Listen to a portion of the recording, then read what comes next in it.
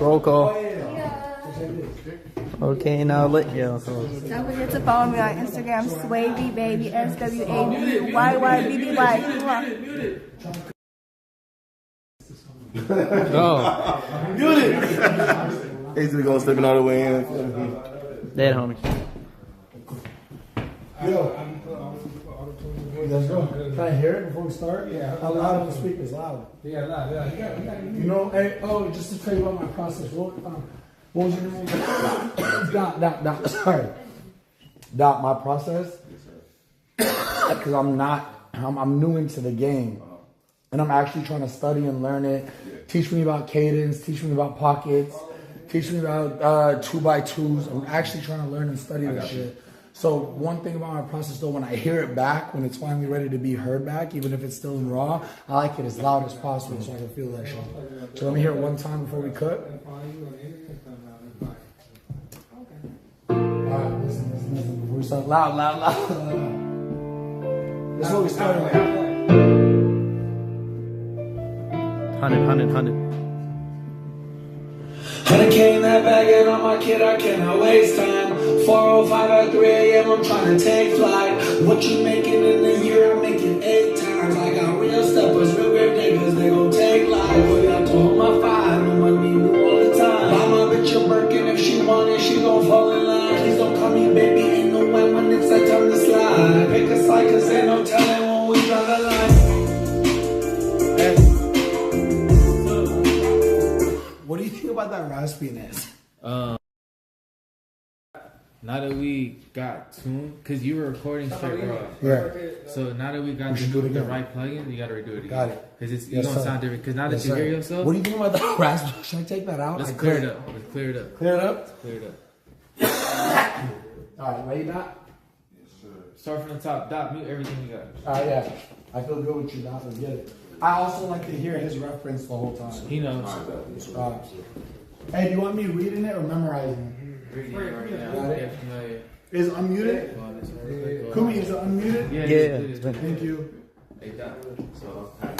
Are you like living in fear that I could fire you at any moment? Or are you comfortable? No, I know you could never. I've seen people sweat behind the camera. Hi, love. Can I get a hug? Just one. I just need a little love. Side hug. I know. I experienced that. That's why I didn't hug. That's an you L. back. G1 energy. You just got a side hug. But that was a full hug. I didn't do one side. That's one side. That was like. Look at that arch, though. G1 guy out of here. Got cooties. That's sweet. Thank you.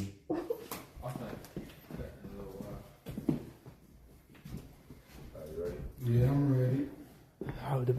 Here we go, Maka. Here we go, tin it. Yeah. Yo, Kingy boy, can you get it louder in my ears? Please. 135. Yeah, there we go. That's hot. Run it back. That's hot.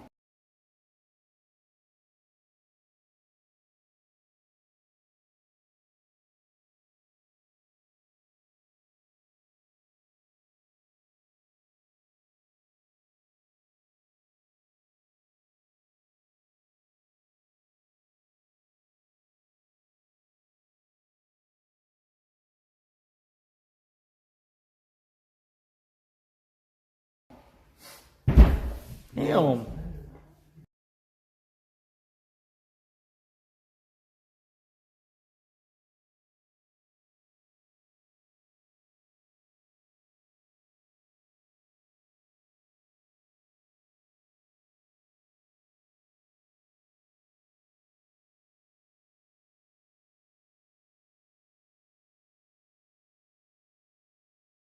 Oh, bro, it's not you. You passed out. I'm concerned for you. Did you pass out? No.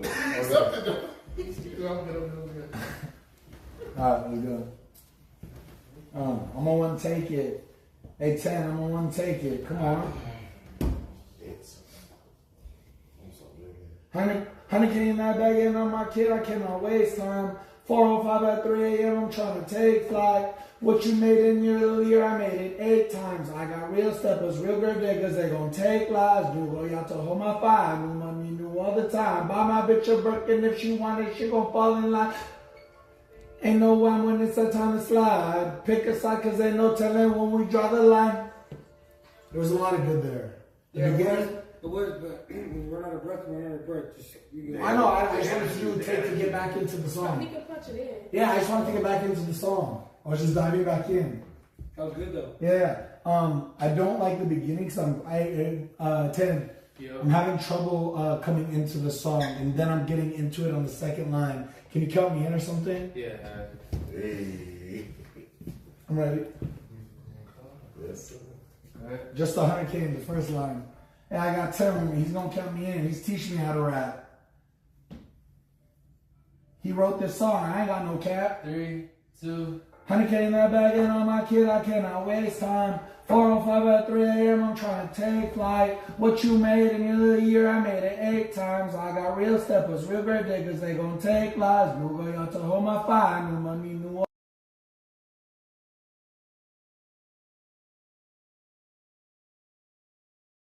Alright, go. Just do. I know. Stop me then.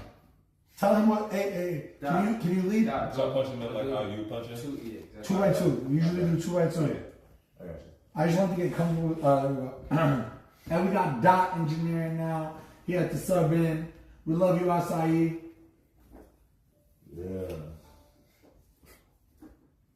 100K in that bag and on my kid, I cannot waste time. 4:05 at 3 a.m., I'm trying to take flight.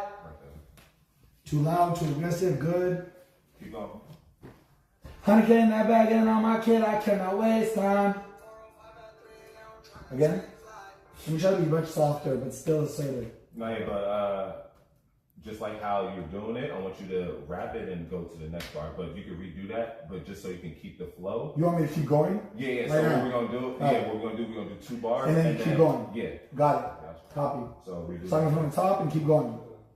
Correct? And the next two? I think he gets it now. Okay. Hey, Dot is teaching me how to rap right now. Watch Alright. this.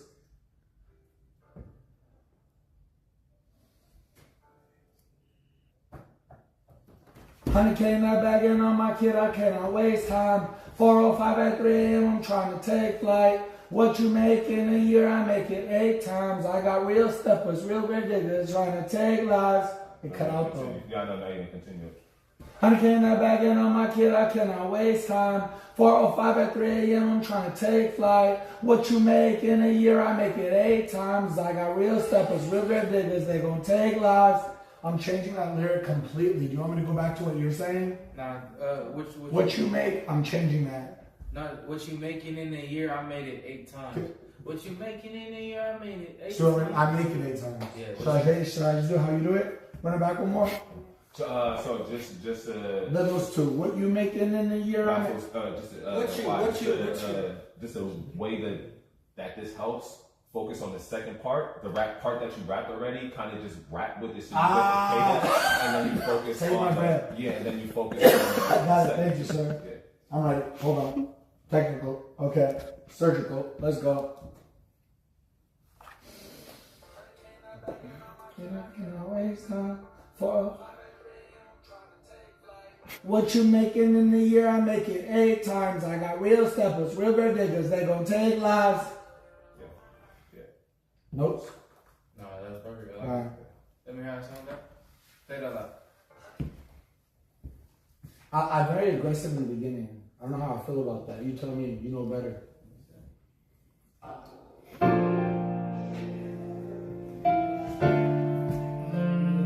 One take, Jake. Mute my reference. 100K in that bag and on my kid, I cannot waste time. 4:05 at 3 a.m., I'm trying to take flight. What you making in a year, I make it 8 times. I got real steppers, real great diggers, they gon' take lives. One more time. 100K in that bag and on my kid, I cannot waste time. 4:05 at 3 a.m., I'm trying to take flight. What you making in a year, I make it 8 times. I got real steppers, real great diggers, they gon' take lives. All the parts that where you don't hear the scratch in my voice, I like. So let me do it clean. Alright, there's Yeah, I didn't like that raspy. Get a drink. Get a drink. Yeah, I'm good. Water, yeah. I'm good. That's what I noticed. when I wasn't raspy, it sounded much more clear. You want to read the both parts? Huh? Read the both parts? Yeah.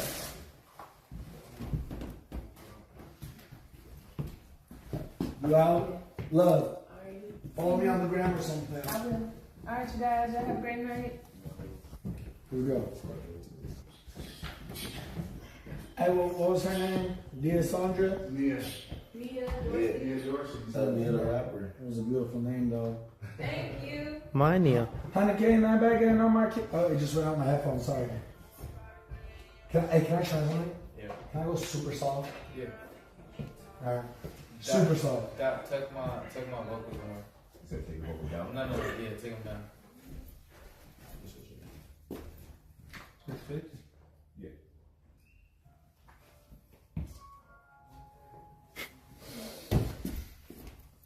Yeah, I got men in this room that believe in me, so I'm gonna kill it. 100K not back in on my kid, I cannot waste time. 4:05 at 3 a.m., I'm trying to take flight. What you making in a year, I make it 8 times. I got real steppers, real grave diggers, they gon' take lives. I like that. I like that. Yeah. Thank you. I like I that. finally gave it a little bit of me. I like that. Get it out. Move it to the side, Ant, so you don't have to keep shutting your laptop. No, yeah, it's just the way that the cable is set up. I don't want too much tension.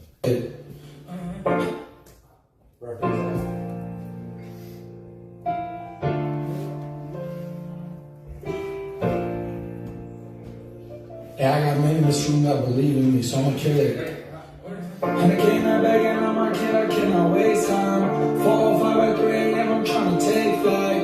What you making in a year, I make it 8 times. I got real steppers, real great niggas, they gon' take life.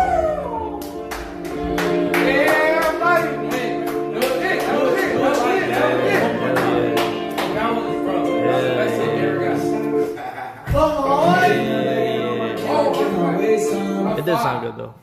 Let me hear it again. Can't even hate. I'm turning off trap. Keep- I don't deserve to be in the room. There's so much stuff. Sure you don't want to get on this? Yeah, I got men in this room that believe in me, so I'm gonna kill it. No, the shit was actually fire. Fuck you.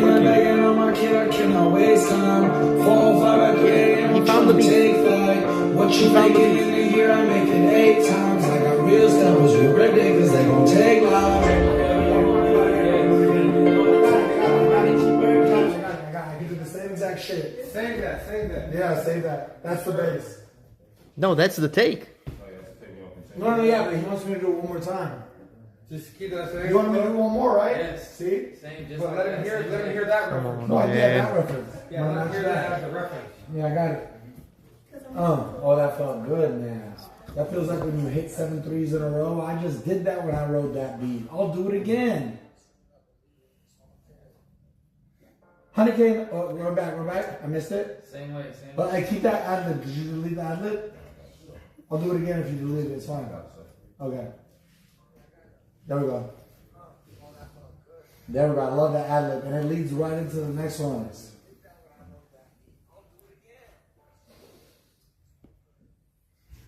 100K not bagging on my kid.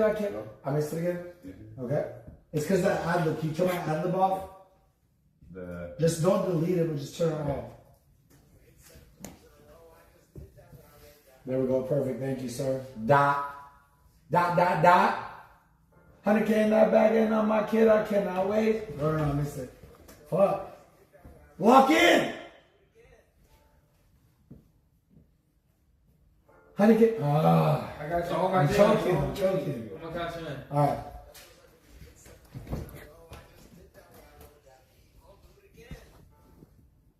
Three, 2. 100K not bagging on my kid, I cannot waste time. 4:05 at 3 a.m., I'm trying to take flight. What you making in a year, I make it 8 times. I got real steppers, real grave diggers, they gon' take lives. That was close. That was close. That wasn't. I didn't feel it like how I did Okay, on the first. okay. Because I was trying. Yeah, try to do it one more time. I got it now.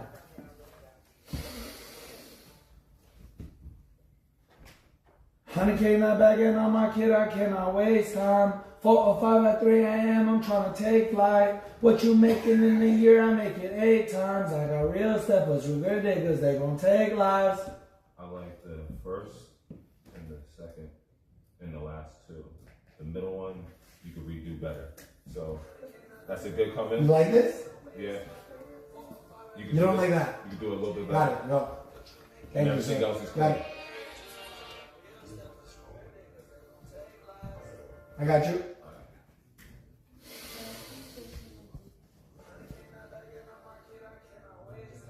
Four or 5 at 3 a.m. I'm trying to take flight. You like that? I said 4 instead of 4. I like that. Got my clothes there, got my flies. Can you just turn it down? No, I have to mute the mic or else it's gonna cause crazy I came out back and I'm like, kid, I cannot waste time. 4 or 5 at 3 a.m. I'm trying to take flight. What you making? We got it. That was it. Hey, we got it. I came out back and I'm like, kid, I cannot waste time. 4 or 5 at 3 a.m. I'm trying to take flight. What you making in the Play the first reference that we like, the original. I came out back and I'm like, kid, I cannot waste time. 4 or 5 at 3 a.m. I'm trying to take flight. What you making in a year? I make it 8 times. Keep the first 405 and then keep the first, take the one that he just did, keep the first half of that, and then the 405, keep the first reference to that. Can you say that again? I just want to hear it. I don't understand it. So I'm gonna keep what you just recorded right now. I'm gonna keep the first bar, but then I like the way you said 405 on the original too. Okay. So we're gonna piece them together. Got it. Right. I like that. And then we're gonna. I like continue that. from there. I like that. We're going to continue? Yeah. I came out back and I'm like, kid, I cannot waste time. 4 or 5 at 3 a.m. I'm trying to take flight. What you making in a year? I make it 8 times. I got real steppers, sugar diggers. They gon' take life. I came out back and I'm like, kid, I cannot waste time. 4 or 5 at 3 a.m. I'm trying to take flight. Are you able to piece the 4 and the 4 together?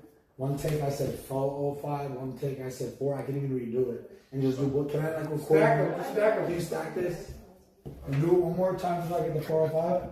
I'll show you No, what I you mean. can just stack those two together. I'll show you what I mean. One more time.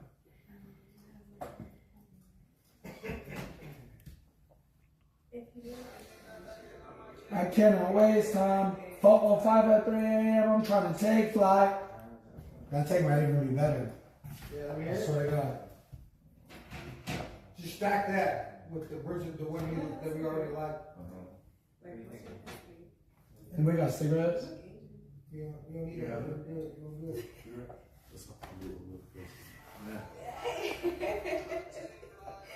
I say it's different speeds though. That's what I want. I think I'm trying to match it up right now.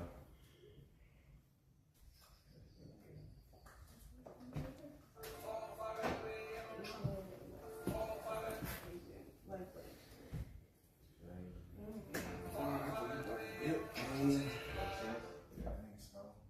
said just a 405 though.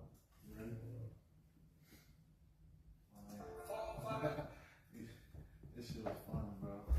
It was fun. Oh, that felt good, man. That feels like when you hit 7 threes in a row. I just did that when I wrote that beat. I'll do it again.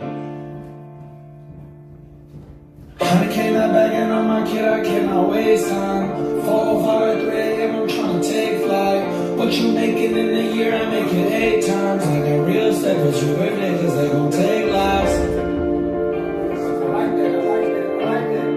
Stack that.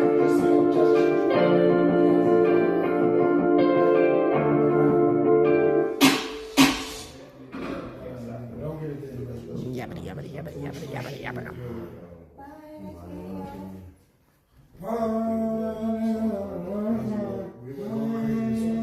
Leave it all I got. If it doesn't hit, it doesn't hit. But I try my best. Yeah. Oh, that felt All right, cuh. Oh yeah. Yeah, all right, cuh. No, not a heart. That wasn't a heart, but all right, cuh. Yeah.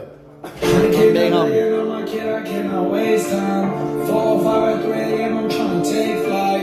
What you making in a year? I make it 8 times. I got real stuff. Sugar niggas, they gon' take lives. Let me do this with you, because this is always fun. fix it.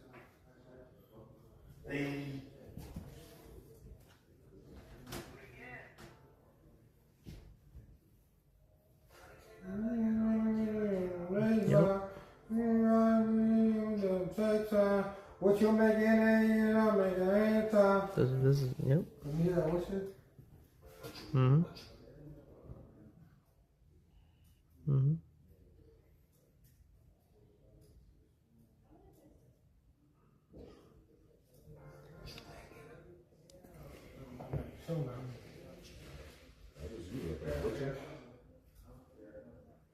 This is what we're here for, right?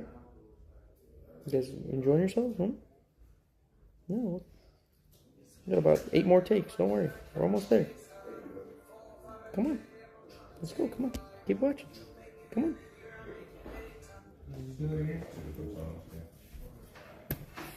Let me hear it. Go ahead. You take time. Who's making it? Go back, go back.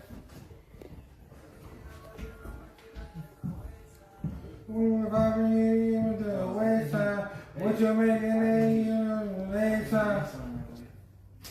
What are you doing, bro? What's your challenge? Come here. Okay, I just.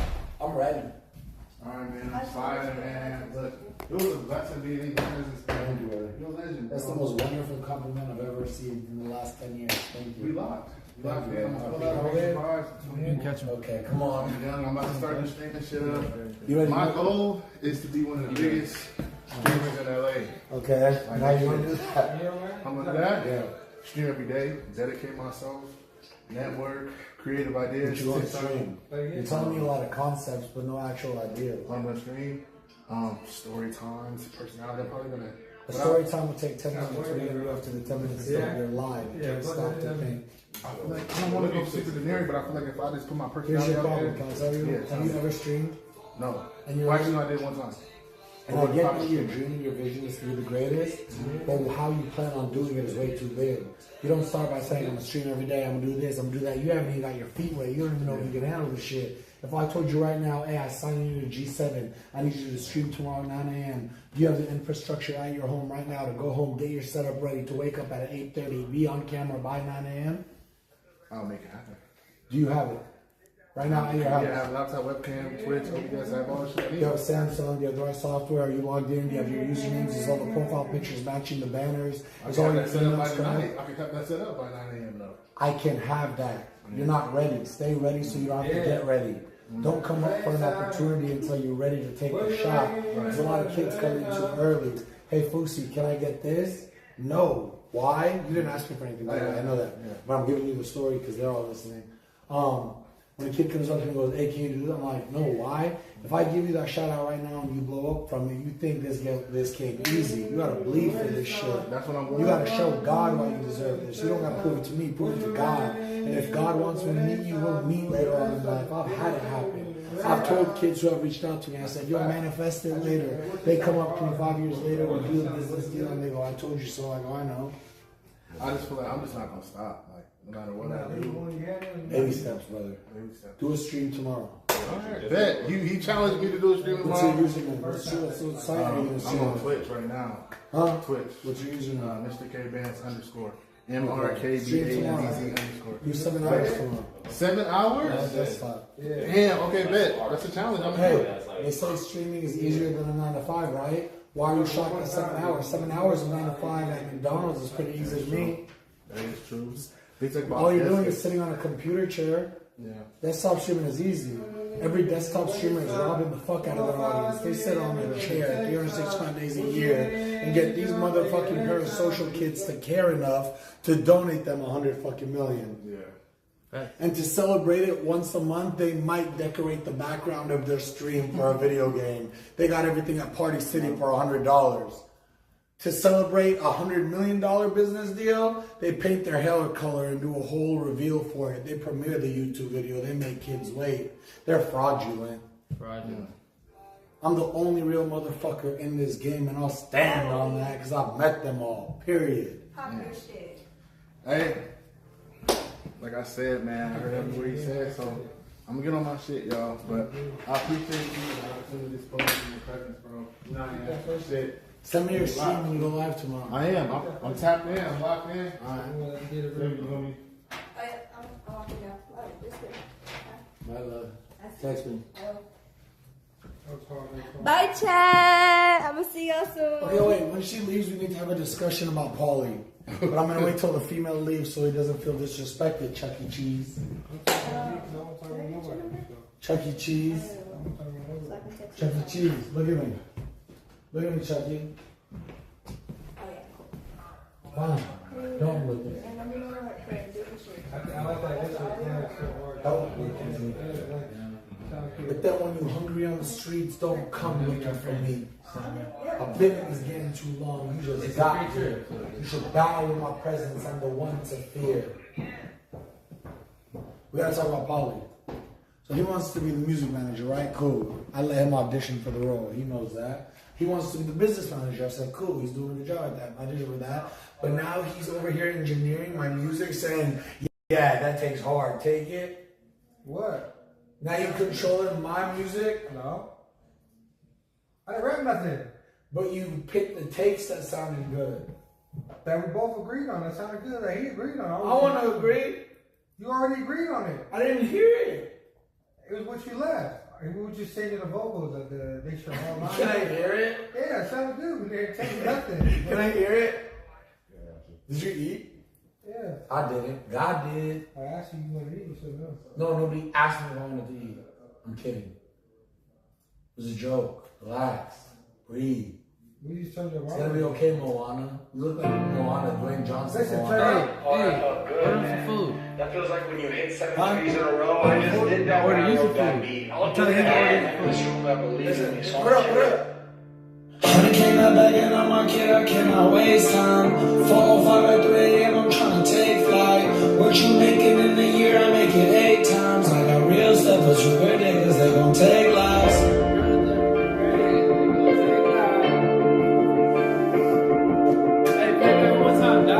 Hit 7 threes in a row. I just did that when I wrote that beat. I'll do it again. This room that believes in me. So I'm gonna kill it.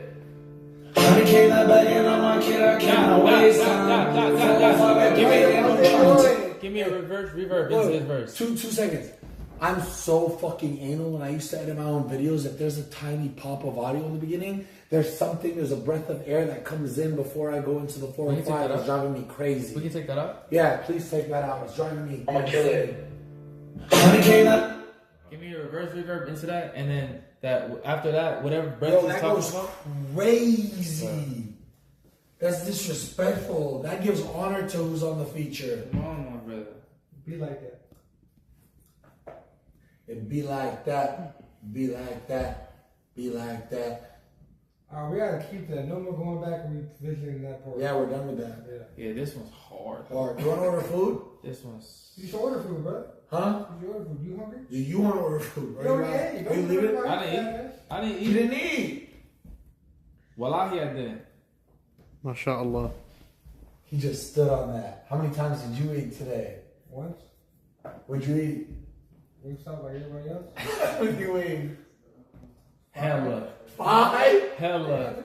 They be some scavengers. You said Lying, man. They were scavengers down there. I order for everybody. I ordered. They scavenged that shit. They were like fucking hungry. You said you only got away with 5. That's so bad. Hey, how many wings did you eat tonight, brother? Hey, how many wings did you eat Didn't tonight? these girls eat like scavengers? The girls go crazy. The girls Yeah, go they crazy. eat like The girls are six. crazy. What did he say? How many did he say? How many did he say? 6. Exactly. How y'all get bitched by women for win? How they eat 20 a piece and y'all ate 6 Bro, and 5? I saw the girl in Derby going crazy. She was Hey, he actually got 4, but one of the girls felt bad and said, "You want one?" Bro, one of the girls took the whole wing box next to her and cut. I'm like, where? Hey, why do girls be doing that for food? Real talk, don't fuck for food. Honestly, I have a lot of girlfriends that go on dates with guys, get free dinner, fuck him just for the dinner, never text him again. Yeah. Food? They talk about I'm that bad bitch. I make my own money, bitch. Pay for your seafood then. Yeah, it's a seafood. Pay for your own Nobu. Next time a girl tells me to pay, I'm gonna say no, boo. I like that. He turned away at the line. I know. When you worry about me, you gotta worry about him. He's now gonna have to rewind Chuck E. Cheese and make me say it again. What I said was, bitch, pay for your own no, boo. Next time you ask me to pay, I'm gonna look you in the eye and say, no, boo, pay for your own food. You're ruining my mood. I'm not trying to be rude, but you make one more mistake, I'm gonna treat you like that brother in Australia. But this time I'll break your face. Cause you got a glass jaw. I ain't scared of you. Oh, that felt good. God's in my right You hand. hit 7 threes in a row. I just did that when I wrote that beat. I couldn't finish Do it it. again. This room, I believe it. All right. Okay. I cannot back in on my kid, I cannot wait. By the way, in the contract you're gonna sign, all this stuff I'm saying to you, you cannot sue me for. If I threaten your life in court, you have to say he told me it was for an act. He's doing a one-man play where he streams his life for 90 days and he acts batshit crazy and he threatens people, but he would never hurt a soul. I've never even seen him hurt a butterfly. He actually has a butterfly tattoo on the back of his calves and his name should be Butterfly, just like it was Rose. Actually, I just changed my name. Yes, I'm YSC, that's cool, but this is the Butterfly chapter. YSC, that's my next album, G8, The Butterfly. Ready? Can I see the, by the way, all softwares that you guys have been using, I think I want to put on my laptop because I just paid like 10 bands for a MacBook. It's good. I don't understand why we're not using that MacBook in the first place. That's what I'm saying. That's what I was pleading today. You want me to be real? You want me to lie? Huh? You want me to be real? You want me to lie? Real. You tried to. You said no. I said no. I said no. Ask Acai. I begged her. Don't blame me, Polly. Moana. Oh, we did actually. Wait, we did use it. Yeah, we did use it. For what? No, because remember, you gave me a laptop, and we tried to figure it out, and then I don't know how we ended up on size. See? Size didn't bring hers yesterday. She did. We got an engineer because we couldn't. What time we figure got it you out. till tonight? Shit, You gotta be out? like another hour. Alright, can we cook more? Yeah, I'm ready to go into the verse. I want to finish this tonight. I really do. I got an hour. I'm like ready. Wait. Can I say something? I prayed up. I'm ready. Yeah. Then can we order food? If I'm Yeah, here in an yeah. hour? That's what I was saying. I know a place. What? Bruh, this Can I say fucking something, pasta. It's 2 a.m. Oh, this fucking pasta, orange cream, dog. It's too- chicken shrimp. It's 2 a.m. Does that work? Yes, All you right, could come get andouille sausage. I don't get it with the andouille sausage. Come on. It's good. May I Watch. say something? What do you want to say? The WAP to the file that you have, that second verse is hard, brother. You already have. Which verse? That's in your phone. Oh, he has to upload that. So let's play it. You have it in your phone. Huh? It's in your phone. It's in WhatsApp. I have it. Yeah. No, it's on iMessage. I have it. Yes. That verse. Okay, here. Where do I send it? Send it to the Ant. No, I sent it. Hey, should I airdrop it to you? Ant. Dot. Should I airdrop it to you? You can airdrop it to the MacBook. I think it's This is. yes. I just sent it to Maka. You got it, Maka? I mean, fuck me hard. The MacBook's not good enough. Hey, I'm sorry that I called you out of your name and said Maka. I'm about to go take my clothes off and put another outfit on and become my own what's the word? Doppelganger? Doppelganger? Doppelganger. I'm about to record a banger. Hey, come in this room, brother. I gotta put this on the hanger. Brother, please keep your voice down. You don't need all that anger. You have 2 seconds to answer this. Do you think I'm a rapper? 1, 2. You sure are rapping. Thank you for not capping. I don't want to be sagging, so I'm getting out of these shorts. I'm going to put some comfier ones on. It's my choice. Why didn't you follow me? Kumi. I'm over here. Remember Fousey? I know that's my old name, but I mean, it's still in my...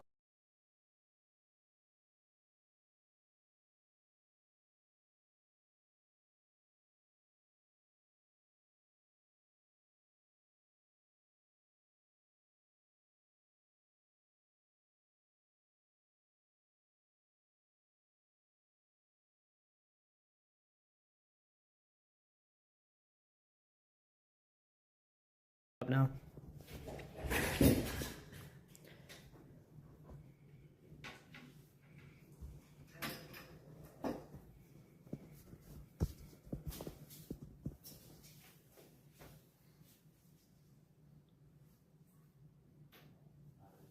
What shorts go with this? These don't go with this, do they? You're Captain Color Clasher. You don't believe in matching colors or. Watch this. Watch this, brother. Watch this, brother. Watch this, brother. You're gonna wish you were my brother when you look at this outfit, because it's gonna make all the girls want to smother. Because I got orange on my socks and orange on the jersey. Brother, I got orange on my USB. I guarantee you I could do a 30-day subathon and rap every single word, not even skip a verb. I'll even use nouns, pronouns, and adjectives. Bitch, I started rapping 2 weeks ago. How do I already have so many kids? My words won't be heard yet until it's too late. When all you hear is me when you're on your date at a restaurant you can't afford, your girl and her date are very bored. She tells you she gotta go to the bathroom to text her best friend and say, call me and say I gotta go. I'll pretend that you said that it's an emergency. What you doing? I'll eat my dessert and I'll scram. He'll text me later and say, I hope you had fun, ma'am. His name was Adam. He was a nice guy. But he wasn't that hot. I'm not even trying to lie. I really like Tyreek. He was the top of the hill. Oh, shit. I almost slipped on my Yeezys. I would have fell straight to hell. But I like to go up in life, not down. And even when I fall, I get back up like I just hit a rebound. How come these raps don't get appreciated? Well, when I watch people rap on Kai Stream, everybody ejaculates and makes themselves feel appreciated, even though they only rapped and said, row, row, row your boat. Bitch, I never even wrote a note and I sold more than that. Release this song, I guarantee it gets me a plaque. I deserve a Grammy. On the song, you know who my feature is. He said the word whammy. I miss my granny, but I'm gonna bring her home a Grammy. And I'm gonna say this for you, nanny.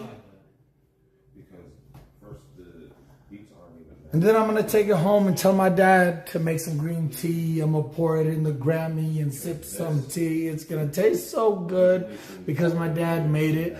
I'm gonna give it back to my mom and have her cremate it because I don't need a cremate the Grammy. Oh, okay. All right. My words are so good, your dumbass doesn't understand. Maybe you should shave your hair and you might hear what I have to say. These words that I'm saying are actually good. You motherfuckers just don't understand. You wish you could. You're so G1, it pisses me the fuck off. At night I go to sleep just to turn your energy off. I'm G7, brother. And the 8 and the 9. Not even charging, brother. You stop my rhyme to say it's not charging? You better move, brother, because I'm coming at you charging.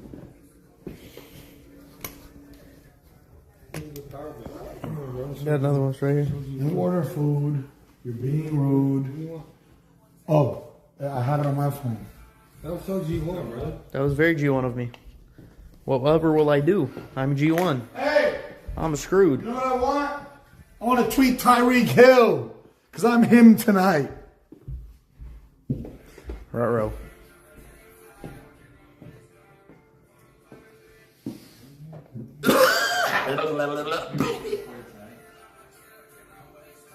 Yo, I ordered what I want. Why I see? Yeah, What we ordering? right here. What time is it close? Go, go, go. Order this shit. Trust me. Oh my God, trust me, Daddy. We killed it today, bro. We went to the bank. We went to another bank. We paid back the shark. He didn't even leave a mark. I shouldn't have never took the money. I had the shooters waiting. I shouldn't have never took the money.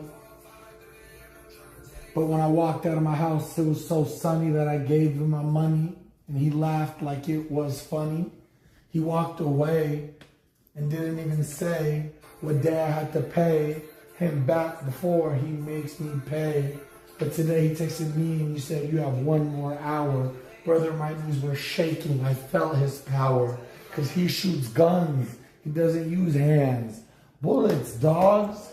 Do you understand? I still stood 10 toes down and said, here's your 6K, now get out the way. YSC is here and he's here to stay. I'm the best rapper they've ever seen, since I don't want to say it. But we've had and lost some early poets, dog. You don't even know it. They were sent here to teach us all, but the elites took them away way too early. That line will go over your head because your hair is curly, but it doesn't mean that what I said wasn't so truly. Like that drink you drink when you're on a date, cause your date is 2 inches, you have to get her drunk. You can't do it sober, or you a coward. You should make her feel all of your power. Why would you take her to Hibachi Grill, dog? You can't afford to do it twice. Are you dumb? You might be stupid. You have to pick one. It might be both, brother. That's the one. If nobody on the internet ever recorded these words, I'm just gonna get into bed, dog, and get the rest that I deserve. Because I've been playing daddy to the whole internet for like 2 decades, dog. I'm fucking spent. They've been doing the same thing for 10 goddamn years. I change lanes every year, dog, and I only do it in first gear. If I actually went to 7, I would go so high they would think I fell from heaven. I'm the greatest to ever do it, dog. G7.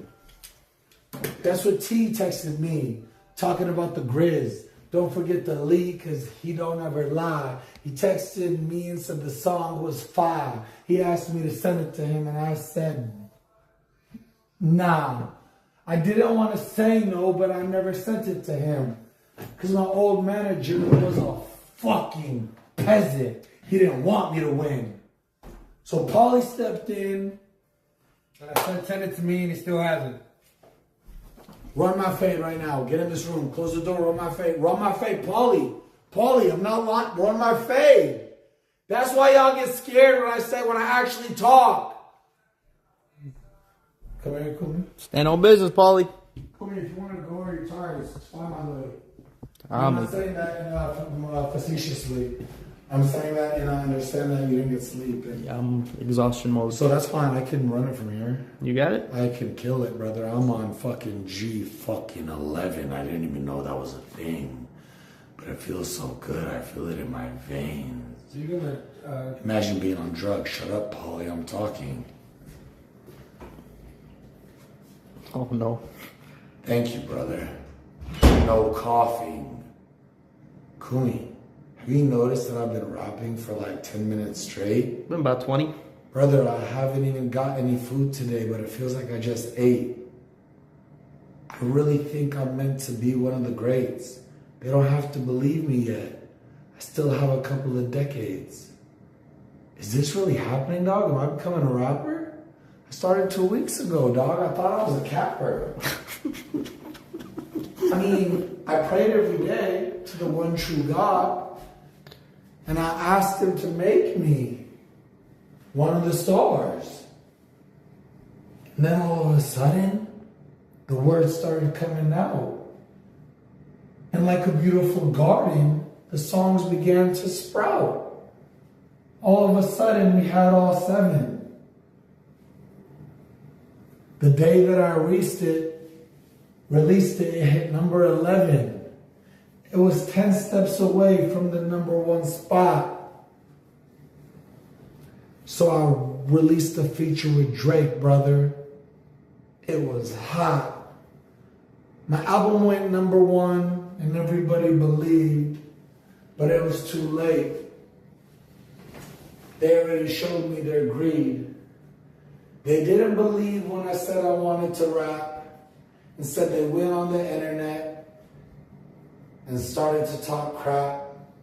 They said I was crazy and all I wanted was attention. One girl said I assaulted her dog. I forgot to mention. What had happened was my manager fucked up, so I threw my phone so hard it hit the door with a thud. It came back down and touched her leg. She then called her lawyer and had the nerve and said, "He assaulted me. I want to sue unless he pays me every fucking penny."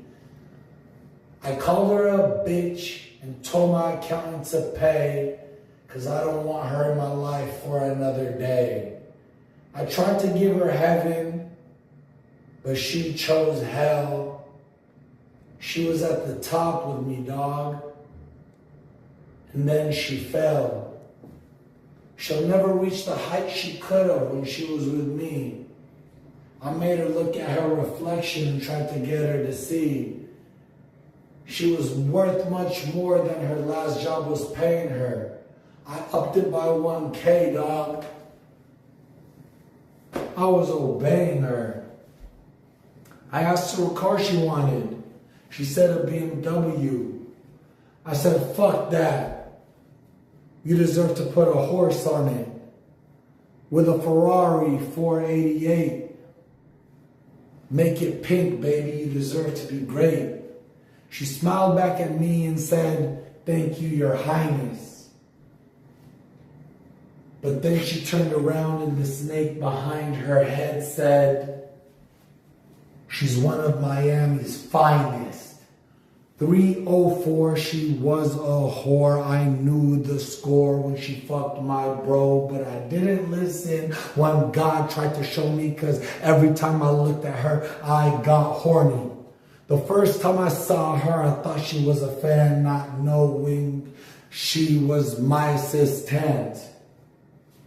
On day 3, she had sex with me. I had to fire her. It was time to go. But then I found out she was never officially hired. So I called her back and I said, "You're rehired." She came back for more, so I set the score straight and we fucked for 5 days straight.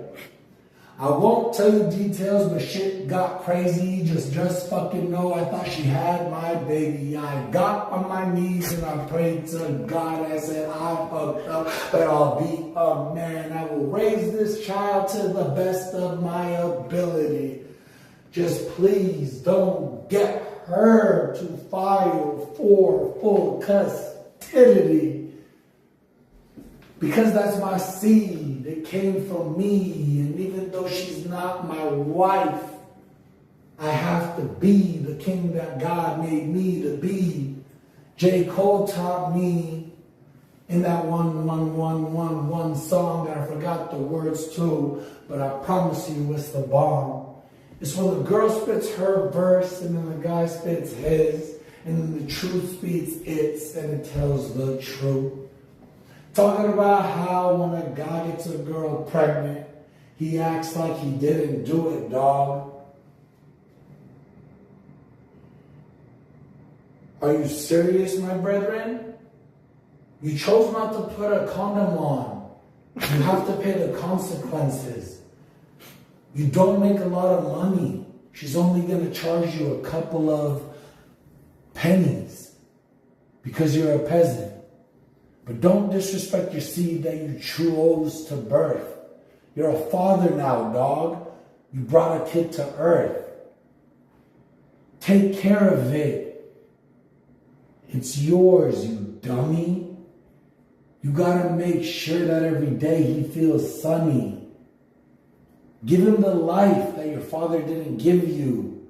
But don't walk away before he even looked at you. Don't leave her alone, dog. She doesn't deserve it. When you watched it happen to your mother, brother, you felt it. Anyways, I was talking about the girl in my past. I already forgot her, dog. Her memory didn't last. Cause she burned me so fucking bad. She gave me jewelry that made my skin bleed, dog. I was itching bad. I went to the hospital and he gave me a steroid. It says take one tablet by mouth every 12 hours for itching. Matter of fact, it's been 12. I'm gonna take one right now. I'm so glad she's out of my life, dog. Since she left, I never frowned. All I do is smile now, and I'm so happy. And when I fuck a girl now, it doesn't feel scratchy. She was dirty, dog. God was making me learn a lesson.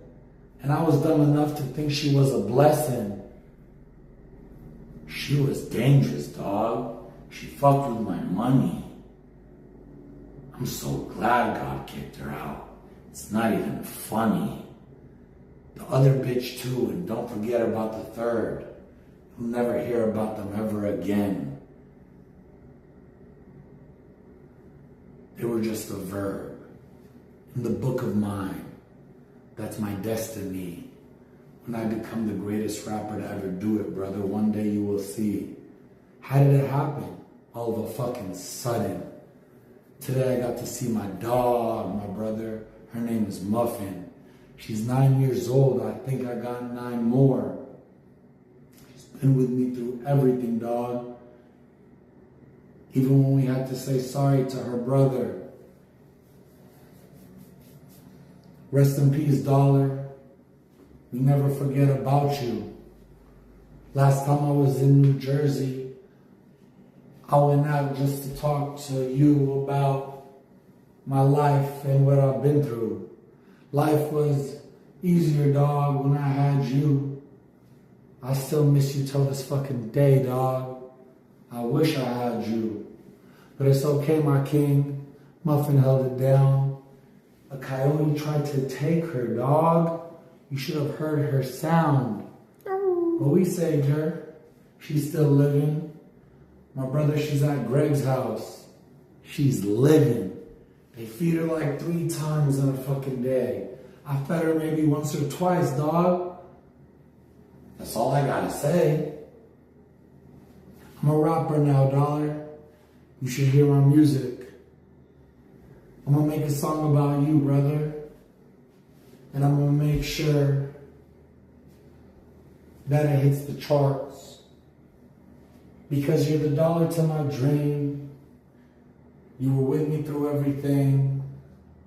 But God took you away from me and made me lose everything that I ever had in life, that ever showed me love without needing anything from me, dog. You taught me how to love. To others, you were just a dog. You're making me cry. You were my best friend, Dollar. You were even with me when I wanted to die. You know, I tried it this year. I swear I tried it. But I survived. God didn't want me dead yet. It was still round 9. There's 12 rounds in a fight. You're not done. Are you dumb? It's not time to run. Get your ass off the stool and walk to the middle. Hit him so hard, his chin starts to dribble off the fucking ground when you knock him out. You're a king now, dog. Enjoy your night out. Because everybody will start acting like they love you. But they're only with you because they get something from you. But if you get knocked out on your next fight, I'll promise you they're going to be in the corner, dog. Yeah, I know, that doesn't sound right. They ain't real, I fear. But don't worry. Their end is near. You ain't going to hurt them. You ain't even going to look at them. But they going to hear you. They're going to hear your song so much they're going to get sick of them. It's going to be on every radio station, dog. They can't escape it. One day he's going to be having sex, and as he ejaculates, he's going to hear the DJ say, "Here's why I see his new single. It's called Escape It." You're going to nut to my music, dog. Do you know how that feels? You'll be in love with me forever, dog. Enjoy the feels. Girls tell me it feels good when I dip them down. So don't be too sad, dog, and don't you make a sound. I could tell you've taken dick before. You look like the type. It took you this long to understand all my hype. I can do anything I want in life, dog. Name it. You want me to be a lawyer? Do you need me to explain it? My sister went to Berkeley and then Berkeley Law. It's called both over there, dog. They're above the law. She could teach me everything I need to know. I don't even need to go to college. And I promise you I can free a bunch of hostages out of Guantanamo Bay. Oh, wait. They closed that down and like, oh, wait. It was on the interstate, on the Golden Gate Bridge, where I was born and raised when I went to the 510 to the 415 to the 408. I went to school in San Jose. I'm from the Bay. Rest in peace to my Dre. E4 Day taught me to tell him to go. Tell him to go. Sneak the Keep taught me to. The Pack taught me to. Got my Vans on, but they look like sneakers. Fucked your girl so hard she called me a tweaker. You shouldn't let me meet her. You brought her to my meet and greet, dog. Step aside now, let me treat her better than you ever could. Not even from the hood. You're probably wondering how my raps are this good. Brother, I wish you understood. I'm just getting started. I gotta take this pill now. What was it for? Oh yeah. The rash from the girl that bought it. Cooney, I'm fucking nasty at rhyming. I swear they should sign me. It might take another year, dog. But please remind me to never give up on my dreams, because this happened in 2 weeks. Imagine in 2 months, dog. You ready? Alright. Can I hear what we got loud? Can we hear what we got loud? Did you order food? Yeah. Wait, did my food order? Yeah. You ordered first. You sure it was in there? Yeah. You promise? Yeah, you ordered first and then you handed me. I got it. Oh, that felt good, man. That feels like when you hit No, I didn't. 3 in a row. I didn't eat nothing. One order? I would. Huh? I gotta eat something. Well, what Give this time? then. Well, I don't even know what time it is. I cannot waste time. 4, 5, and 3 a.m. I'm trying to take flight. What you making in a year, I make it 8 times. I got real steppers, you great niggas, they gon' take lives. One more time. One more time. One more time. One more time. Do it again. Yeah, I got men in this room that believe in me, so I'm gonna kill it. I cannot back in on my kid, I cannot waste time. One more time. One more time. One more time. One more time. One more time. Sorry. Again. Yeah, I got men in this room that believe in Order. me, so Order. I'm gonna I'm kill good. it. Well, I'm good. I cannot back in on my kid, I cannot waste time. 4, 5, and 3 a.m. I'm trying to take flight. What you making in a year, I make it 8 times. I got real steppers, you great niggas, they gon' take lives. Hard, brother, hard. Yeah, I got men in this room that believe in me. Brother, that's so hard. I cannot back in on my kid, I cannot waste time. 4, 5, and 3 a.m. I'm trying to take flight. What you making in a year, I make it 8 times. I got real steppers, you great niggas, they gon' take lives. Hard, brother. That's hard. That's hard.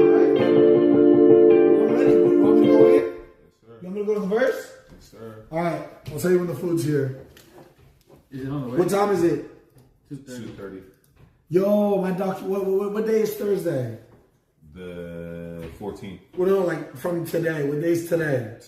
Right now is Wednesday. Right now is Wednesday? Yeah, so Wednesday morning. My documentary crew comes in on Thursday, and another documentary crew named Jeff Whittick comes in tomorrow. Okay. There's going to be 2 different documentaries made about this. Fire. 2 different audiences, encapsulating different demographics entirely. Yeah, that's fire. Could we share on food? No, I gotta get going, bro. You want to go? Are you about to leave? Not right now. Okay. You don't want to eat? No, I'm good, bro. Okay, wait. 2 a.m. When they message you and say, does he really not feed his employees? Like his ex-employees, my people believe? Say, no, he asked me so much I have to sock him in the face. All right, I can't hear myself. Oh, yeah. Hey, can you grab me a meal? Oh, you don't know what it is. A meal? I have a thing called meal. It's like a water flavor, but I don't know where it is. It's a good detail. Yo, we're going to Airbnb tomorrow. Huh? New address tomorrow. Okay. Very secretive. They won't find this one. Come on. I'm a functioning. Hey, 10, I'm going. I hear you. 4 or 5 at 3 a.m. I'm trying to take flight. What you making in the year? I made it 8 times. I got real steppers, rigor. New Goyato home my fire. New money, new all the time. Buy me a bitch a Birkin. If she want it, she gon' fall in line. So I totally said it wrong, but I still like the cadence. You like the cadence? You want to, can I hear that real quick? Yeah. That's it.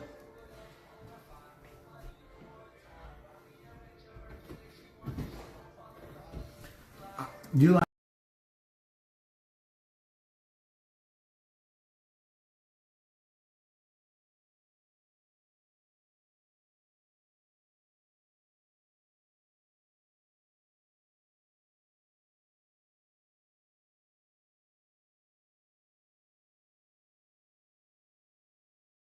Hear that?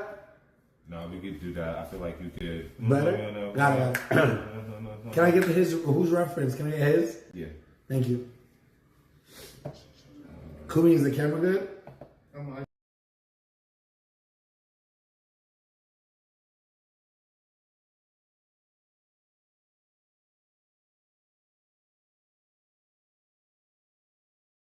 Hold it up. Yallah. Y'all be lighting in here, bro. You can fix it. Isn't there a light? No, but where's the light? There was a light on the camera though. No, you guys just need this lighting. I know, but there's a light on the camera too. It's probably those lights there, but there was a light on the camera. My neck is burning. Just like your bitch is yearning for my big black cock. Yeah, that's a BBC. Wait, hold on. I'm going to record a video for Twitter. A very supportive, positive one, because I said I'm not going to talk shit to other people anymore, okay? Hey guys, it's currently, I don't know, maybe 2 a.m. on this watch. Oh, wait. Kumi, can you record this? Yeah. I got an idea. Come here, my brethren. God damn. Come here, my brethren. How do you make this 0.5? Here you go, ultra wide. Here, get this video for me, please. You're amazing. You're such a rock star. You deserve so much in life. I hope you win. Inshallah. Okay, record this. I'm not going to talk shit, so I promise, Polly, I'm not going to talk shit anymore. I got to watch my brand image, so I have to be a new character. Want to see who YZ is? YZ? Have they told you yet? Why is he? Yeah. I've been told. Watch.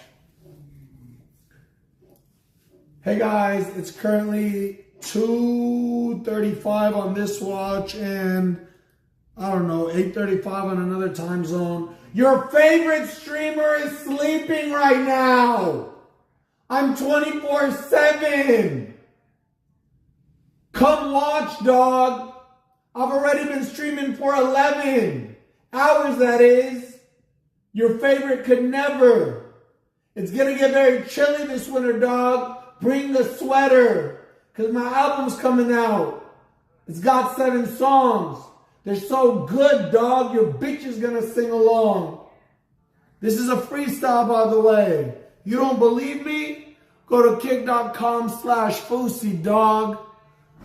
It's better than TV. I'm live 24/7 for the next 90 days. Your favorite could never, dog. He's a slave. Hard. I'm posting that on. Do I like that? You're a hater. Go home. You're fired. You're fired. Assalamu alaikum. It was very nice to have you. You did a great job. Hey, look, you're not getting fired in vain. Okay. You're getting fired with love. You're gonna do great at Chuck E. Cheese. Okay. Okay. Me and Paulie? If you need a referral, Paulie's gonna drive you to your job this morning. Hey, Paulie, he's Chuck E. Cheese now. You're fired. Go home. All right, wonderful. He doesn't have to go home. He has to go home. Yeah, he's fired. Leave. You're lucky I'm shaking your hand, by the way. People don't get the privilege after they get drugged. Have a good night, though. Thanks, man. Thanks for your help. Hey, was the camera good, though? Was the angle good? Can you check it before you leave? How does it feel to drop the ball in Game 7? Stand over here. Yeah. And be like this. Paulie, save it. I took it off for 0.5. It looks better. It's beautiful. Hey, when they ask you how it was working at G7, what are you gonna say? Post that guy or pre that guy? What? Pre that guy or post that? No, guy? now this guy you met. That's good. It's good, healthy work environment. You know, I get fed sometimes, like So porridge. if I asked you to come to court to testify with me to prove the G1 losers wrong, would you come? Your Honor, he didn't do nothing. I didn't see shit. Did I you was see- there, but I didn't see Okay, let's shit. practice court then. Ready? Uh-huh. I'm the cross-examination. Sir, what is your name? Date of birth, please. Kumi, last name. Kumi twice. Date of birth. And what 300. days did you work for the defendant? USYSE now, formerly known as Fousey, aka Rose, aka Goat, aka Lil Khara. Okay, when did you work for him? That's my brother. We don't do work. Then what did you do during the time that you were at his establishment, the G7 headquarters, where he was recording the #1 album in the world? We was putting in work. Did he feed you? Yeah, he fed me. Was you he don't like rude? that? No, you're a nice guy. Did he hit you? No, never. Did he pay you to say this? I haven't been paid yet, so I mean, no. Your Honor, he is guilty. Give him life in prison. Actually, off with his head. That's how they want to treat me, Doc. All right, let's get to this. Go ahead. Big crook and yellow. Assalamu alaikum. Let me post this real quick, Doc. It's a bar. Actually, I don't need to. Let's focus on the music. Let's go. 4:05 at 3 a.m. Trying to take flight. What you making in a year? I made it 8 times. Like a real steppers, real grave diggers. They gonna take lives. New go yato hold my fire. New money, new up. You're back? I'm wasting my breath before I get there. Just go earlier. Like a real steppers, real grave diggers. They gonna take lives. New go yato. No, I'm jumping in too hard. So I feel like this part right here, you should definitely go bar by bar, so you can emphasize. Got it. So new money, that's on Love my it. bag, Love it. on my tab.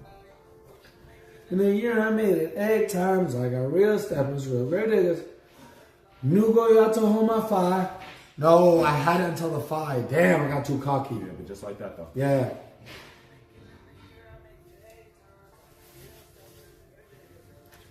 New go yato hold my fire.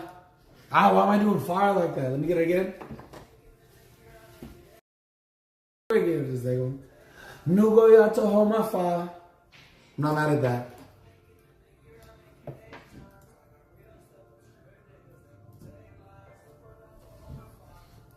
No, why am I doing that with my 5? 10. Oh, he's out. Damn. Let me hear the reference. There we go. Did you order food? I ordered this yesterday. Dog. Call me Tyreek, because I'm the king of the hill. Just like in 2001, dog, when I played Halo. I was on that hill. When I'm back.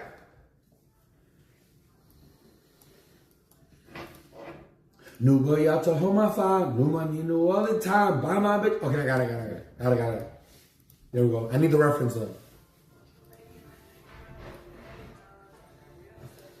Hold on. Am I with him? Hold on, yeah, it's all Something's off, wrong, yeah. right? It's all off. This watch and currently 2:35 on this watch and I don't know 8:35 on another time zone. Your favorite streamer is sleeping right now. I'm 24/7. Come watch, dog. I've already been streaming for 11 hours. That is. Your favorite could never. It's gonna get very chilly this winter, dog. Bring the sweater, cause my album's coming out. It's got 7 songs. They're so good, dog. Your bitch is gonna sing along. This is a freestyle, by the way. You don't believe me?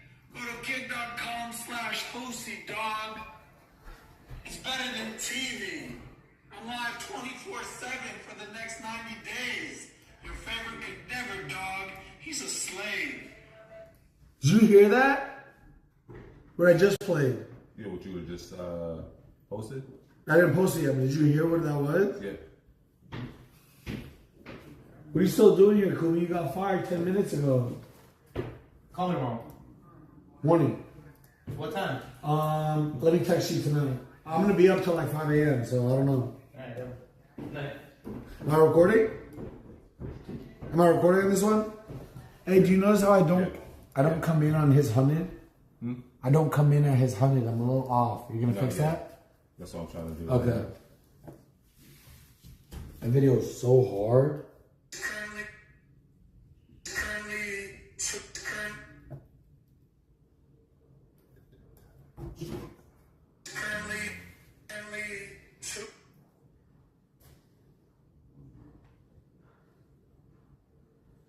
What should I call it? G7 Cypher or G7 Freestyle? Number 1.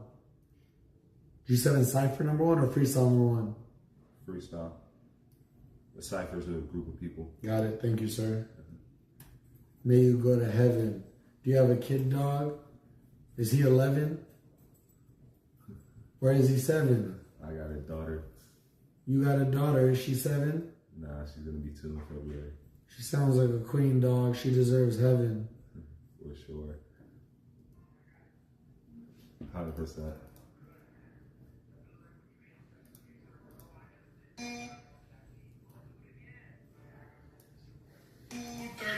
On this watch and I don't know 8:35 on another time zone. This shit is so. Fake streamer is sleep.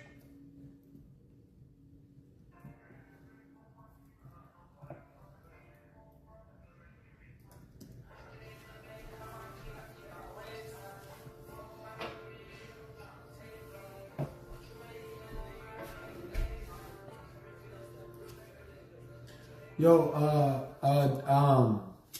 10. I want to know if he's okay with that, because when I listen to it over his reference, I go way off of him. No, yeah, I just want to make sure you're good with how I did it. Tryna came that back and I'm my kid, I cannot waste time. 4 5 at 3 a.m. I'm tryna take flight. What you making in a year, I make it 8 times. I got real steppers, real diggers, they gon' take lives. I'm going out to hold my fire. but that part was just off right there. But he's trying to figure out if you like what he did. So Play it. Just give me right there. Okay.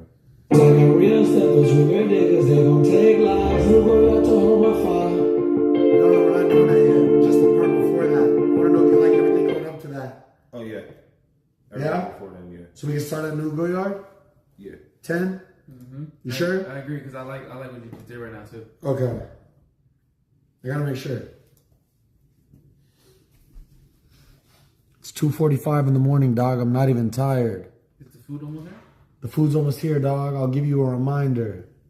I'm going out to hold my fire. I actually like that. I'm You like going that? out to hold my fire. Yeah, if I deliver the next line like that, that's a vibe. Watch. Yeah, that's how that's supposed to Hey. be a little off. Yo, can you hear me? 10? I hear you. It's currently 2:45, dog. I hear you. The food will be here in 4. It'll be 2:49, dog. It'll be at the door. Can you go get it? I'm busy making a #1 hit record. I'll let you take first bite, dog. And even have you save the rest for your last supper. Let's go.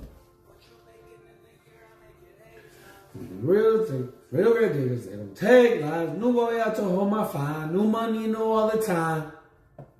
I like it.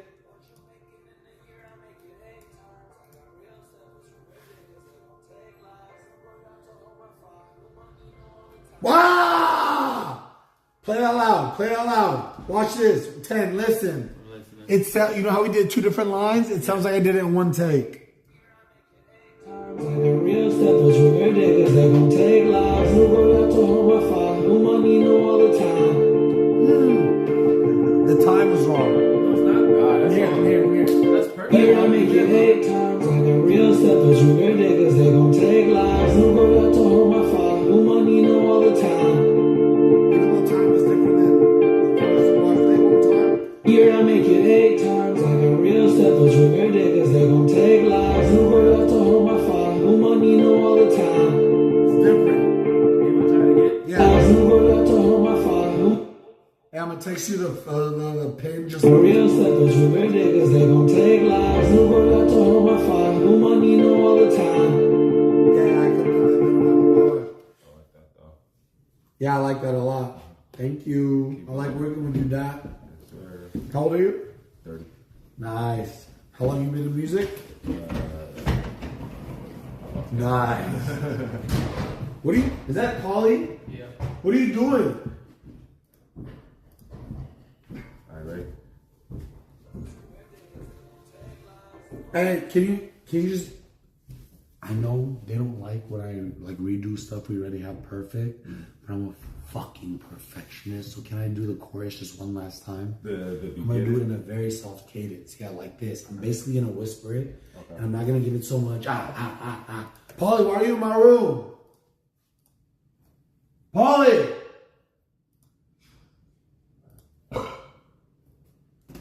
How's he just gonna be in my room and not answer me? Call Polly G1.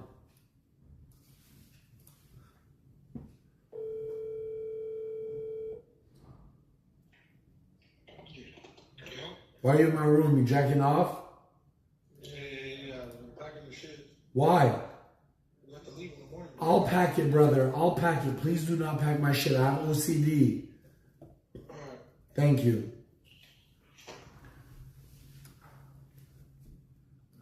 So I'm gonna start you from the top. Yeah.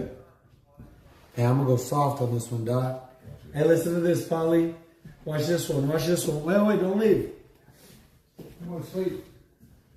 100K in that bag in on my kid, I cannot waste time. 4:05 at 3 a.m. I'm trying to take flight. What you making in a year? I made it 8 times. I got real steppers, real grave diggers. They gon' take lives. New go yato hold my fine. New money, new all the time. Am I tripping? You're out? I'm going to sleep. Can you get the food first? Where's Michael left?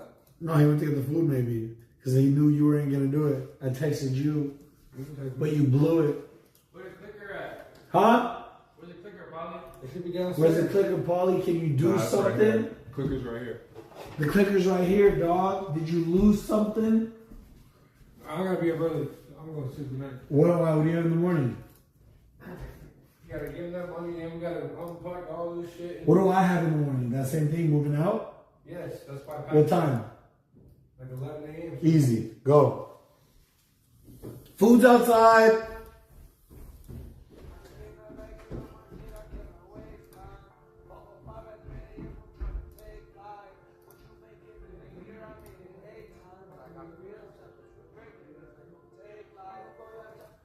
What you thinking?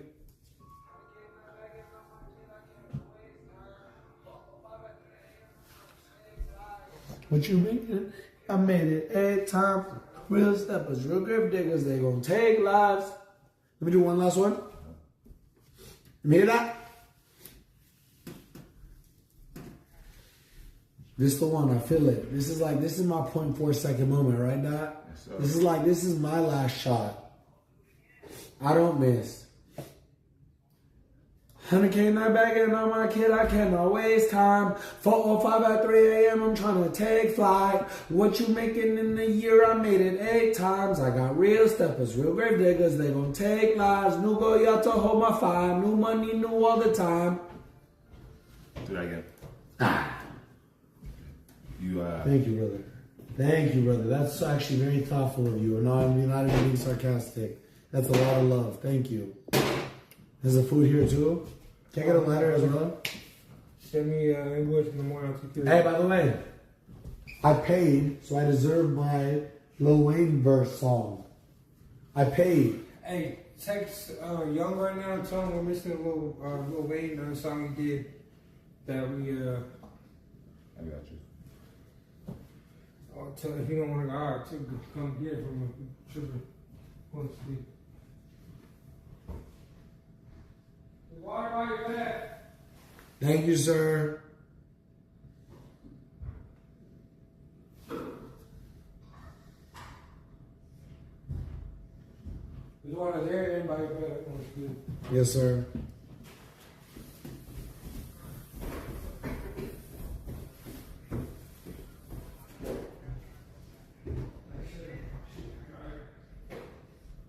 That's hard. Wait, where's the words? Where is it? Oh no, I thought you wanted to do it again. I got you. Oh, I said I wanted to do it again? Yeah. Oh, I didn't even know that. All right, let's go. One last time, man. I wanted to move on from it after this. You'll have that. I'm now I'm overdoing it. Maybe we'll give you something different right here.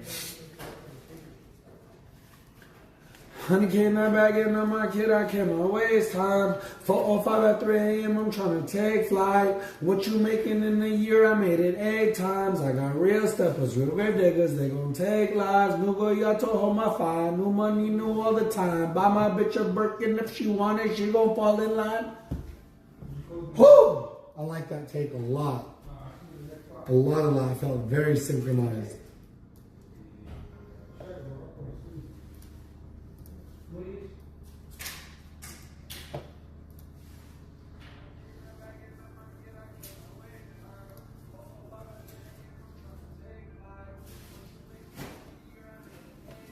I got real steppers, real grave diggers, they gonna take. Hey, can I do one last take? And here's what I'm gonna do though. Something like so absurdly like, yo, that's the wrong song. What are you doing, bro? You feel me? Because when I tell people, so one time I was doing a line wrong and somebody was trying to correct me, he'd say, no, bada. I was like, no, I'm YSC. If I'm off beat, I'm off beat. I feel you. So let me just do one how I would do the song. All right, bet. This is how I do it, Doc. Like if they gave me the reins for once, like they don't give me over my own life, this is how I would do it. 100K in my bag and on my kid, I cannot waste time.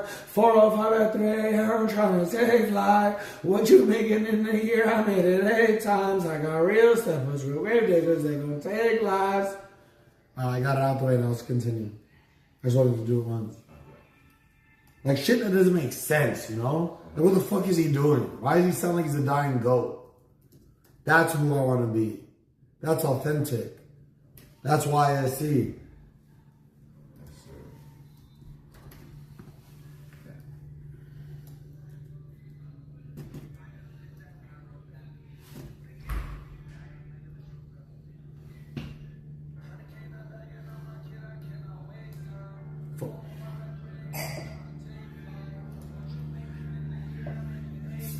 I got real steppers, real grave diggers, we gon' take lives. No go y'all to hold my fire.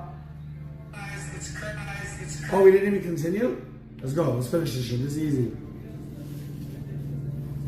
New go y'all to hold my fire. New money, new all the time. Buy my bitch a Birkin if she want it, she gon' fall in line. Let me get it again. Let me get the first two. Let's do one take, 2 takes of the first, 2 takes of the second, 2 takes of the third. Cool? Yeah. Lines. Let's go.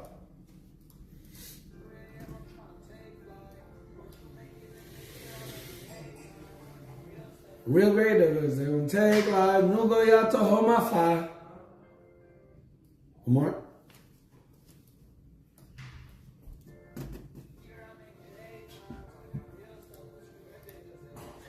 Nugo yato homa fire. Let me say fire. That's because I got real steppers, real grave niggas. They gonna take live. Nugo yato homa fire. No. Fire is better.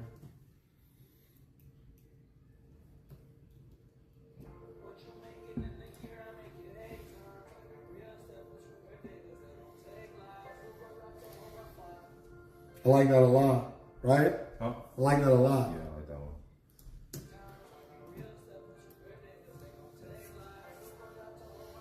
Guys, it's currently 2:35 on this watch and I don't know, 8:35 on another time zone. Your favorite streamer is sleeping right now. I'm 24/7. Come watch, dog. I've already been streaming for 11. Guys, it's currently 2:35 on this watch and guys, it's currently. You in on me, King? All right. Yo, did the food come? Yeah. Can you bring some upstairs? Thank you. Polly got it. No, you don't. He's going to eat it by the way time he gets up here. Let's go. Where do you want me to go? What line? New go yato homa fine. New money, new all the time. Got it. Got it. You hear it?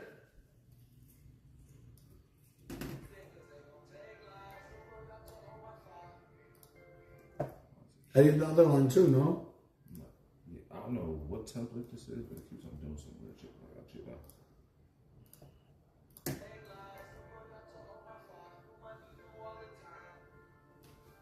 I want to say them exactly the same. Did that sound exactly the same? Mm-hmm. The two last words? That's both of them together. Really? You hear both words? It's both words. The first, last line of that one.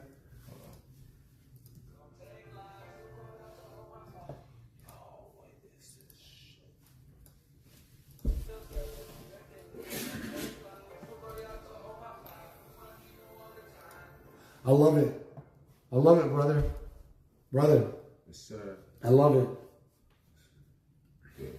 That's what I'm here for. Hey, can I get some food, Paulie?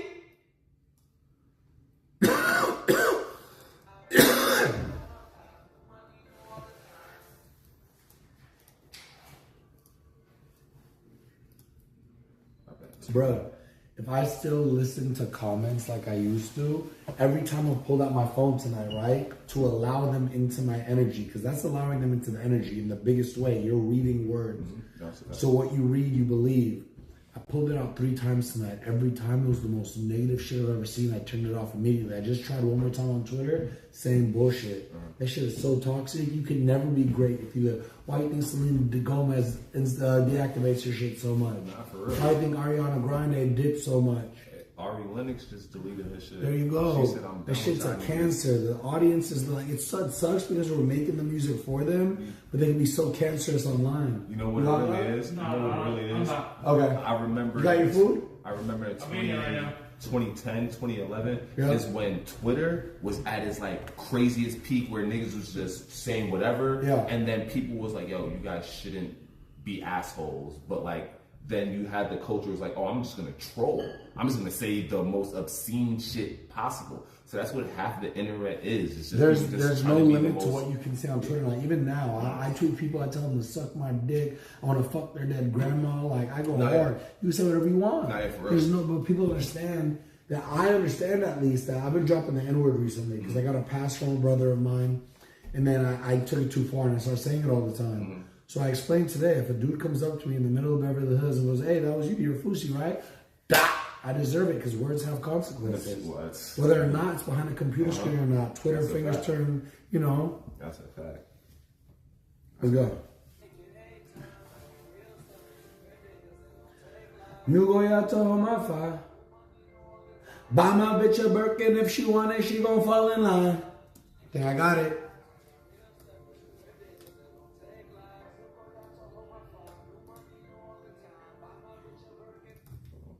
No?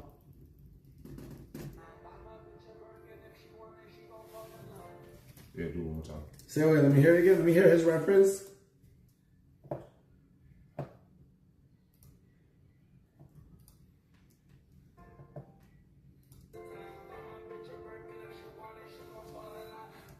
What? Oh, that's you.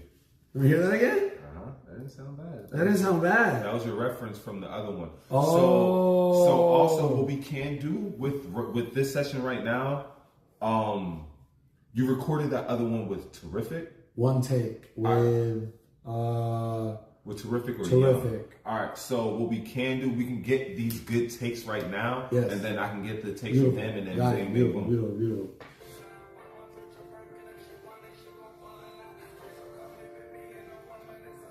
Wait. Let me sing it to my Discord. Run it back from the top. I'll just do it from the top. I'm going to do my Discord message. I miss them. Go. They're so cancerous, but I miss them. And I'm not reading the lyrics because I'm holding the button. I see Mr. Rotterdam. He said, yeah. I don't know what he's talking about. It's 3 a.m. Stop jacking off. That's crazy. Honey, ain't no bagging on my kid. I cannot waste time. 3 a.m. I'm trying to take flight. Beginning of the year I made it 8 times. Real steppers, real grave diggers, they gon' take lives. New money, new have my style. New money, new all the time. Buy my bitch her Birkin if she want it, she gon' fall in line. I'm next up, guys. Let's go. Are we redoing that line or you liked it? No, I liked it. Let's go. I got real steppers, real grave diggers, they gon' take lives. New money, new all the time. Buy my bitch a Birkin if she want it, she gon' fall in line. Please don't call me baby, ain't no I'm when it's that time to slide.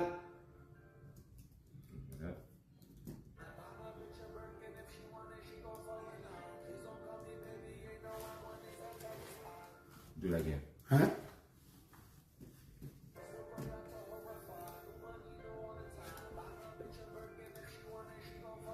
Please don't call me baby, you know when it's that time to slide.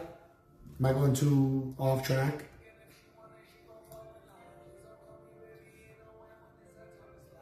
A little bit. Where you hit, it was good, but just a little bit slower. Say what? Hold on. I think there's an impersonator on my Discord trying to be a... If this is the real person, I'm dipping from the Discord right now. Well, that's hard. OVO times YSC. That is hard. Who made that? GCM from heaven. Yeah, that's Ronan. He went in voice chat. Hey, Ronan, my brother. I know you're very passionate, and that's why I don't even fault you if that's really you coming into the Discord talking shit, brother. You know I don't have time to see it. I'm focused on the music. But if you had talked to Tyrone, you would have known that I told him that I still intend to do everything I promised the three of you, and my problems and my qualms with Australia was from the other people. But you were so quick to come in the Discord and show me who you really are. It kind of hurts, brother. Hurts. All right, ready? New money, new all the time. Buy my bitch a Birkin if she want it, she gon' fall in line. Please don't call me baby, you know when it's that time to slide.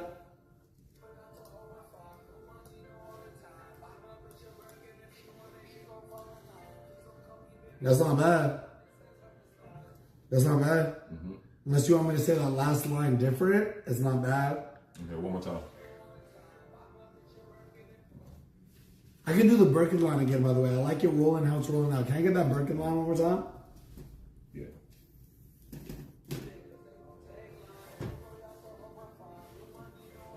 Buy my bitch a Birkin if she want it, she gon' fall in line.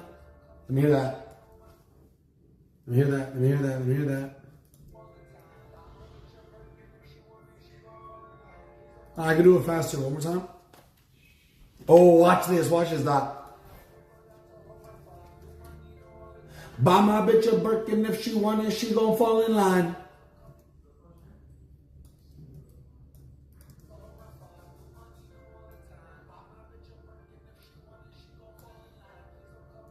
I'm not mad. I can do it softer if you want it a little softer. All right?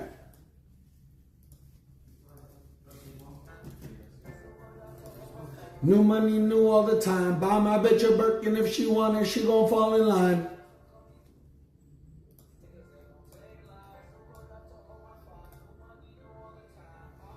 Nope, I was late, right? Was I late? Yeah. Hold on. Yeah. One more time. Ready?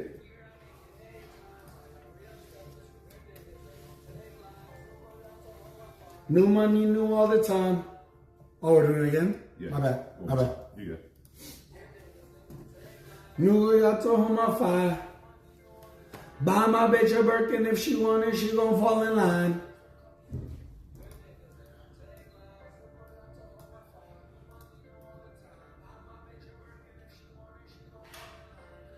I extended the buy my. Do you want that or no? Do you want it faster? Buy my bitch a Birkin. You want it like that? Buy my bitch a Birkin. Like straight up? Blend it. So Can I hear his reference? Yeah. The way he does it. The way he does it.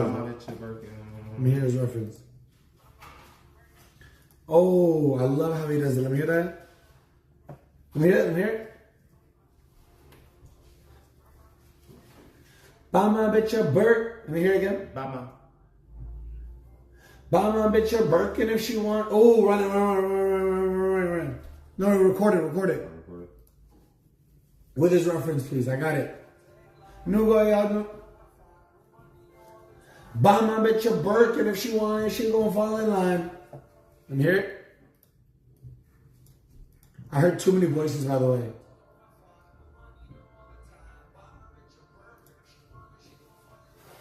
I gotta do it better because I heard too many voices. I already got enough going on in my head. I got 7 personalities.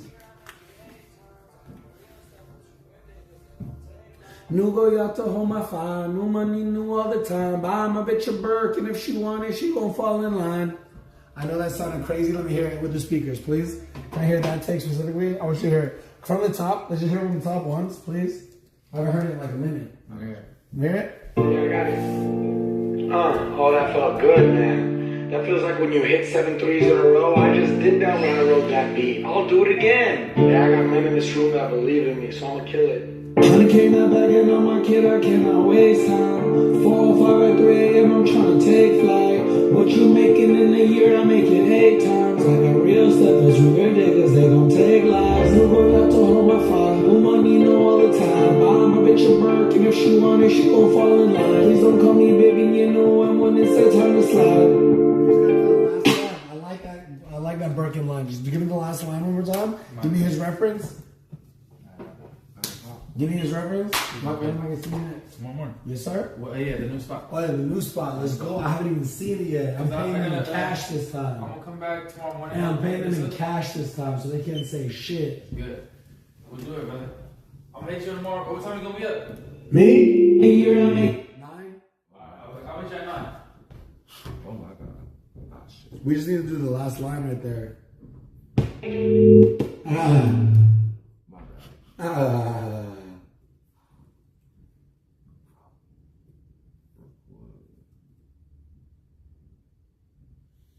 Bro, there's people in my Discord right now. I don't go in it anymore.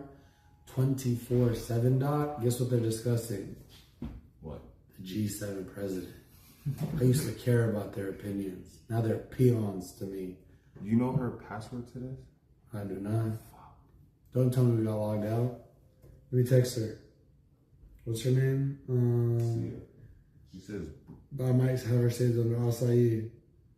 Acai. with something.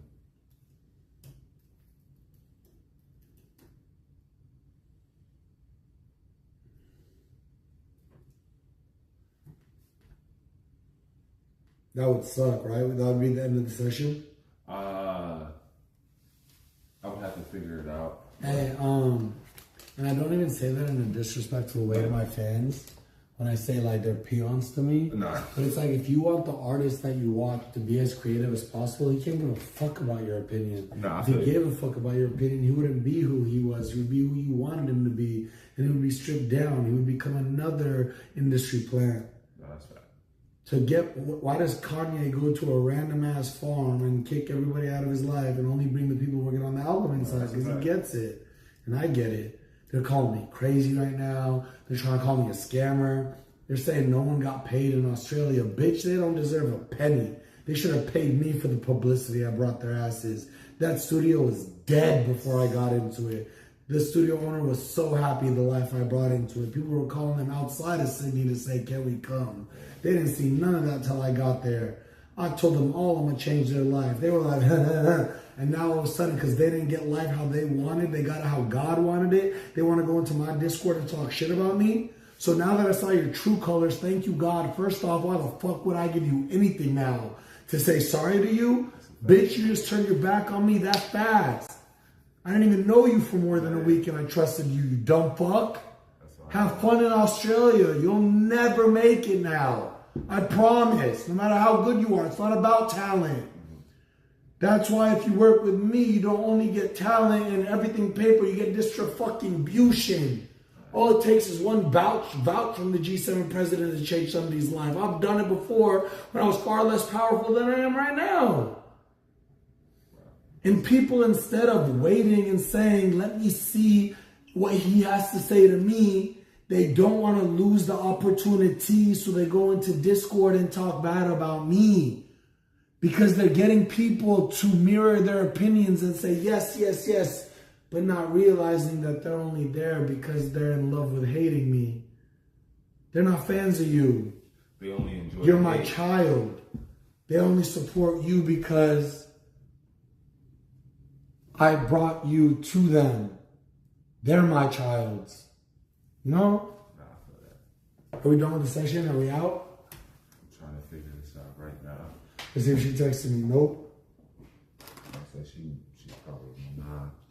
Let me see. And if that wasn't him, by the way, I don't think it was, because he was a real Nigga, and I'm sorry to use that word.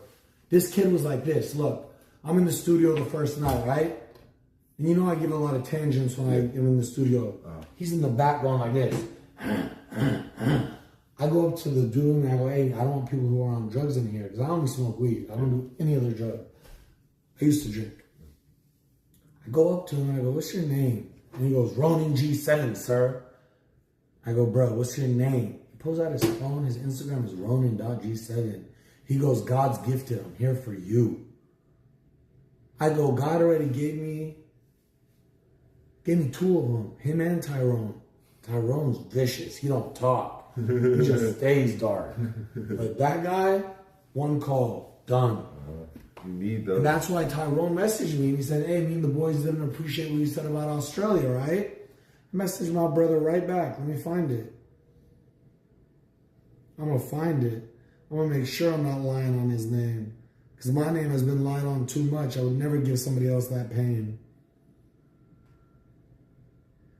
Look. He said, can't believe you left me and brother Ronin and Saint like that, brother, especially what we did for you. Hope all is well with you. So he didn't come at me disrespectfully. He just said how he felt. And then he said, hope all is well. I said, on Sunday, I said, I would never. Give me time to handle the court cases and the money situation. Wallah, I'm handling a lot. Kit gave me my contract back. I need time. He said, easy, bro. We just wanted to make sure we're still good because I haven't heard from you, brother. So if now they're in my Discord talking shit about me, I would be severely hurt. Because we already handled it behind the scenes. We don't need to go to the internet with this shit. People only see what they want to see. And when people... I'm just going to ask him straight up, hey, love you, brother. I miss you too. Hey, somebody was in my Discord named Ronin.G7 talking a whole lot of shit about me. Can you confirm with my brother if that was him or not? Because I think he might be trolling me. We're creating bangers, by the way. Play him? Oh, we can't. We're locked out. Damn. We're creating bangers, brother. Want to smoke a joint? You smoke? Yeah. You want to smoke with me? Yeah. Let's go right out there. You got a lighter? Huh? There's a bear shit in the woods and you use Sherman? Ooh. Buy my bitch a Burke, and if she want it, she gonna fall in line. That's such a hard bar. Look at this fucking pasta. I'm about to nut inside that and then eat it. That's nasty. I'm nastier than fucking Kevin Gates. My ex loved him. If he ever gave her the chance, she would have loved to suck him. Thankfully, I had already broke up with her when I was in line at a movie premiere and he was behind me. Because had she been with me, she would have been on her knees. And she would have been like, gulp, gulp, gulp, 1, 2, 3. I'd have been like, come on, baby, I told you, ABC. She said, get the fuck away from me. I got Kevin Gates with me. She was in love with me. And that scared me. Because she would post videos on her story about Kevin Gates saying, oh, suck the fuck out of her. Nah, that's a scary man. That's a scary girl. Nah, Kevin Gates is a scary man. I know he is. Because not even like, not a scary like, oh, he might do something. You don't know what he gonna say. Yeah. You don't know if it's the truth, if it's a lie, if it's some That's freaky how I shit. am, I believe. I believe that's how I am, promise. Now, what I've seen from you, yeah, you're not as. But I'm still heating up. Nah, Hey, I just turned the oven on. I haven't put the food in yet. Trust me, if I'm living like this in 2 weeks, wait till you give me a year in the game when I actually do have a #1 album out already. And I do have a single with Central C. And I am kicking it with OVO. You know? I actually believe I'm going to get there. Why? I've had this dream since 2018. In 2011, I wanted to be a movie star. Tyler Perry put me in 2. I wanted a book, wrote it. I wanted a motivational tour, did it. I wanted a comedy tour, did it. I wanted a Ferrari, I bought 2. I wanted a Range Rover, I got it 2. Hey, that's Now, since I pray to God and ask for what I life, want to be a rapper. I got tired of hanging around the circle I was hanging around with. Bottom feeders, grave diggers, right? They were fucking, I was holding on to like 1,000 weights. This is how I was walking in life as Fousey. Because everybody who was in my life just wanted something from me. Birds of a feather flock together. Not one of them was content with just having me in their life. Once I took away what I provided for them, I promise you they were nowhere in sight. I just had the foresight to see that and they don't understand. So they're sitting here mad now thinking I left them, not knowing that they're the one who severed this hand. They burnt me so fucking bad. I still have scars, dog. It's itching fucking bad. But turn that into the motivation to just keep going and just not stopping, because there's gonna be a time. There's gonna be a time where it's like, fuck, I don't want to do this. But also, let me tell you this. No.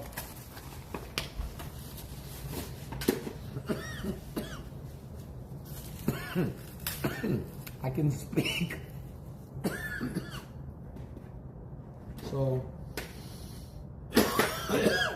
damn it. I can speak. I don't know why I've been coughing so much. It's not a sickness. Just the weed hitting, going down like the wrong tooth. I can speak from so many different perspectives because I've been through so much shit.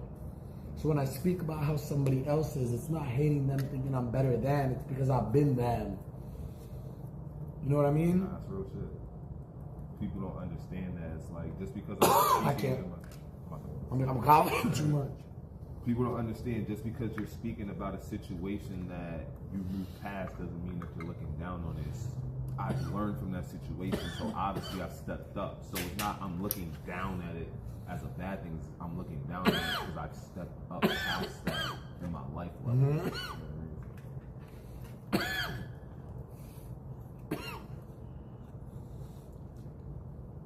I love the life I'm living right now. Why?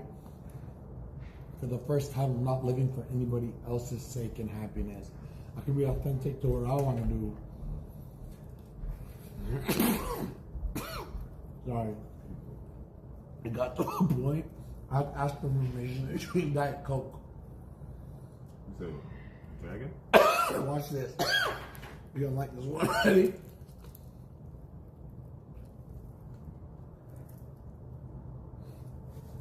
It got to a point where I had to ask for permission to drink Diet Coke. Wow. Permission from people who couldn't even take care of themselves, let alone take care of me. I watched Fousey taught me.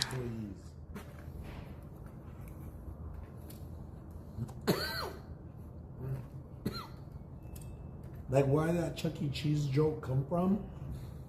They all promised me like they were the best fucking people ever. They weren't. They're randos from Discord. Literally. They didn't have the qualifications they said that they had. How old are you again? Me? Yeah. 34? Alright, so what it is, honestly, our generation grew up different. Our generation was, alright, I'm in front of you. I'm in your face. I am here, so I have to build something. This new generation is like, oh, I can hide behind the screen and be whoever I want. And I know this person because I've watched his YouTube videos for 5-7 straight years, so he's my friend. It's like, no, it's social media, it's the internet. It's not real interaction. It's not human being, interaction where that shit really translates. Right? One of my ex-managers, I have plenty, but one of them, he got so butthurt about being fired. He wanted to prove to himself that he does have balls. So he created a new management company, takes my Rolodex of clients that I've curated for a year, that he took the number for. Why? He said it's a manager's job to do it. You're the talent, so I let him. But as soon as he got fired and he got far away enough, he took all those contacts, kicked me out of all the accounts, changed the passwords, announced that now he is gonna sign clients, goes to people I have collabed with who are literally the worst content creators in the world, asked to sign them because he's so desperate to prove that he could do it without me. Pathetic, dog. How do you fuck your wife at night knowing that your dick is that small? And I can speak on him like this because my mother cooked him food. And he still showed me his true colors, dog. He's the reason me and my mom got in a fight. Why? I wanted to fire him 20 times this year. But every single time, my mom would say, no, he's a good little Muslim boy. He's a good Palestinian. He loves me. He orders your dad chocolate. So I kept him for her sake. So you know what I told my mom recently in a fight? To my own mother, I go, you're the fucking reason he was still in my life. You're the reason he just fucked me over. I blame my mother. This guy got in between the relationship with me and my mother. I can't even say anything because he's the type. Why does he have power? He makes like, what, $900,000 a year? He thinks he's like doing something in life, He drives a couple of nice cars. He really thinks like, he has that staccato life in like the Lego movie. The same shit every day. You drive to the same coffee shop. You wear the same puffer. You walk the same steps. You stay fat 365 days a year, even though you go to the gym every day, because your fat ass can't stop eating your feelings away, because you haven't asked yourself why you look in the mirror and feel so fucking gay. They can't compete with me. The only reason he would do anything is because he'd go to a lawyer and hide behind him. That's all he can do. Money. How did he get into my life? Manipulated me with money. Invested $70,000 into my stream, right? So I hired him as a manager, right? Tell me why almost a year later I'm in the car with him, depressed and suicidal, and he goes, by the way, I gotta send you the invoice. You owe me $70,000. I go, that's fucking crazy because you put $70,000 into my business and now you want $70,000 back? That don't sound right. But I got every receipt, dog. So I go, send me them. He sends me them. It don't equal $70,000. An hour goes by. We're at that brother Kumi's house right there. We're having a function, watching a UFC fight. I see him nervous right there, playing with his leg the whole time. I'm peeping everything. I'm 34. These kids don't realize I see everything. I just don't do it. I'll tell you why right after. But I watch him. An hour later, you know what he says? I see his light bulb go off in his head, and he goes, oh my God, I'm so stupid. You know what happened? I forgot you already paid me $40,000. You only owe me $30,000. All of a sudden. Why did I not tell him and call him out right then and there? Why did I smile in his face, right? It's like funny when it comes to because when I was at CAA, right? Creative Arts Agency, one of the biggest agencies in the world, at WME and CAA, hands down. I would walk in meetings and Jared Leto would walk out. Tyler Perry calls them personally and goes, yo, let me talk to Fousey. So they call me in my second apartment in LA. They call me and they say, yo, a guy who said he's Tyler Perry calls you. We're going to have you verify. Here's his number. He said FaceTime him. They handed him off because he called them. Remember that. So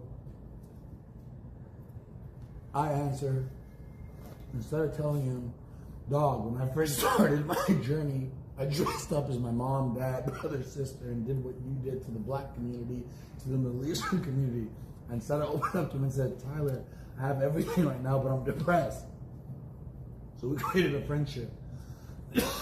A week later, he randomly calls me back and he goes, I'm writing a movie for Halloween. Do you want the part? And I go, yeah, do my best supporting actor role that you can. And then, why am I telling this story? How was I telling the story? There was a point to it. Where were we? The dude that said he owed 7,000. He's trying to prove that he didn't need you. That taking your client. Yeah, but there was a point I was telling the Tyler Perry story. I got sidetracked by something. Anyway, he's not worth being talked about. Never. So like The one mistake people do in life, when you know this, like I know who he is now. I don't need another reminder. The only mistake I could make is A, letting him back in my life, or B, spending another second talking about him. He's dead to me. Act like it. When you wake up, you have a choice. You have a choice to choose you're gonna have a good day or a bad day. You have the choice to choose positivity and negativity. So when you start thinking of a negative thing, that's what you start dragging. But if you're like, you know what? Fuck that. You know what? It's a beautiful ass day. You know what? I'm gonna fire ass song. I was like, yo, this is a good ass food. Yo, this is, everything is a domino effect. Next thing you know, you fucking happy as shit 2 weeks later. Like, what the fuck? Why was I mad before? That's what affirmation is. You know why that's so true? Imagine you wake up, right? You're already late. Late. You have to be up at 6 or 7, right? Yep. As you're running, you stub your toe. Oh shit, damn it. Your girlfriend comes in, what's wrong? Get out there, get out of the room, bitch. You just started a negative reaction. Your whole day is gonna go in a domino effect negative. Your whole day, until you stop and you go, take a real breath. We forget to breathe as humans. Hold that shit in, feel the oxygen. Go do fucking Hoffman breathing for free on YouTube. Is? Huh? Mindfulness? Come on, brother. I'm mindfulness certified, and like, yes, sir. That shit really helped me because I played sports, I played basketball, so like that shit helped me then. Plus, like just growing up in the hood, it's like we have this built-in PTSD, especially like when you really in the trenches, like you never know. I've seen people get shot in front of me, people get stabbed, you know, all this thing. So it's like it's trauma. So there's certain things that might trigger me, but with mindfulness and like different types of just breathing, it gives you that like second before the reaction, so you can choose your reaction. Because something could happen, I can be, you know what? Fuck it. Or I can something like, yo, what the fuck? Bro, now my chest hurt. Like I'm breathing heavy, like shit. Have you read The Alchemist? Nah, I've started it like fucking 4 times. I promise me something. It's only like fucking like 70 something, 80 pages. I'm so sorry I'm coughing. Nah, you're good, bro. It's not even that long, but I gotta just sit down. Promise me you're gonna go home and the first thing you're gonna do tomorrow morning is read that book. I gotta find it. Once I find it, I'll read it. I'll buy you a copy on Amazon right now. I need you to read this book. I'll Okay? definitely read it. You'll understand what I'm about to say after. No, I haven't read it, but I've heard the story and comprehend the story. But I want to read it for myself so I can, so it can hit me. I read it like 3-4 times. Read it in rehab twice. So it hits different for me. And basically the culmination of what it's trying to say is when you have a dream, you're right here, but you have a dream that's over there. God is going to put you on the path, but he's not going to take you up each step and you're going to go to a stairway to heaven and get to your dream. You're going to be going up 2 steps, and then as you get to the 3rd, it falls and you go back to the bottom and you're like, what the fuck just happened? And you get back on the steps and you go up, and all of a sudden the steps go to the right. You're like, why am I here?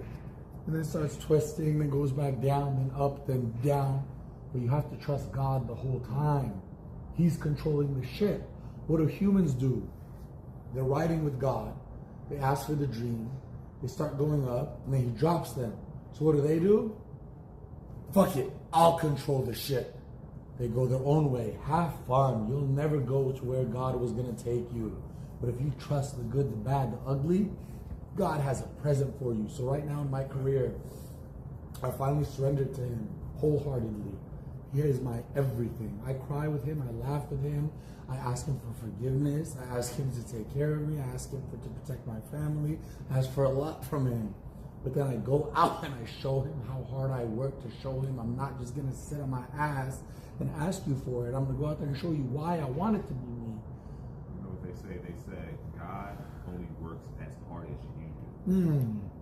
So if you like, hey, I want to be the best rapper ever. I want to be a millionaire. But you wake up in the morning, you scroll for 2 hours. You go eat some bullshit. You go argue with some people. You do all this shit. You don't do anything towards that. Fuck you. And even though you don't, you're so prideful that when you see another motherfucker who did do the work get it, instead of supporting him, you hate on him and wish you had what he had. Instead of taking that as motivation. And not realizing that you're the fucking problem, not him. He did the work. He paid his dues. Respect him. You can't be mad at somebody who put the work in. Hell no. Like, especially love him or hate him, he did it. Like playing sports, like I'm from New York, so like I'm at the point where it's like you can't hate somebody. You can only get on their level or get above them. It's like 50 told me, go ahead, switch the style up, and if they hate, then let them hate and watch the money pile up. He said it. It is, man. He said it. It's like growing up like this, I've just seen all my friends, like my friends play ball overseas. You know, I got a few people that went to the league, and it's like I also in the music career, I have, you know, UTD. He's worked with, you know, different people. He's Grammy nominated, all these different things. I could be like, he came in the studio, he's like, yo, bro, I'm nominated for 2 this year. I said, yo, that's fucking fire. I could be like, oh, that's what's up. She gave me the password. Wow. Word. Are you still gonna cook? Yeah. Let's get inside, it's cold. Or you can still smoke out here, I'm cold. Like, I'll cook them like, yeah, he got his, but I didn't get mine. Yeah. But I'm like, my boy got it. Exactly, and that's why God's gonna give it to you My too. grandmother always said, if God blesses your neighbor, that means he's in the neighborhood. Fire. So go ahead, bless my friends. I know mine is right Fire. on. God has enough for all of us. We just let greed from the devil get in between. How are we going? Can we close the door, please? Like,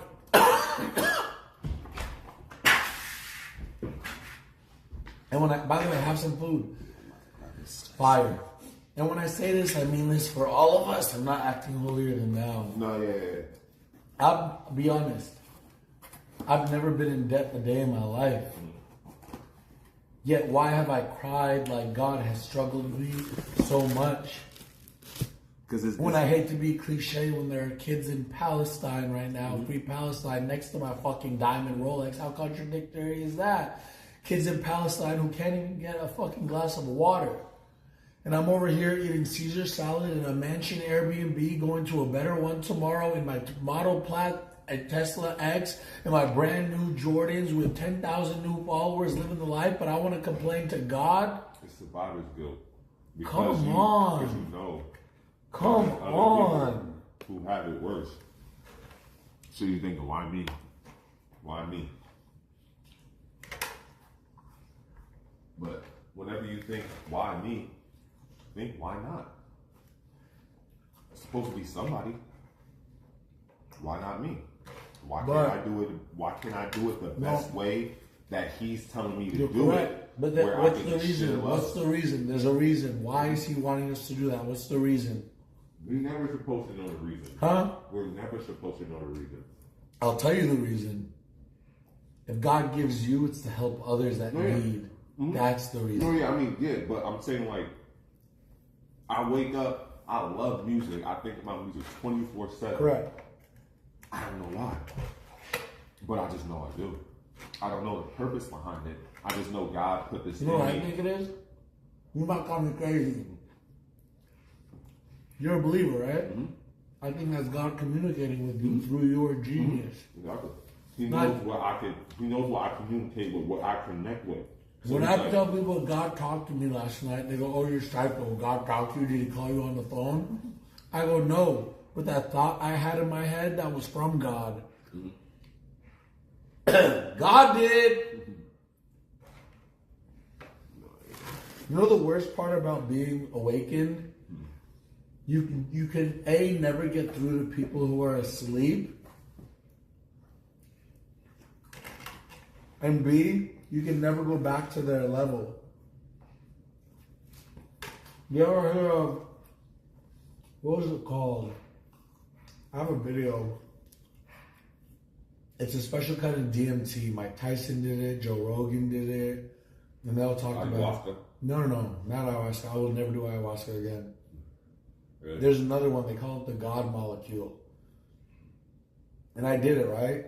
And my dumbass, so I'll have the videos, I'll show you if you want to see. I drove to Las Vegas. No, so I find out about this place. Like a guy calls me, a friend of mine. I have a friend that I did psilocybin with. His name is Ryan Johnston, and his brother is Catherine. They invited me to a psilocybin retreat years ago, and it was life-changing. It was life-changing. I have a connection with them that'll never go away. So he called me when I was in the depth of a depression of mine and goes, there's something I want you to try. And he gave me the name of a new psychedelic. So I started watching videos on it. I watched Mike Tyson talk about it, Joe Rogan, this person, that person. I said, okay. I was in the dumpster, brother. So he tells me about a guy, and it just so happened, I think it was Friday, that on Saturday he was going to be in Las Vegas. I go, bet, that's a drive away. I think it was like 9 hours. Pack a bag, put it in my trunk, tell my mom I'm going to Las Vegas. She says, why? I said, there's a motivational speaker hosting a conference. I need to go hear what he has to say. He wants to work with me. She goes, okay, inshallah, it all goes good. You know, I'm not going to hurt her, scare her, whatever. I'm good, mama, don't worry. So I drive 9 hours listening to a book and on Audible the whole time, right? Every second, every mile feels like an eternity because you're stuck in that depths of hell. I finally get there. The guy let me stay at his Airbnb. I messaged him and I literally said, I will drive to Vegas right now.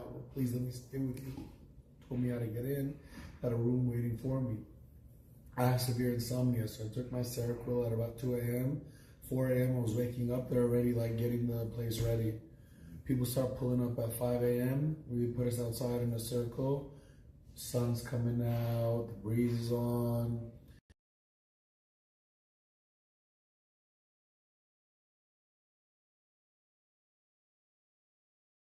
They're all wearing traditional clothing. It's very protected. It's a sacred incubus. Mm-hmm. They start with combo. Do you know what that is? Mm-hmm. It's when they take, I think, toad venom, and they burn it onto your skin, right? I don't even have the marks anymore. I used to have a lot of marks. Dot, dot, dot. And what it does is, I don't know the science behind it, but I'll explain it like this. Have you seen Willy Wonka?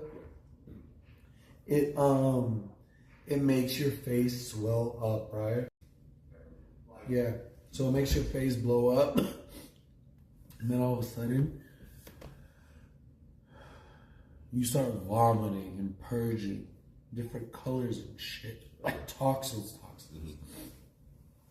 The first time I did combo, it was with a guy in San Diego. This Muslim guy. He invites me into this like rackety little office that he rented. I'm like, what the fuck's going on? He says, change into this. It's like weird shit. And then when I was throwing up and purging, he kept saying more, and making me force myself to throw up. These people in the sacred ceremony said, do not force yourself to throw up. He made me throw up liters, 3 days in a row. But they did combo, and then it was time to do, I really need to figure out what it's called. I know the name. Bufo. B-U-F-O. That's what it's called. That sounds crazy.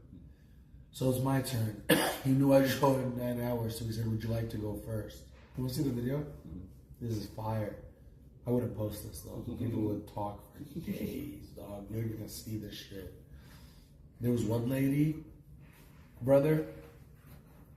So there was a family that owned the house, a mother and a husband. He did Bufo for them, so they let him use the house every year. But when this lady did it, brother, she started crawling, ripping grass out, screaming, shrieking. They had to hold her down. My shit was peaceful, thankfully. Let me see if it's on this phone though. She's probably finding some shit. Huh? Personally, she's probably finding some shit. Nah, she was crying. She came out of it fine, but her experience was rough. Mine was good. I'll explain mine to you.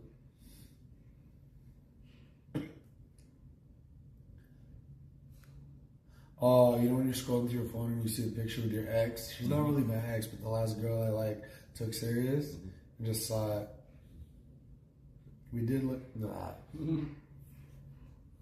Oh, and then I scrolled up and I saw the girl I was supposed to be with, the girl who called me today from San Diego. You know what she did? She a real one. She works a regular corporate job. She shows off apartments. She's, you know, one of those. She comes home, she drinks a glass of wine, she watches TV. Those are the ones you need. She's one of those, right? And she was holding me down. I would tell her my dreams, she would listen. She didn't think I was saying something right, she would correct me. So when I went and picked the other girl, she just sent me a text, something along the lines of, yo, I know you picked her, but you picked wrong. She was right. And she's so, oh, I want her. And I knew it too. Every time I laid with her, I knew it. I was like, this girl can be the wife that holds you down. Then why the fuck would I go with the 304? It wasn't the time.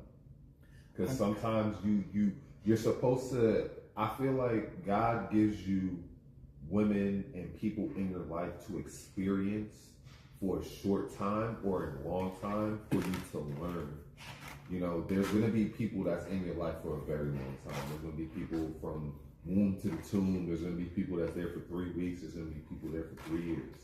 But you're supposed to learn from every single person you encounter. You know, I've learned to deal with my anger dealing with my friends growing up. Like, I used to get terrorized, you know. I'm African, so like I went to Africa for a little bit and I came back and I had like a little accent. Growing up in New York in the early 2000s, it was, oh, you African booty scratcher, da da da da. So like, why? It's I don't know what it was, but just you have to have thick skin in New York, like just growing up. So like, it's like it's just you get on people, but it's like my best friends was doing this, so it's like you can't take it personal. New York's aggressive, dog. Yeah, and you have to be, but like you can't take it personal.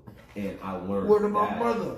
I learned that at a young age. So now, like, I'll be dealing with people in the studio. I'll be dealing with all these people, and I'm just like, I'm over it. Like, I know your type. I know what to deal with. You know, y'all niggas is just talk, whatever.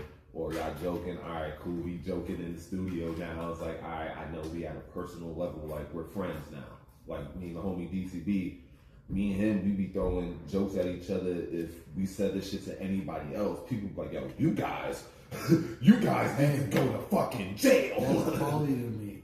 Yeah, so I it's can say whatever the fuck I want to him. He but you know laughs that when I shit say a dog, funny like, joke. no matter what. And when I don't say a funny joke, he doesn't laugh. Yeah, you're like, boo, that sucked. Like, other people get their pussies hurt. Yeah, like, so it's, you know, you're supposed to experience people to like get experience for the journey of life, because you're supposed to learn from experience. You don't learn everything from a book. You learn, read it in a book, and then you apply it in a test. You apply it to real life shit.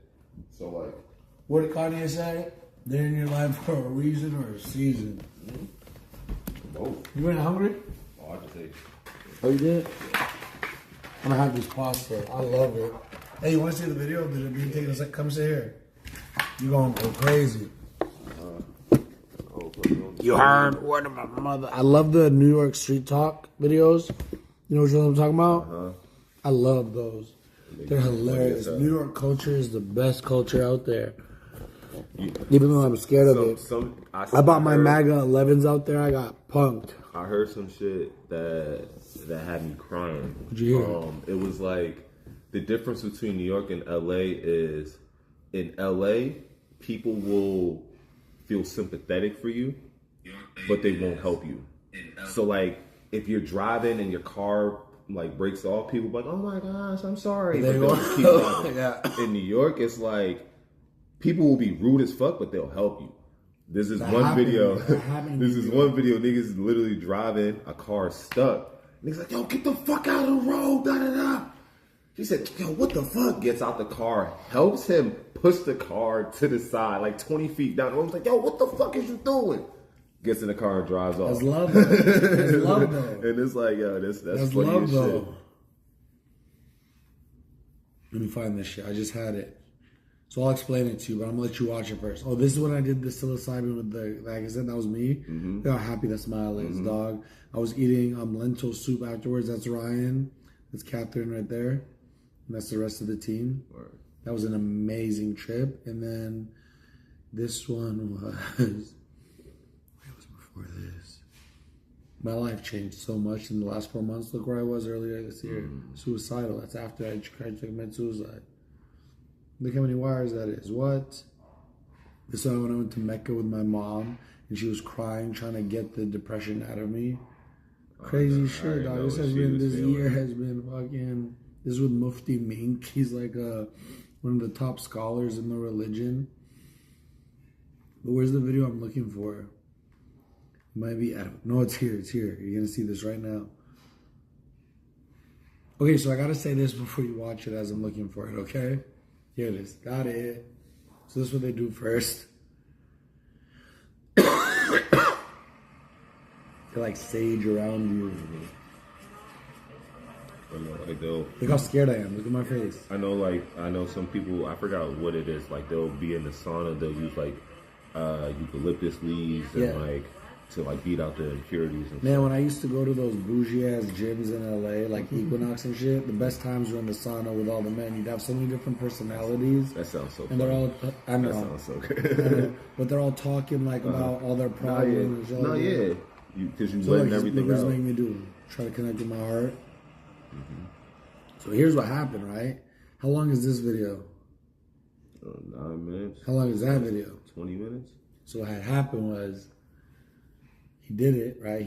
So how it works, they put it in a glass pipe and they twist it onto the cylinder, just like a crack pipe, and they heat the bottom of the glass, and then you take a hit.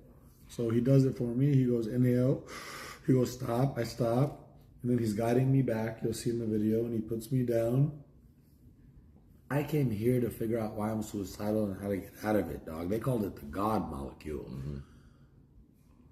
Not even like 3 minutes, I wake up. That's just like and I'm like, no, nothing happened.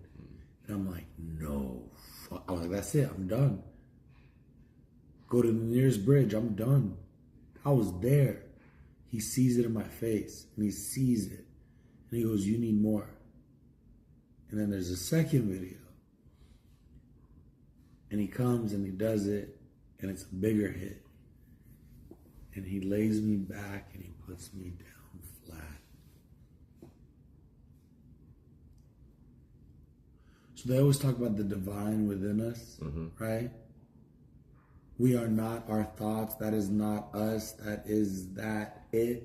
And we are I, and it's not him. Like, you know? Yeah. We are the I. There's no two of us, but we are not that thought. We are underneath that thought. We are the divine within. I never understood that, right? Eckhart Tolle was trying to tell me. I've read that book in so many rehabs, all of his books. Okay. The Power of Now, all of them. But when I did this and he laid me down, I can't say this because I don't want to say it in a blasphemous way because we'll never know what death is until after death, but I think this was the closest understanding to it. It was all white. It was just a fucking, like, you are the light. It's all white. Like in Dragon Ball Z or like in Harry Potter when it all becomes white. How do they know? It's all white, right? You are the light. You are the energy. But you're not like up here and you're not down here. You're just...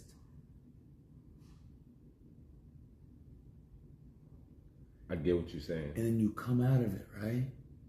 And you can never look at anything in your life ever again as if in a fucking single second. Every fight I ever had with a girl, every argument with a friend, everything, every song that used to define me, every piece of clothing that made me me, I took everything off. I said, that is not fucking me. I shed all that skin off. I finally killed the ego, fucking deaded it right there. I had been looking for answers the whole year. I went to Peru for ayahuasca. I went to a doctor to do brain scan. I did ketamine 18 times. I did this, I did that, I did shrooms, I did this, I did this. The answer I finally got is there is no answer. It is all within you already. You are the answer. Just stop and breathe and listen to God. You are not your clothes. You are not your money. You are not the bitches you fuck and the lies they tell you. You are not, that does not define you. Once you shed all that and know who you are, butt ass naked, like God put us on this earth, you think Adam and Eve came out wearing Gucci? No, dog, they were butt ass naked, procreating. Butt ass naked, like God created us. Until you can get butt ass naked, look at yourself in the mirror and know who the fuck you are, you ain't living like God wanted you to live. And that's why even when I was worth $25 million at one time in my 20s, dog. Didn't know shit about money. I had so much checks laying on the table one time in an apartment. It's like I'm disrespecting God. $120,000 check, $60,000 check stacked up. Don't even need a cash up because there's enough money in the bank. I was ignorant. I was dumb. I'm what J. Cole said in the end of 2014 Forest Hills Drive when he was supposed to be the when it was supposed to be the introduction to the Fall Off, and he made a song regarding Lil Pump. You gonna be on Love and Hip Hop. Anyways, that's how I was living. That's how I was moving. So where was I? Right before that? So I had tried everything, right? And I finally realized, like, I'm looking and I'm searching, thinking there's gonna be a magical fix that I can take. Like, I'm gonna take this thing through a crack pipe and all of a sudden everything's fixed. It doesn't work like that, brother.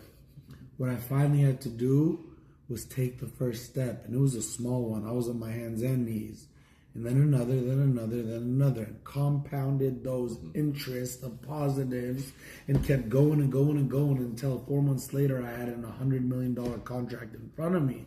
Brother, 4 months before that I tried to commit suicide. Because in life, everything is a polarity. If there is evil, there is just as much good on the other side. It has to be so. I've been here with suicide, and now, brrr, like a rainbow, I'm back to this side, and God is good. Now I can wear 2 Rolexes at once. Why? I'm not wearing this because this defines me. This doesn't mean shit. If a bitch steals it after I fuck her and she goes home, cool, I lost the fucking Rolex. I'll get another one. But I still wear it because I deserve to. I want to. I earned it. I like it. Why can I not get good things? Did I not work for it? I had to belittle myself and diminish my power just to make others around me feel comfortable. I had to act dumber than I was, talk dumber than I was, dress dumber than I was to fit in with the cowards around me. Never do that. Finally, for the first time in my life, because I've done it many times in my career, but then people around me made me feel bad. I unfollowed everybody on Instagram before. People made me feel bad about it. Who do you think you are? Are you Kanye? You narcissist? Bitch, this year I unfollowed every single motherfucker one of them, and I'll never follow them again. They're dead to me. R.I.P. I'll throw you a funeral, record it live, make $2,000 an hour for my old contract, and play my music at your funeral. You had your chance in my life. You lost it. Grovel at the fact that you lost it your whole life. People are going to ask you, wait, didn't you know him? He's going to be like, yeah, look at this video from 10 years ago. Meanwhile, I'm in Turks and Caicos with Drake and J. Cole. What Riff Raff say? He said, my goal is to blow up and act like I don't know nobody. Hard. That's you want any pasta? Hey, bro. what time? Are you tired? No, I'm good. I'm up. So I don't get tired. I told you I have severe insomnia. So after this, if you want to keep cooking, I'll cook this song. Yeah? Yeah. I'm so down. Can you play music right now? Yeah. Brother, there's pasta. Hey. Who's a celebrity crusher or somebody you would want to smash? Oh, I don't have those. Name a girl you think is beautiful. Say that again? A girl you think is beautiful in this world, like a celebrity.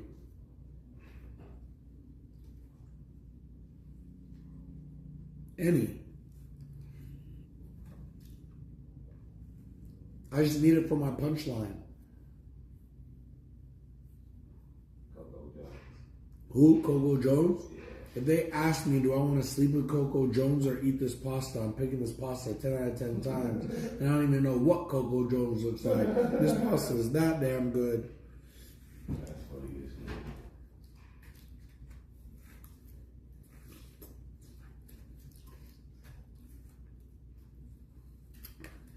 God damn, God really did. How old were you when you started believing in God for real? Like really taking my religion like seriously Yeah. instead of just like going to church because of my family. 25, 26? Oh, that's good. How old were you when you started thinking about death? 6. 6? Yeah. Wow, I think I was younger than me. I lost my pops when I was like 6. Oh, I'm sorry. So like when I lost my aunt first, At 5? I lost a lot of people in my life damn near. At 5? Yeah. I lost my aunt probably when I was like 4 or 5. My pops when I was like 6. Yeah, a couple cousins throughout middle school and high school. Where'd you live? I lived in Staten Island, New York, and then It's like that in Staten Island? why you say it like that? I mean, I look at it. I didn't lose people until like I No, was I a mean, big I call Staten Island the bastard borough because whenever I say I'm from Staten Island or something, people give me that response. It's like, oh, it's not Brooklyn, it's not the Bronx. It's like, it's an island where it's like we're isolated, but like that's where a lot of Italian mob members used to like go and retire when they wanted to like leave and shit like that. So like growing up, I had to deal with a whole lot of niggas and like low key me and my mom, and my brother, we left. My brother went to Jersey with my aunt because I was out. How old were you? I was like 13. Huh? 13? Okay. 13, 14. I was wilding. And where'd you and your mom go? Allentown, Pennsylvania. Yeah. I went to Pennsylvania for rehab. Really? Where have you go? Um, Don't tell me Williamsport. It was called fuck. What's the name of rehabs in Pennsylvania? I mean, it depends on what area, because I mean, I have such bad memory, brother. Pittsburgh, there's Harrisburg, Allentown, Bethlehem, Houston. Wait, there was a fucking jingle to their name. Oh, Allentown. No. It might have been in Allentown, but it wasn't called Allentown. Can I change the topic for a second? Oh, yeah, of course. Guess what's missing from this pasta? Oh, no. Do you know? What? What do you think is missing from this pasta? One thing that if I had it would make it better. What? A piece of bread.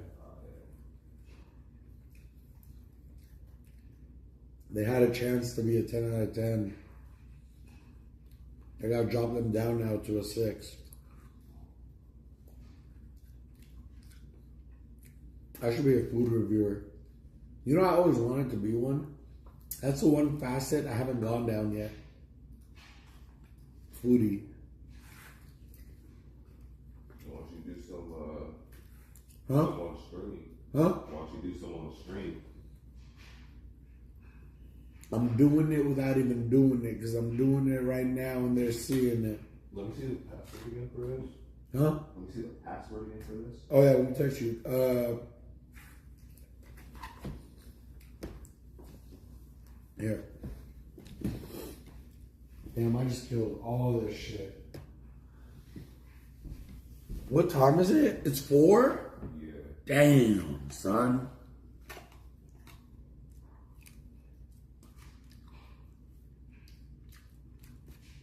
I'm over here thinking people are watching. They're probably all asleep.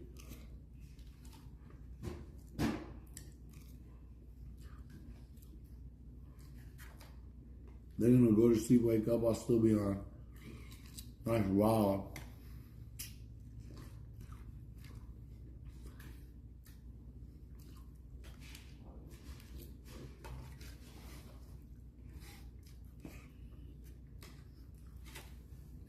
Are you friends with the DJ Young? Young, the engineer knows it. Yeah. Yes, my God. Can you apologize to him for me? I got you. I slammed my headphones on the table, and he took it as disrespect yesterday. I didn't mean to disrespect him. I got you.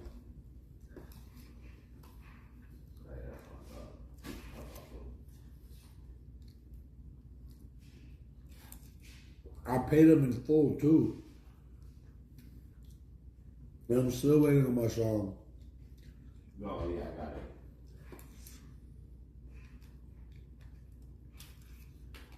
it. I wonder if eating all that pasta is gonna make me rap slower. No. I pulled your girl already, dog, and I don't even know her.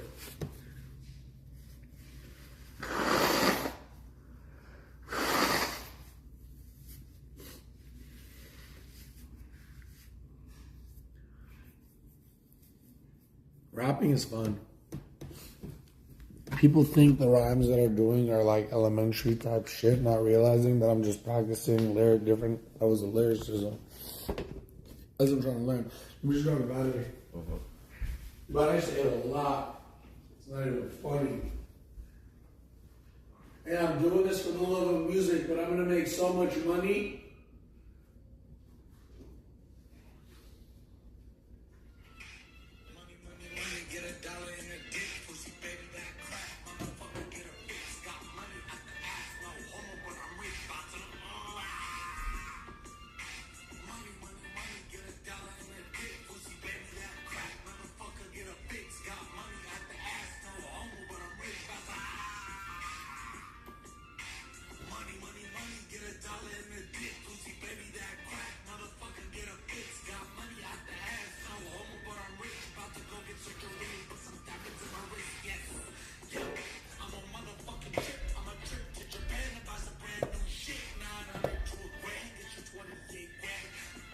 What did I come down for?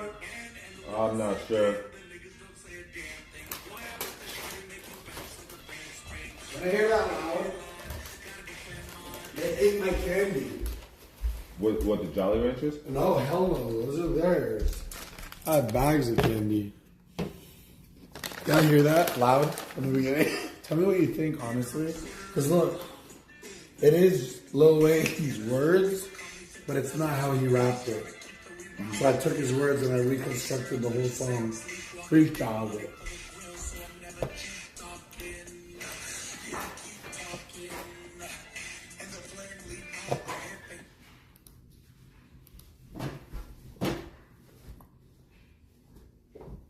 I got tomato sauce on my Yeezys. If I was 18, I would have cared. Now I'm 34 with money. I buy like 3 or 4 pairs. This New Year's, I'm taking my team in pairs. For the artist. I'm gonna become such a lyrical surgeon. Your girl's gonna forget that she's a virgin. That is bar.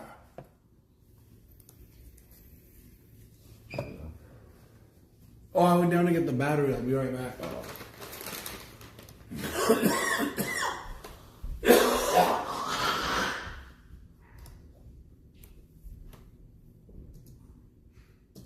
For the artist. Money, money, money, get $1 in a dick. Pussy, baby, that crack, motherfucker, get a fix. Got money at the ass, no homo, but I'm rich, bout to. Money, money, money, get $1 in a dick. Pussy, baby, give it a that chance, crack, give it a motherfucker, chance. get a fix. Got money at the ass, no homo, but I'm rich, bout to. Money, money, money, get $1 in a dick. Pussy, baby, that crack, motherfucker, get a fix. Got money out the ass, no homo, but I'm rich. About to go get surgery, put some diamonds in my wrist, yes. Yep, I'm a motherfucking trip. I'm a trip to Japan to buy some brand new shit. 900 to $1,000, get you 28 grand. I'm the interstate man, and the women say damn, the niggas don't say a damn thing. Boy, I bet the shawty make you bounce like a bad spring. Walking a thin line, gotta defend mine. And with no pen, I'm sorta like a bomb. Boom, I'm tuned. Yeah, that's what the people call me. 50,000 for the cross, trying to keep the reaper off me. Yeah, I drink a lot of syrup, bitches say I'm sleepwalking. Big money for the grill, so I'm never cheap talking. Yeah, keep talking. And the flame leap off the hip and keep sparking. Pat, pat, pat, sleep softly. Yeah, nap, nap, nap, sack, 3-4 T's like fuck another nigga, just don't be the target. Young New Orleans nigga, just don't be retarded. We done lost everything and you looking like a bargain. Purple weed, purple drink, purple heart sergeant. I'm the best streamer in the game, ain't no arguing. I don't even write pause, unpause this. So keep your bitch ass lines inside the margin. Fousey.com, bitch, log in. Put a pillow under your knees and keep your jaws in. All in your girl in your mouth like a toilet. They usually want a baller and their young brother ball in my Jordan. Part of my swag, even my father rich as fucking. All my brothers love the family. We said fuck it and bought 2 houses in Miami. I can't wait to do cribs. MTV, come on, get at me. Any rapper won't get at me. Tell your label, contact me. Have 400 for a feature. Wanna battle, I'll beat you. I'm a beast, I'm a preacher. I'm the son of Mesita, Mama Dukes. My Jita, she the reason. Everyone want a big boy diva, not even. There's a 305 time I wanted ever since I seen I got a topic of this evening. Out of there, a tub, Steven got his girlfriend. Drinking another day, Trina Peter. Same semen, 10 keys in the Beamer. Got a white girl diving, couldn't do it much clearer. I'm fly in the sky like a motherfucking ribbon. Bitch, she's got my name on them and then niggas still living. Spend a condo in the club, 1 bottle, two bottles, one bottle for the whole crew. Thanks. And bring me the Patron. I don't play no ice. I like my drink straight, not gay. And bitch, that bake come every day. I'm paid. I wish a nigga come invade, get sprayed. I stomp a nigga out like I got 10 legs. Then they fish a nigga up on the lake in 10 days. Behave. No ho, I'm on that range road. Cash money, young money, hold that money, age old. And can a cage hold this animal from Holly Grove? Sorry, mommy, I be stoned, I be blow. Got me copy rockstar, Fousey, baby, fuck his host. Gotta pay me now for me to even take his host. Price sizing for a show and the flow. So either drama is my nigga or that boy got dope. Figure that's my nigga, my nerve. If anybody else want this G7 next record, nigga. That was one take. Mm-hmm. One thing I didn't like the overuse of the N-word, so if we could just bleep that. Mm-hmm. And then 2, I read some of my chat. You know what I realized? Mm.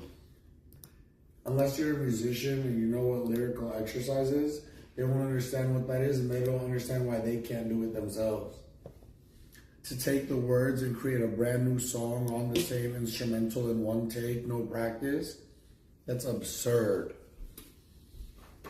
Yeah, you get out of pocket a lot of the times, but when you catch it, god damn, that was a fucking clinic. Been in the game 2 weeks. Ready to do the song? Mm-hmm. Boy, stop. Huh? I said, yeah. I was about to light a joint in here and say, fuck it. Because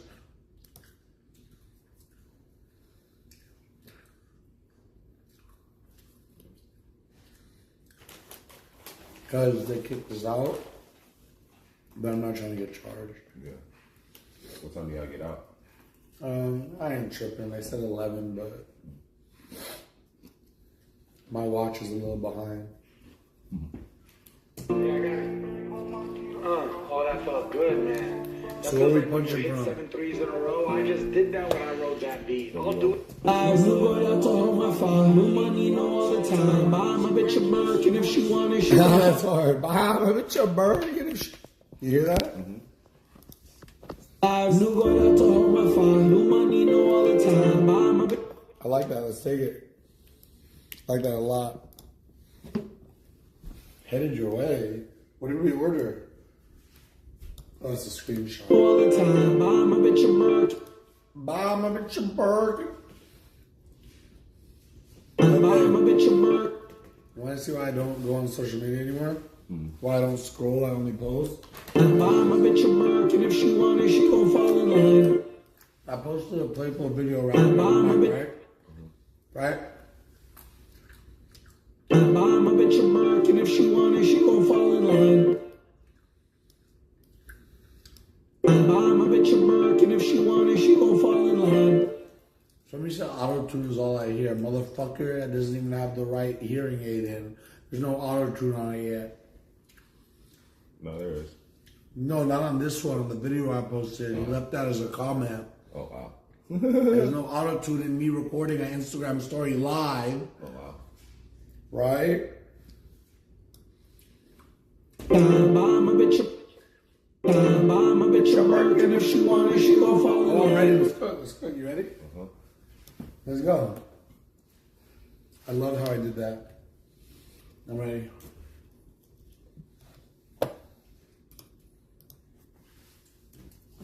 I almost farted.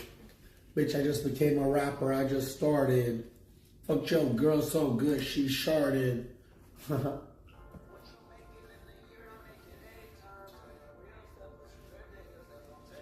No go ya to my fine. No money, no all the time. Buy my bitch a burger, and if she want it, she gon' fall in line. Please don't call me baby, you know I'm what's in.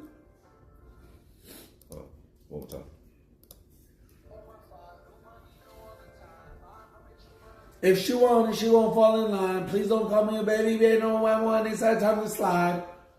Let me hear that. I went off words. I added an A, but let me hear that.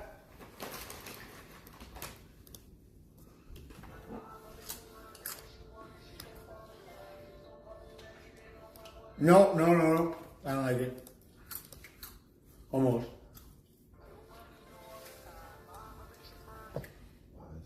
Why?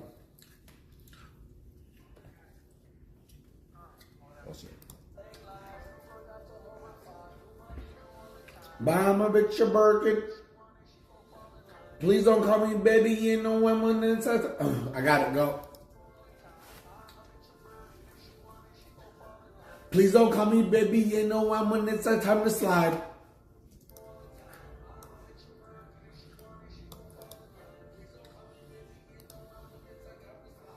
What you think? Uh-huh.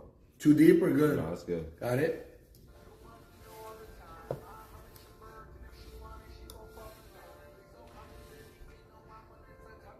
Pick a side, cause there's no telling when we draw the line.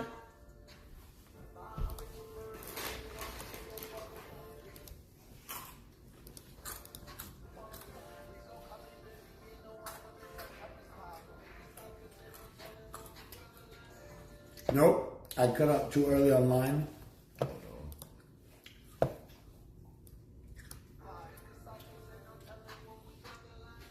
What's there?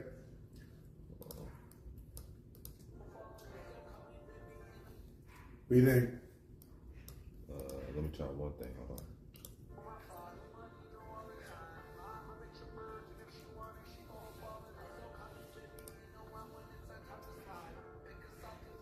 Yeah, one more time. One more time. You go.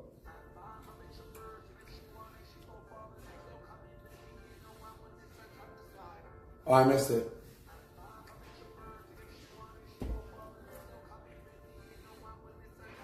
Pick a side, cause there's no telling when we draw the line.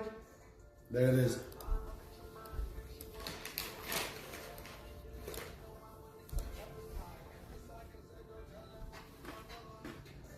No. One more time.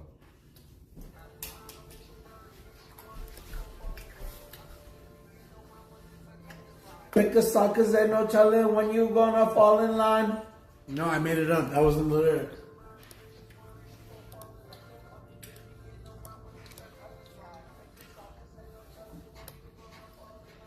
No, that wasn't the lyric. Go, I gotta go.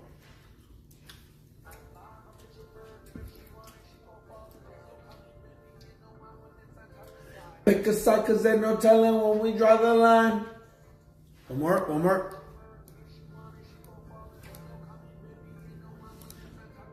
I'll give it again. Let me get one more. You like that one? One more time. Uh-huh.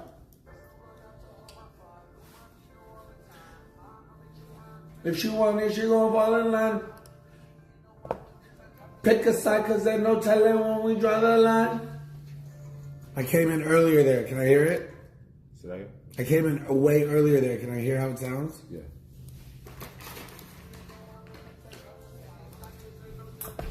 No, I like it, but it was that's high. What you think? Mm-hmm. Huh? Yeah. I like it. Say that again? Sorry.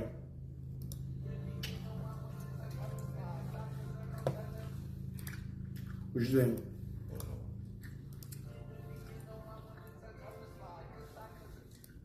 Let me move back one.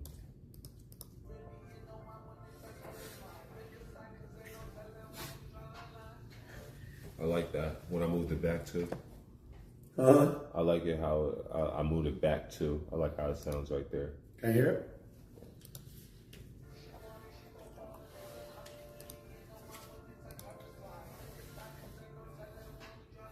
We got it. Can I hear it loud? Very loud?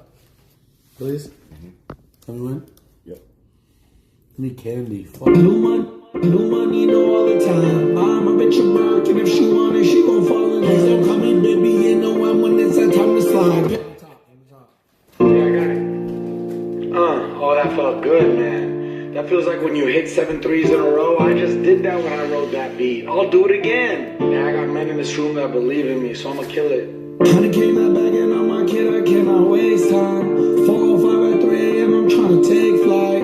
What you making in a year, I make it 8 times. I got real steppers, you good diggers, they gon' take lives. New boy out to hold my fire, new money, know all the time. I'm a bitch of Merc, and if she want it, she gon' fall in line. Don't call me baby, you know I'm when it's that time to slide. Pick a side, cause ain't no telling when we draw the line.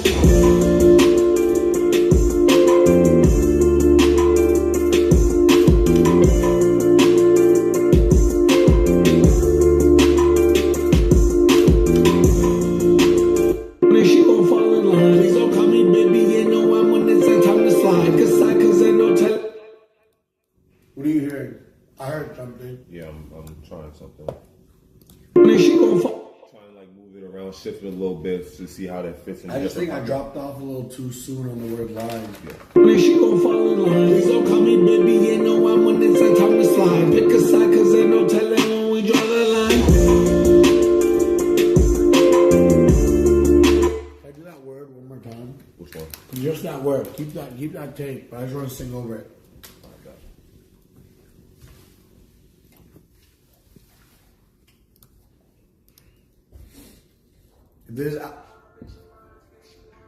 If this album does what I've been telling everybody it's gonna do, and everybody says, how did he do it? I would have been live 24/7 the whole time. They can go back and watch. Mm-hmm.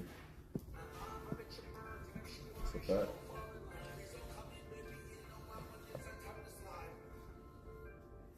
No. I just want to do the word line again. Okay. I want the same take. I even want the word line in there. Okay. I just want to do a different one. Okay.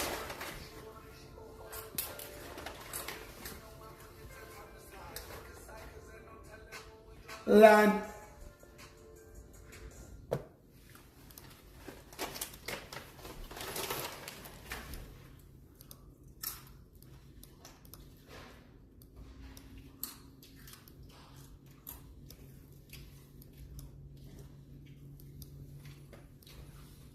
The idiots in the chat, when they hear the feature come in on this song, their jaw is going on the ground. They're gonna be shit. They're gonna make millions of people sick.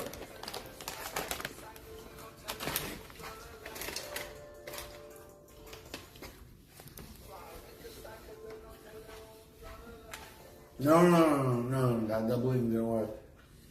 Am I tripping on my first take? Did you like it? No. I liked it. It sounded good. You don't like how this sounds?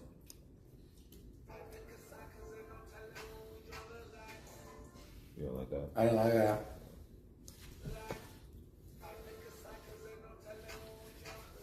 No, hell no.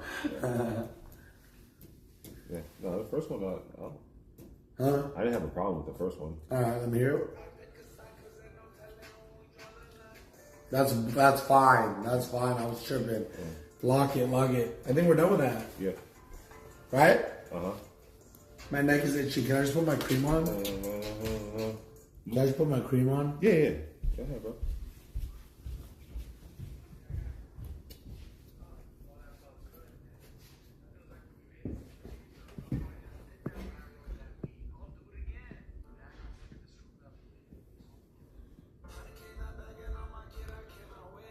Hey, just don't be assholes. I don't understand.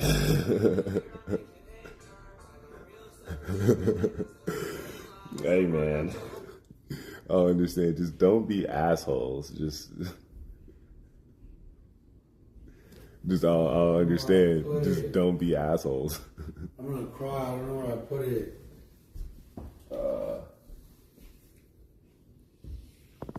Yeah, my neck is burning. Would it be downstairs? I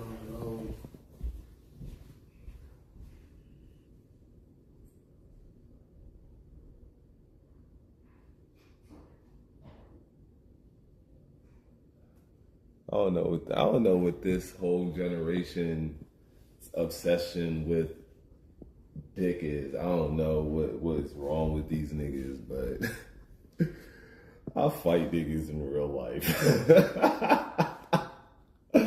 That's why I can't stream. That's why I'm here behind the camera. That's funny. I hope y'all have an amazing day. I hope y'all have a blessed day, an amazing week. I hope all y'all dreams come true.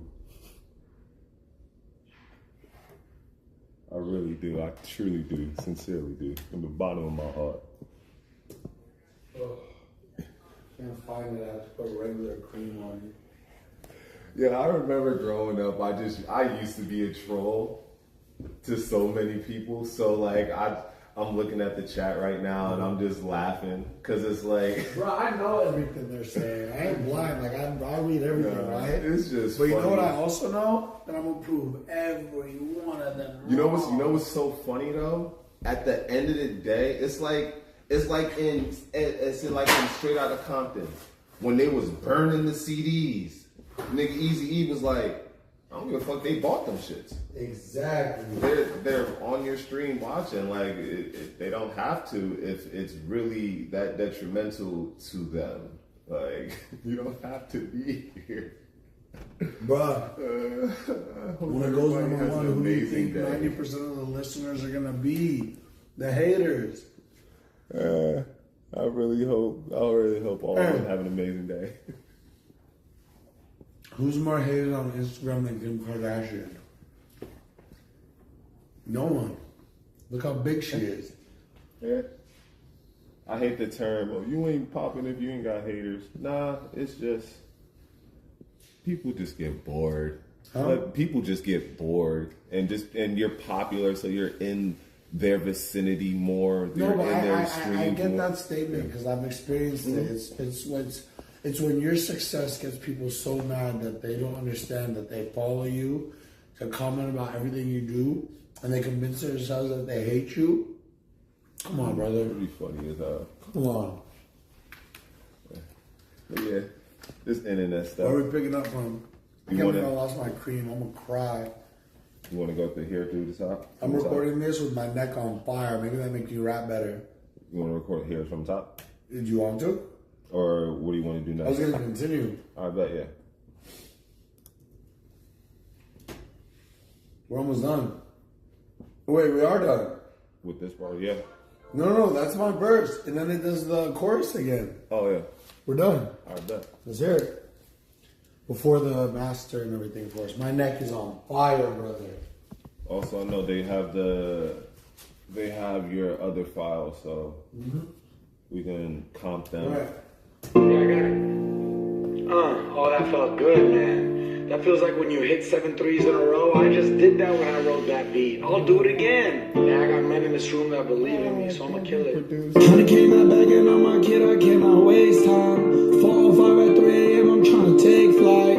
What you making in a year, I make it 8 times. I got real steppers, you great niggas, they gon' take lives. New boy out to hold my fire, no money, no all the time. I'm a bitch of Merc, and if she want it, she gon' fall in line. Please don't call me baby, you know I'm when it's a time.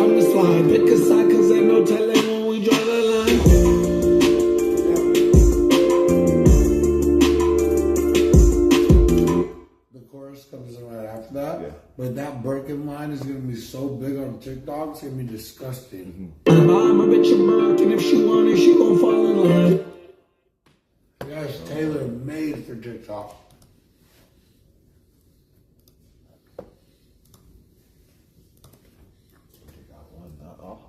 Yes, sir.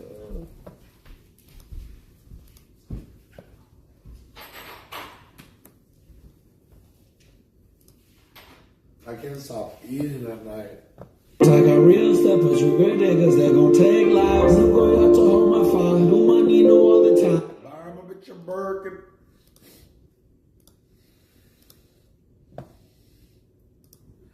Ow, my neck.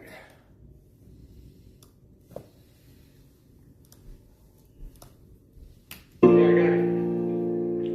Oh, that felt good, man. That feels like when you hit 7 threes in a row. I just did that when I wrote that beat. I'll do it again. Yeah, I got men in this room that believe in me, so I'ma kill it. 100K not bagging on my kid, I cannot waste time. 4:05 at 3 a.m., I'm tryna take flight.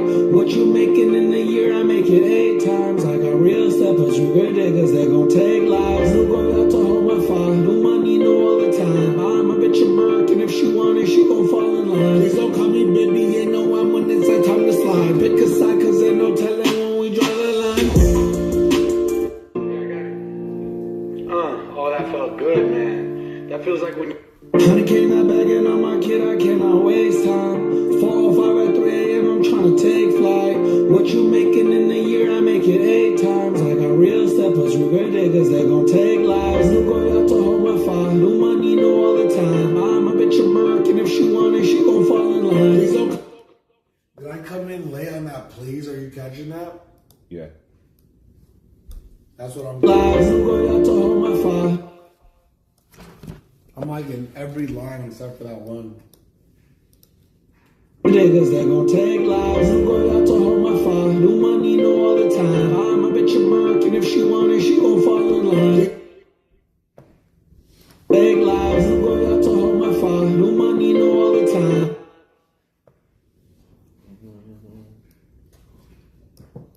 Fire, no money, no all the time. Take lives, no go out to hold my fire, no money, no all the time. You heard that? Take lives, no go out to hold my fire, no money, no all the time. I'm a bitch of Birkin, if she want it, she gon' fall in line. Please don't call me baby, you know I'm a bitch of Birkin, if she want it, she gon' fall in line. Please don't call me baby, you know I'm when it's that time to slide. And she gon' fall in line. Please don't call me baby, you know I'm when it's that time to slide. Pick a side, cause ain't no telling when we draw the line. Please don't call me baby, you know I'm when it's that time to slide. Please don't call me baby, you know I'm when it's that time to slide. Pick a Yeah, I got it. Oh, that felt good, man. That feels like when you hit 7 threes in a row. I just did that when I wrote that beat. I'll do it again. Yeah, I got men in this room that believe in me, so I'ma kill it. 100K not bagging on my kid, I cannot waste time. 4:05 at 3 a.m., I'm tryna take flight.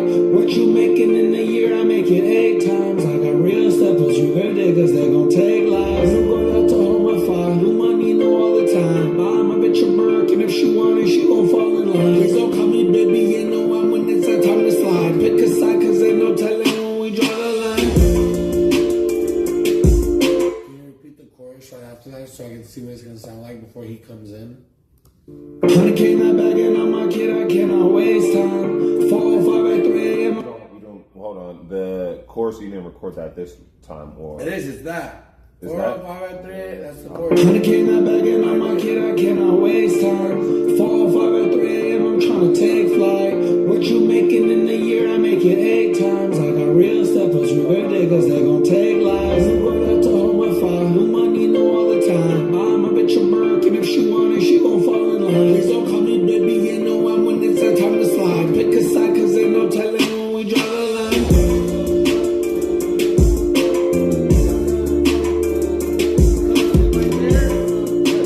that's where he comes in. Oh, that's so hard. I even forgot that. No, yeah, that's where he comes in right there. That's gonna be disgusting. I wanna hear how. Is there any way to let me hear through headphones to hear how he's gonna sound next to me? We'll put it very low so they don't even hear it on the fucking headphones. You have his verse? What I can do. Because I got in trouble last time. I played it out loud. I can't let them hear it.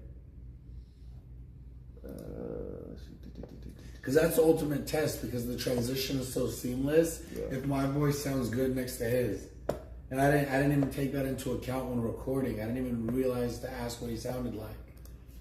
I just trusted it. We'll find out.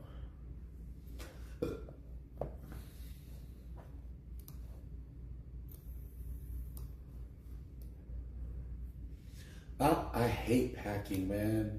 I'm gonna have no time to sleep. He's gonna wake me up and I gotta pack.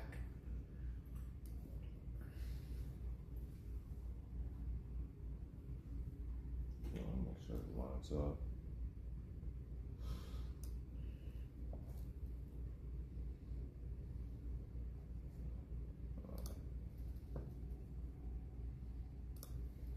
My third one TSA takes. It's very strong.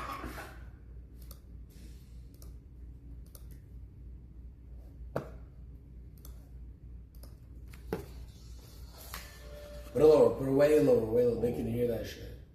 What the? Here, I'll pull up my stream and make sure they can hear. Hold on. I'll pull up my stream.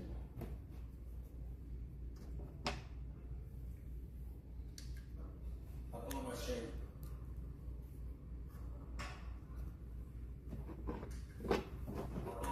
They can hear it a bit, brother. Yeah, they can hear it a bit. It's like a tiny echo. They hear my voice. Should I just mute it? We just mute it and play it loud. What are we doing? No, let me mute on my end. Ready? What the fuck? Well, let's listen to him loud.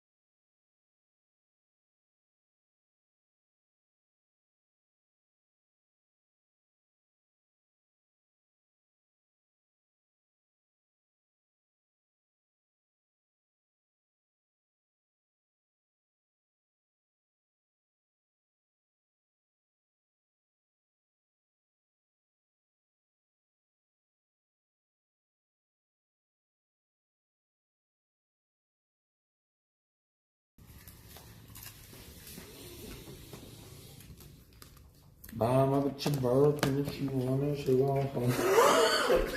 So I'm just doing the word time. Yeah. Say again? I'm just doing the word time. Yeah. I want you to rap the whole line though. All right, let me get the audio.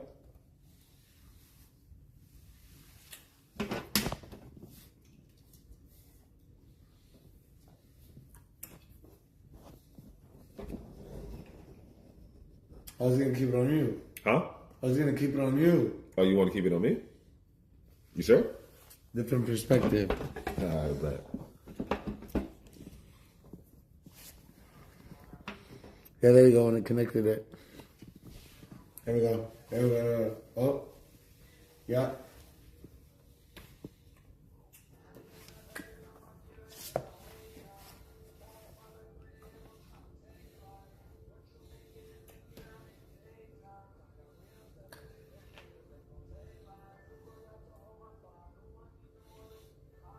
That line, new money, new all the time. Yep. New money, new all the time. Keep it going, just keep it going. New money, new all the time.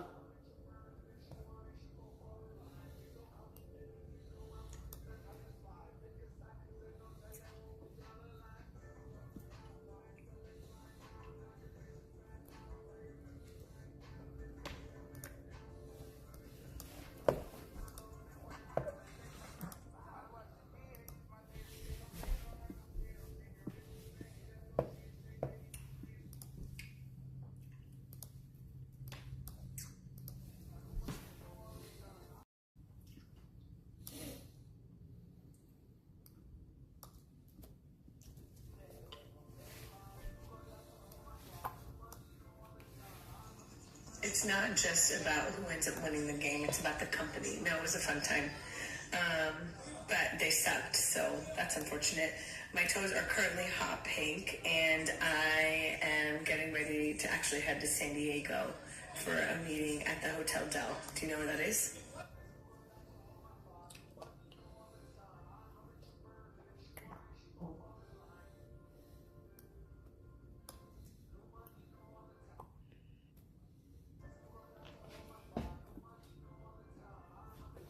Whoa, I didn't hear time double there. Play it again. I heard time twice.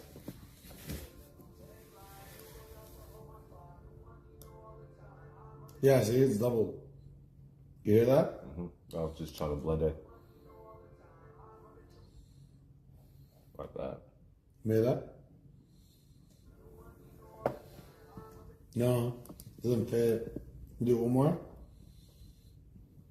I don't know why I can't match this.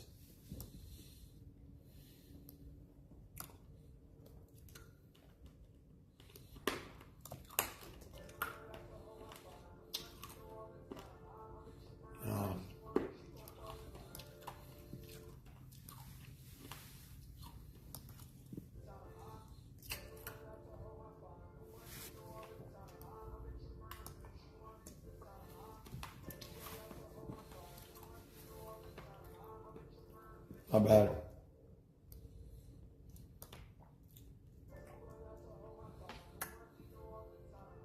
That's fine.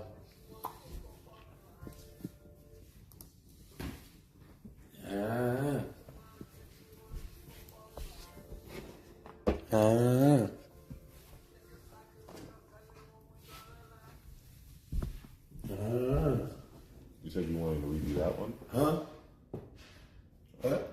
Oh, no, never mind. Thought you were talking to me, sir.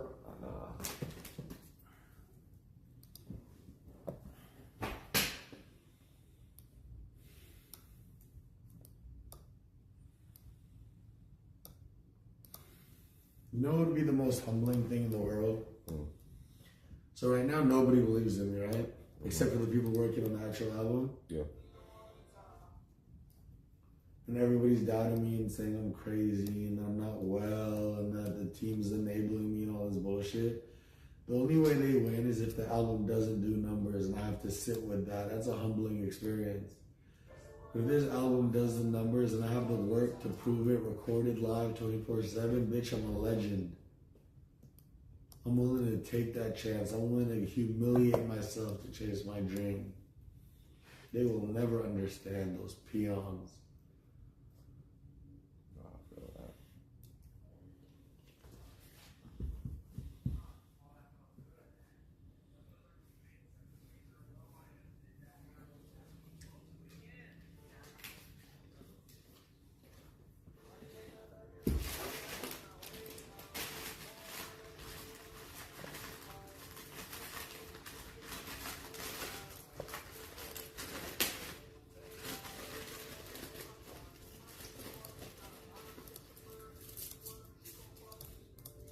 What happened? What happened? What happened? You hear that? There's a word missing. Oh no, that's because I whatchamacallit, muted something.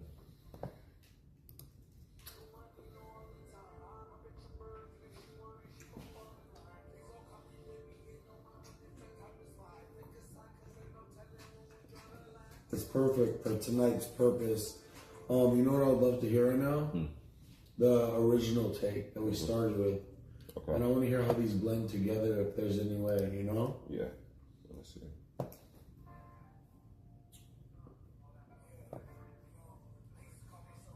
I love how deep my voice is there. That's a good take too.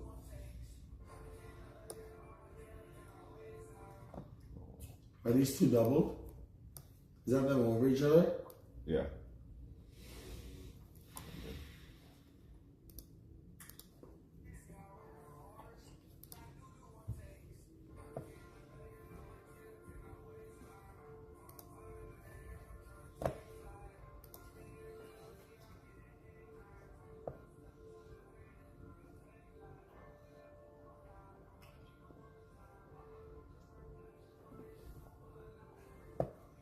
No. What we recorded tonight is light years better. Right? Well, that was the one. That was the first one that we did tonight. No. That was the original take. That was? Yeah. Because you got more comfortable with it. And that was one take. Yeah. Sometimes, like, one take is cool, but it has to be for the right record. Like a record like this, you need energy for each bar, so you need to, punch in. Yeah.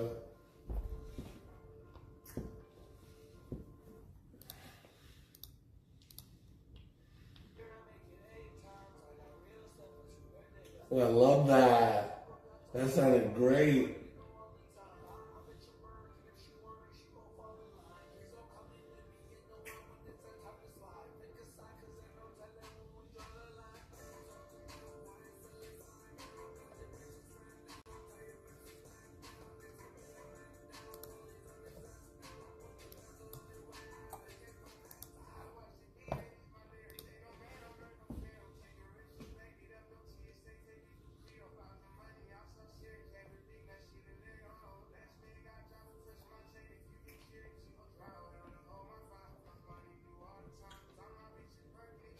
Join P&B.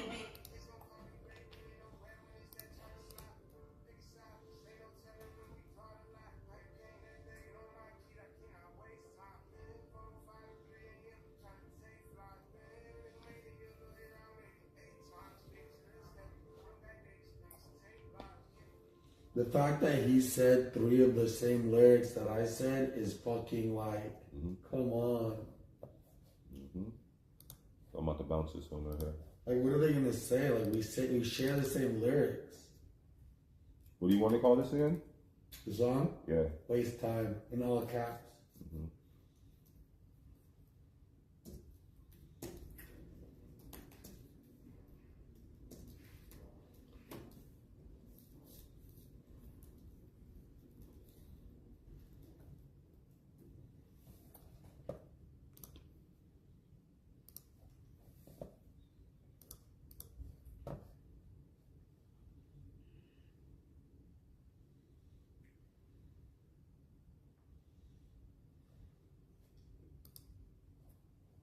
It's also a bizarre ass feeling, brother.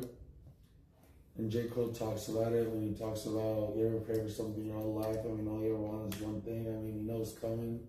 You have faith in all that, but sometimes you second guess yourself. It's not even second guess yourself. It's just knowing that, look, we're right here, right, on the timeline of reality. The dreams that I want to chase and the life I want to live are right here. The only thing we have to do is catch up to the timeline. I know it's coming. So the fact that I know we're sitting on a music like this with this feature is like such a surreal feeling. It's all about timing, for real.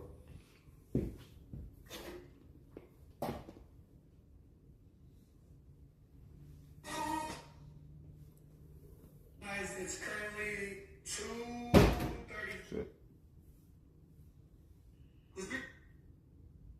Guys, it's currently 2:35 on this one. After walking away from an $100 million contract. These are some of my comments that turned off on TikTok. Yeah. Hi guys. So if you're watching me live 24/7, you saw I'm gonna look.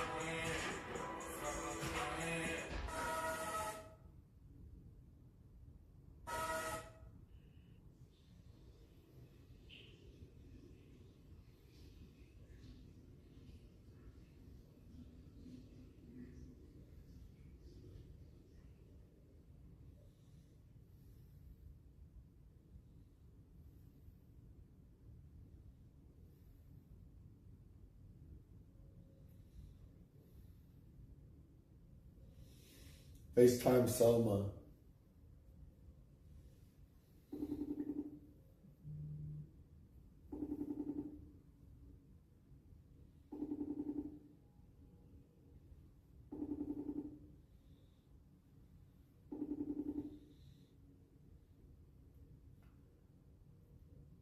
FaceTime Wifey.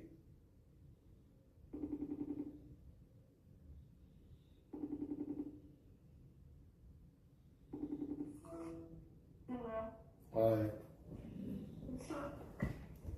Nothing.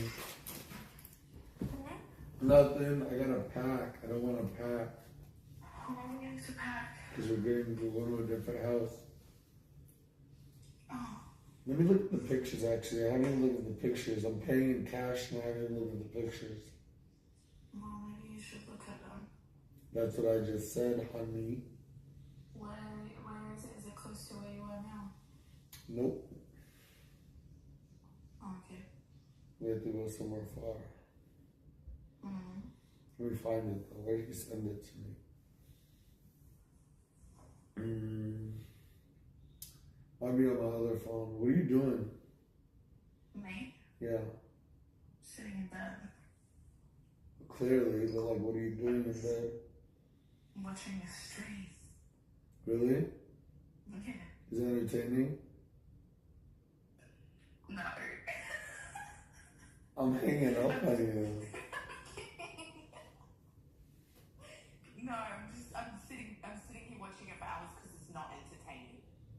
What kind of question is that? When you see the house tomorrow, oh my God. Was it nice? It's very nice. I think the one you're in now is nice. No, this is even nicer. It makes this one look small. How's it at the party? It's more like a small kickback. You know? Yeah, did you have fun? This girl saved in my phone as wifey with an Australian flag. She's psycho. I'm not psycho. What are you then? I'm losing my mind from having to put up with you all the time. That's a good answer.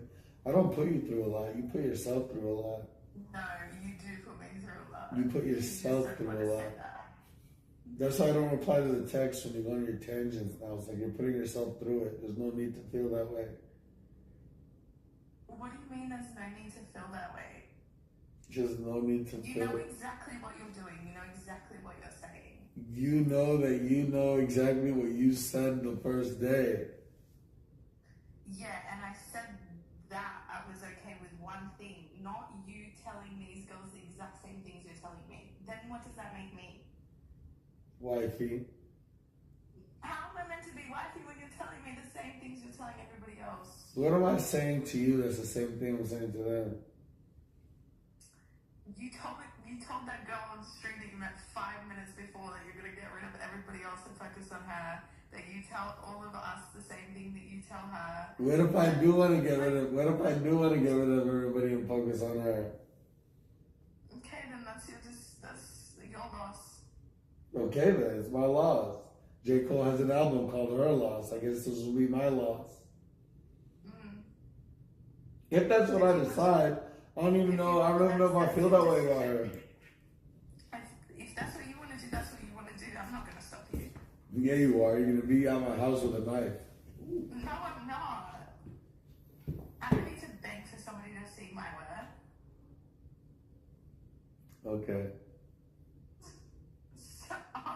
Okay. You know what you're doing. It's like you do it on purpose. I swear to God, I'm not 28 anymore. I'm 34. Okay. You sure? Yes, can I act like it? Yes. Why are you even talking to me? I look like a fucking Teletubby. Oh, yeah, I have your white ski. Do you want me to post it to you or something? No, that one was hella dirty. You can wash it. I can wash it for you. No, thank you. Okay. Yo, I don't want to pack. Can you come pack for me? I'm in a different country. By the time I get over there. But fly right now. Fly right now. By the time I wake up, you'll be here. No, because it takes longer than that. Are you coming out here or no? You want me to?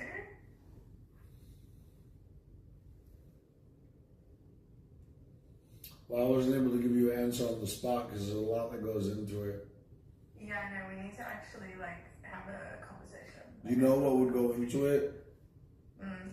What I have with you is sacred because it's private. It's only for you and I and the people who are around us. Bringing you onto a stream that's live 24/7 tarnishes our relationship instantly, whether we want it to or not. Yeah, I know. Yeah, that's why I wasn't really around all the videos in Australia. You know the one person I want? I want the one person when I ask, does anybody have a girl who can put G7 on my teeth? I want one person to say, yes, I know someone. Yeah. They say it every night, but then they don't. Brother. I can probably get that sort of Nah. thing in Australia. Are we done with the session? Alright. We killed that shit. I gotta say so. We killed it. Want to hear it? Yeah. Alright, let me mute it. Hold on. Actually, I'm lazy.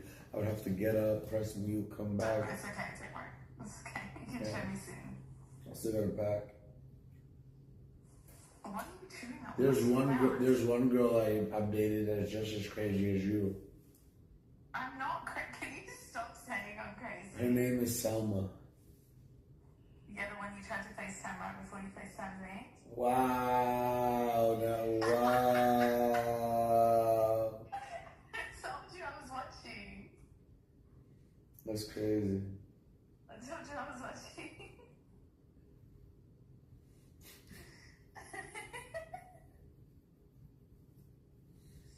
And you yourself told me you're crazy. I'm not crazy. I just have mental illness.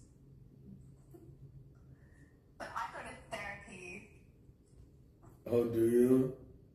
Yeah, but not like your therapy, actual therapy. What do you mean not like my therapy? What does that even mean? You just have a therapist that's on call. I go to behavioral therapy, all different group therapies. I've done all that. Yeah, I do all that too. That's why I can hold my shit a lot better than you should have met me 5 years ago. You really would have thought I was crazy 5 years ago. I don't need to. I know you're crazy now. I'm not crazy. Should I shower before I go to sleep like I did yesterday, or should I just go to sleep? Shower if you want to shower. You probably That's should. not what I asked though. Do you think I should go to sleep? Do you think I should shower? Yes. Damn it, why? Because you've been running around all day. But I'm tired.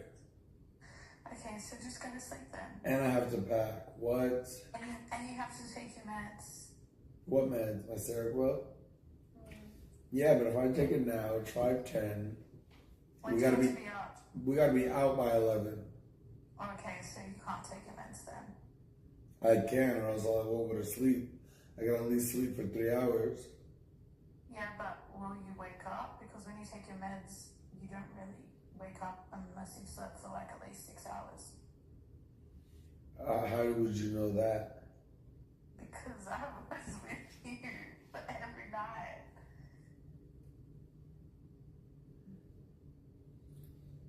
Is my stream muted?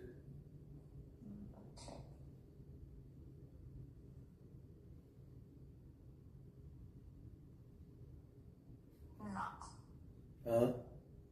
It's not muted. Want to hear a joke? Okay. A long one or a short one? Wait, what? You want to hear a long one or a short one? A long one.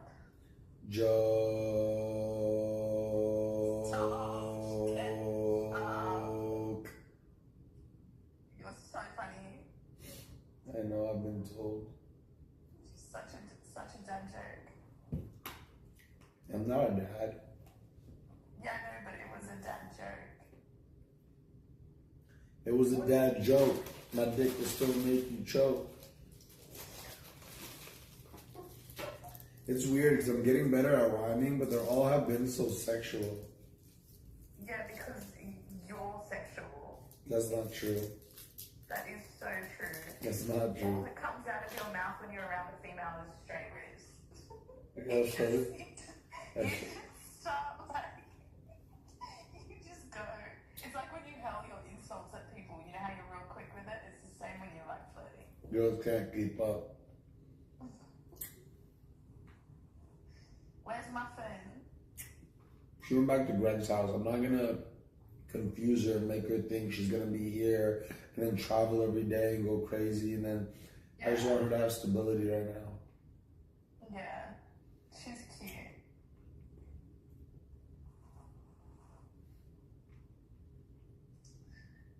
What time is it over there? It's 12 midnight. Huh? It's midnight. You better go to sleep? I'm just chilling. My sleep pattern is all over the place. What do you do when you're by yourself? Stay home, watch your streams. Sounds like polite. Sometimes I play Fortnite. You do? With my housemate. With what? With my housemate. Oh, She got God. me onto it.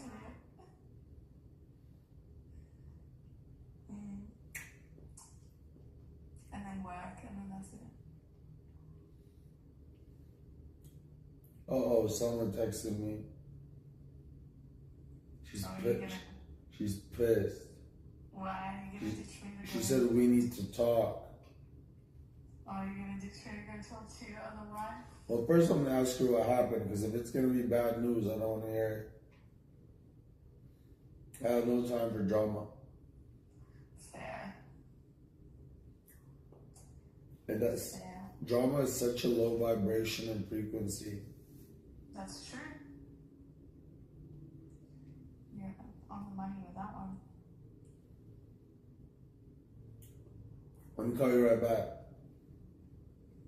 Okay. Wait, did you see what I put my vape? Never mind, I found it. Bye. Okay. FaceTime Selma.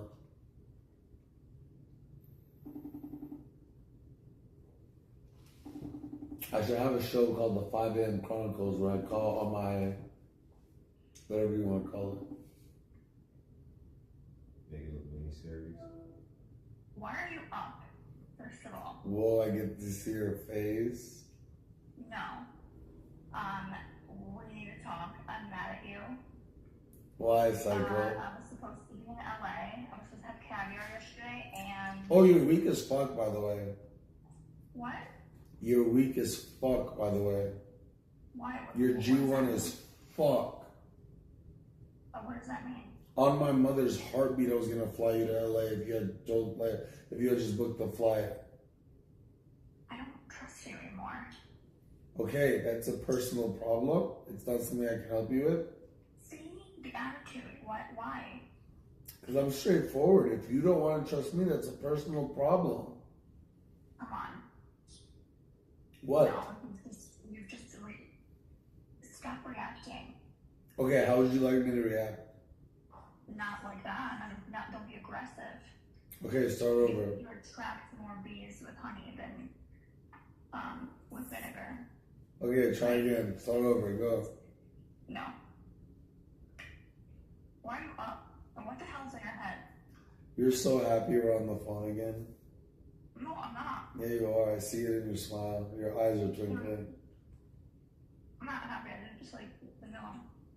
Oh, So you yeah, did. I'm mad at you. Why am I not in LA?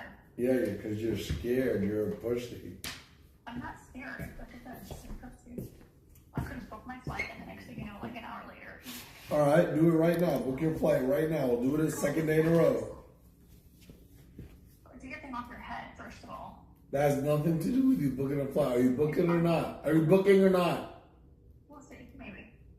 You're scared. I'm not scared. I'm not gonna beg you. I'm gonna ask you to beg me? No. I'm just saying I'm not gonna. I'm gonna release a song about you. I'm gonna release a song about you. I've booked my flight 100 times. I'm gonna release a song about you. It's gonna be called Selma's Interlude.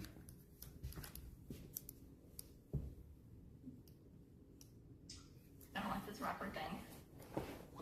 I'm just saying you could never do better. Calm me down. Why are you up? Because I'm singing love songs to my boo. You just bug the thing off your head, first of all. You're such a hater. I need it. Why? It makes me look good. It's so ugly. Remember that picture we have together when I'm in the red shirt at the Grove with you? And I'm wearing those glasses? That I bought you. That I had and you copied me. But it's okay. Yeah. You know you were with me during my worst years? You out? Yeah, my Not really. You want me to hear yours? Huh? I hear yours. That was right Uber? before. Just tell me your address. Hold on, Selma. Jeez. 19. Wait, don't say it out loud. Don't say it out loud. Oh shit. What are you doing? Just calm down, Selma. Blink twice if you need help. Okay.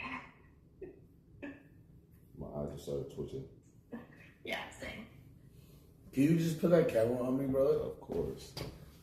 And No, is it's it right on muted you. or no? Are you streaming? Nah, it's not muted. Okay. Is it on me? It's on me? Yeah, it's on you and the bottom's on. I thought you gave up. Selma? See, this is why I get mad at you, and this is why I used to get mad at you in the past. Why? I know you're watching my stream at home. You know I'm streaming, so you're gonna ask, are you streaming? Okay, alright. If you think I have time to sit here and watch your fucking stream, come on, dude. But you have time to text me at 5. But you have time to text me at 5 a.m. and say we need to talk. I'm up. It's 7 a.m. I've been up since like. And the first thing you decided was to call me You called me. because you texted me and said we need to talk. No, I didn't. Are you insane? You called me first. Are you on crack? Yeah. Look at what time you called me. At 7:02 a.m. That's why I said we need to talk, because you called me. And then I called you back and you didn't answer. I was like, of course he's up. Okay, we need to talk about what, Selma? Yeah, because you called me at 5 in the morning and I'm not in LA. And this talk of like, oh, we're going to have Alright, the address change. Can you order it and then just on your invoice add it? Yeah. Thank you, brother. That's easier for me. All my credit cards are fucking locked. Can you tell him to order me caviar? Thank you. Can you come over so I can take you on a date and put caviar on your body and eat it like sushi? This is all. If I knew you were streaming, I wouldn't even answer your phone. But What? don't sound like when you do that. It's like, oh, I do know I'm streaming. If you think that girls sit here and just like watch your streams all day long, that's crazy. I swear to God, the last girl I was on the phone with right before you, when I asked her, what are you doing? She said, laying in bed. I said, what are you doing in bed? She said, just watching your stream. Don't act like you were doing the same, Selma. I fucking wasn't. I was at the gym actually. All of a sudden, she's at the gym at 5 in the morning. You know you're not that. I don't know why you like think that every time that I talk to you, it's like it has something to do with it, like your streams or anything like that. If out of anybody, I'm the only person that's actually genuinely been there for you that you treated like a piece of fucking shit. So you know what? I just like. You know how many people say that to me, Selma? How many people think that they're the one person who was in my life and actually gave a shit? Okay, cool. It's fine. I asked you to buy me a cologne. You said no. Yeah.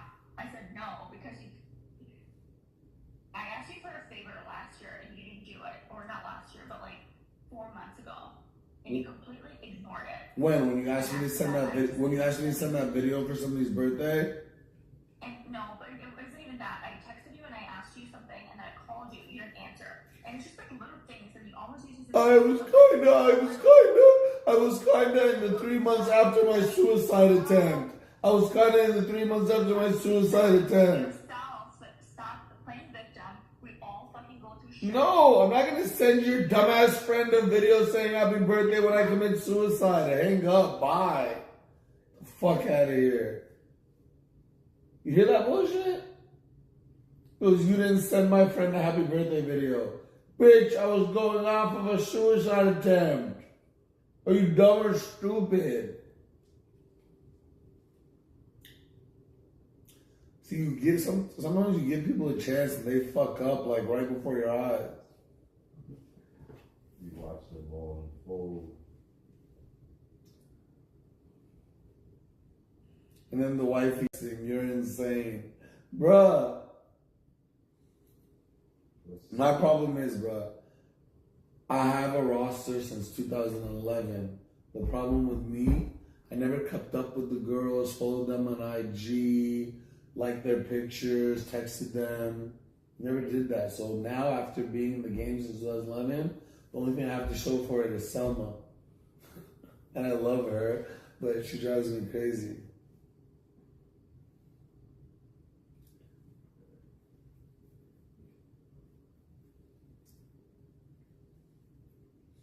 But I'm up. Hey, wait, can you send me the song? That's what I want. Whose laptop is that? That's what's it called? Yeah, if you can confident send it to me, that would be awesome. I wish I had an assistant to pack for me right now. I fired her though. Dang. Why?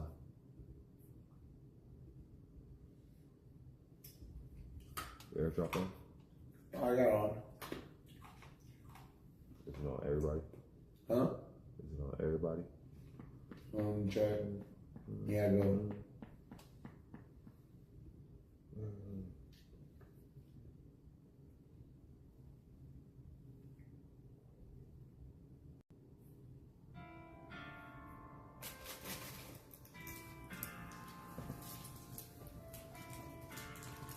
That can be it. I think it's magical. Formal announcement, so please listen up. From this point forward, I will not be.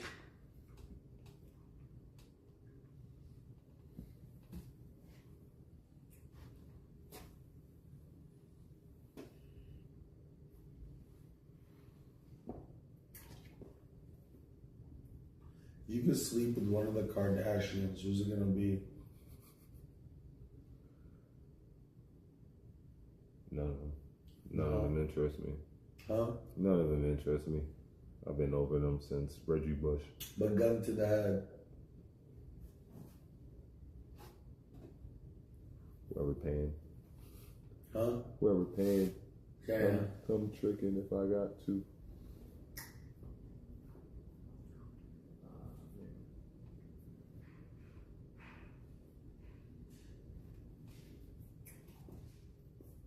You're getting comfortable, big dog. You're easing up. You're starting to slow down. Tell him what he needs. Running $100 million business. What they didn't know it was actually $200 million business. The number would scare them, so I said $100 million. They all took a boat, they fixed me. Hello, who's this? Alright, once this I'm on my finishes. For You page on TikTok. I just scrolled 3 TikToks. They were all me. That's funny shit. What did you say?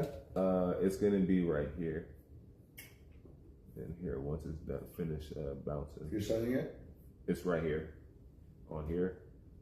So all you gotta do is just airdrop it. Can you airdrop it? Why can't you airdrop it now? Because it has to bounce and yeah, How do I know when it bounced? Hold on, actually no. I got 4 minutes, we good. Okay, I just want to thank you. Yeah, we got a minute, we good. You shot cleverness? Basically, what he said. Please use your seatbelt. Safety. Yo, please. What do you need? My social security number? 778. My address? God damn.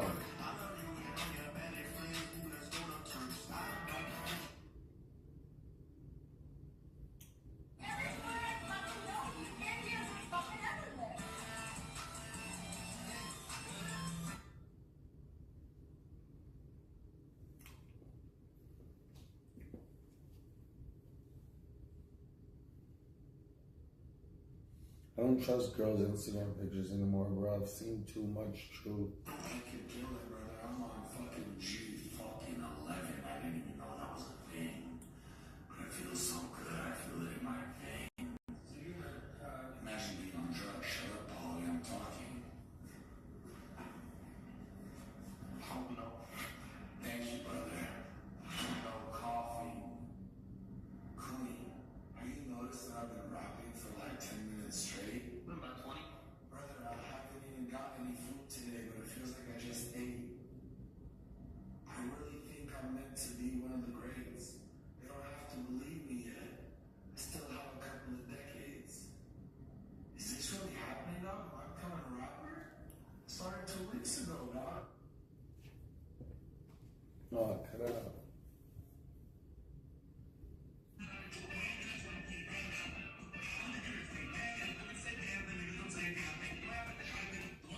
About this selfie screen is I just Saw that one? I have a text from my lawyer.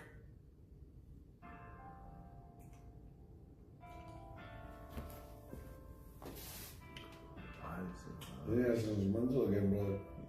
I don't know why.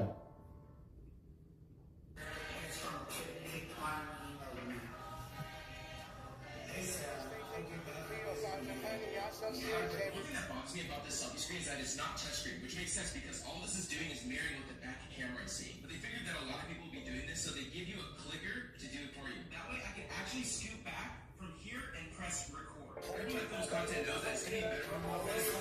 People focus too much on the past and focus too much on regret.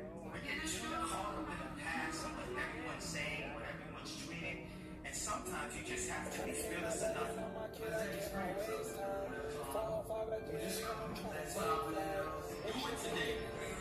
For all the girls out there trying to... An A-lister tries to give you a job because you lie on your resume. I work for A Square.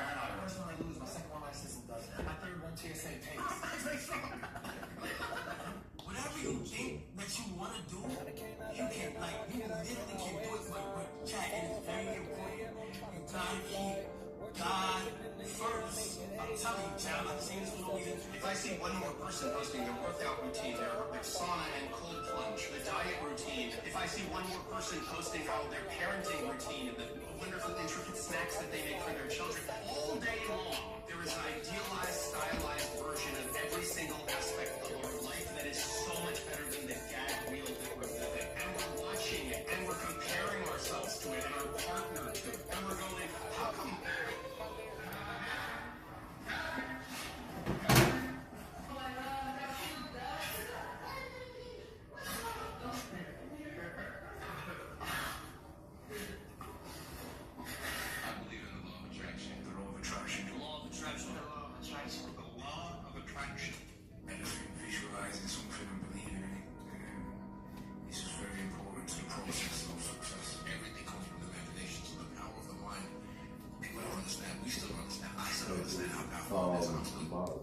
is here, but this is it right here. It's bouncing. It's gonna bounce in 20 seconds. Once it bounces, on the file. yeah, it's gonna be right here. So thank you, brother. If you need me again, I for sure want to work with you again. We're here every night, 8 o'clock. 8 o'clock? No, not here. We're moving out. Switch up. You know what I mean? All right, every day, 8 o'clock. All right, yeah, just you're gonna do this song, right? Yeah. I'm gonna talk to Maka and I could coordinate where you guys are gonna be tomorrow. Right. Yeah, he said you're here in the morning. All right, bet. Got him saved for the dog. Appreciate you, bro. I know one thing. Packet. Come on now.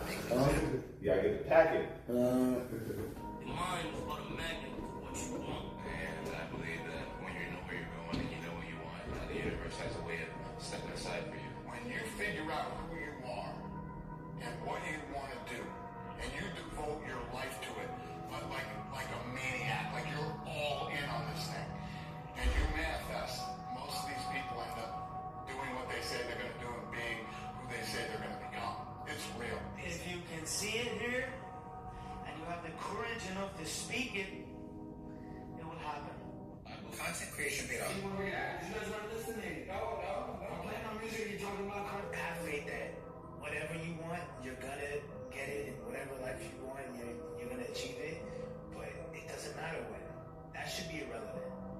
You know, you can't put a deadline on your own success. It's crazy. Have faith that When you're feeling the most trapped and down and nothing can go right, those are the moments that define you. Those are those character canon moments that are like, what am I going to do now? How do you respond to that? And no, God damn it! First one I lose, my second one I system, bro. You know, everyone's deciding not to get these selfies. Fuck you! This ain't you, bro. This ain't you. I'm the solution to your fucking problem. Don't be the problem. Take action. Oh, forgot my bag.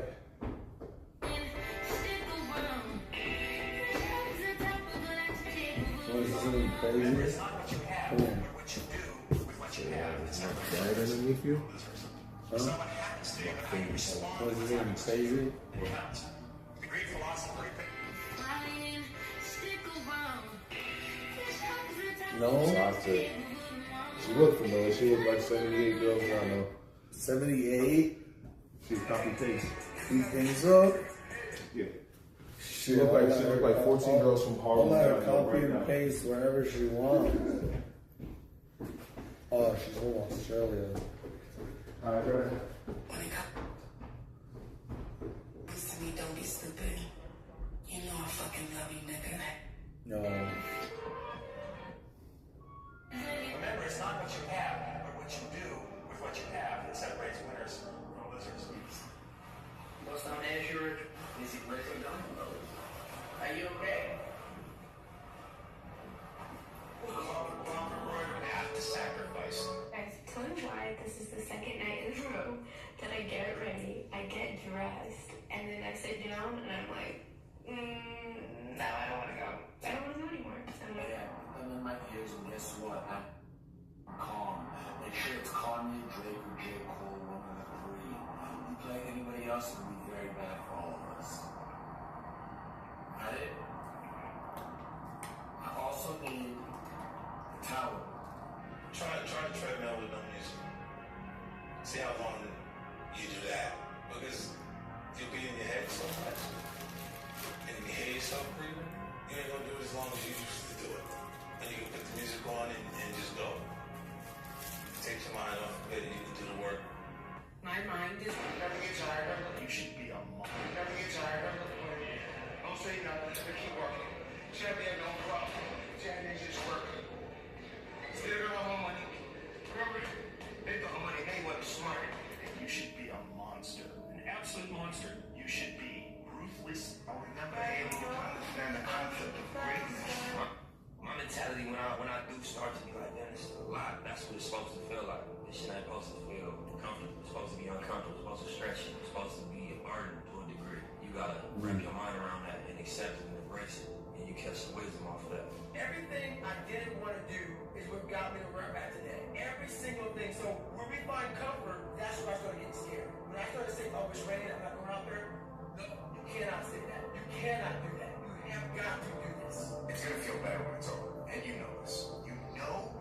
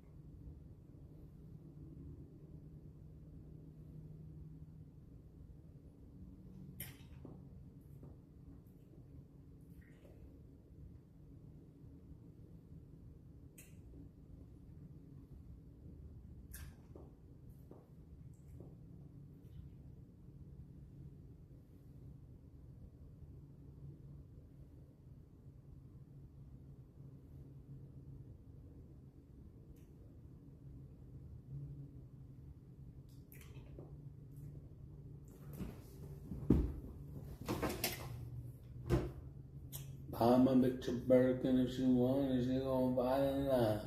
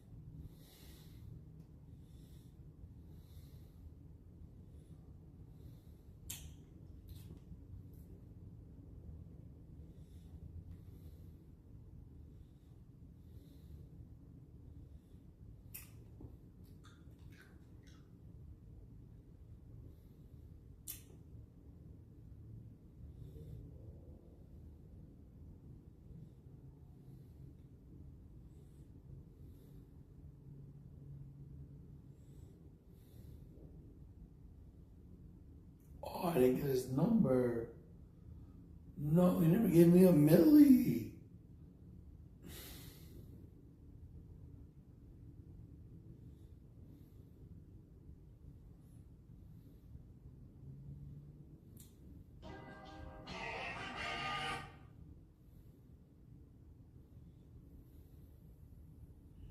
He never gave me it.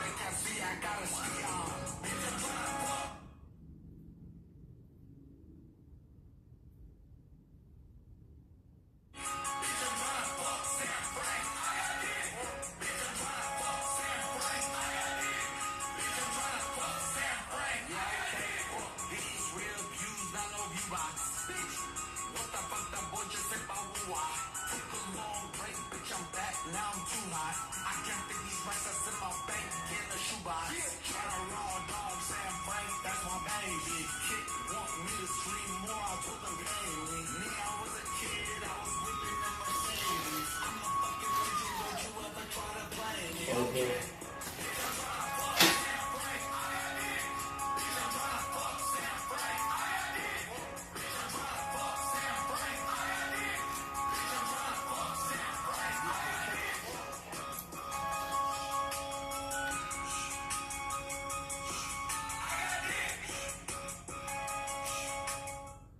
What's that? Well, you do. You obviously do. It's blatant. No one watching this will draw any other conclusion. I'm staggered about how brazen you've been. Yeah, I mean, I don't like it when people think they're better than other people. And you see that in Israel, and they're acting like that, and they're treating Palestinians like second-class citizens. They're treating them like subhuman beasts, and it sells that in their Talmud. So it says if you are not a Jew, that you are basically subhuman. And I don't think that Judaism and Christianity go hand in hand. I mean, they believe that Jesus is in hell burning in human shit, and they believe that the Virgin Mary is a whore. So I don't think those are two religions that really intersect very well. But, you know, we've been programmed that they do, and we've been programmed that it's okay, and that Jews are the chosen people.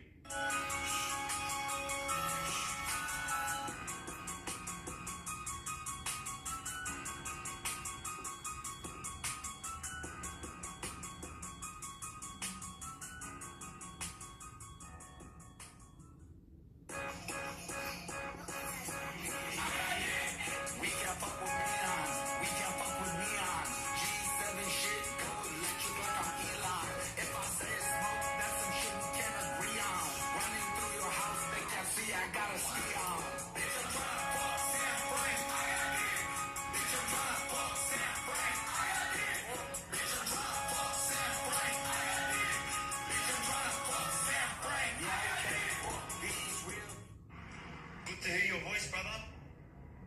Good to hear you're making bangers, still moving, you know? Keep grinding, brother. Miss you, my G.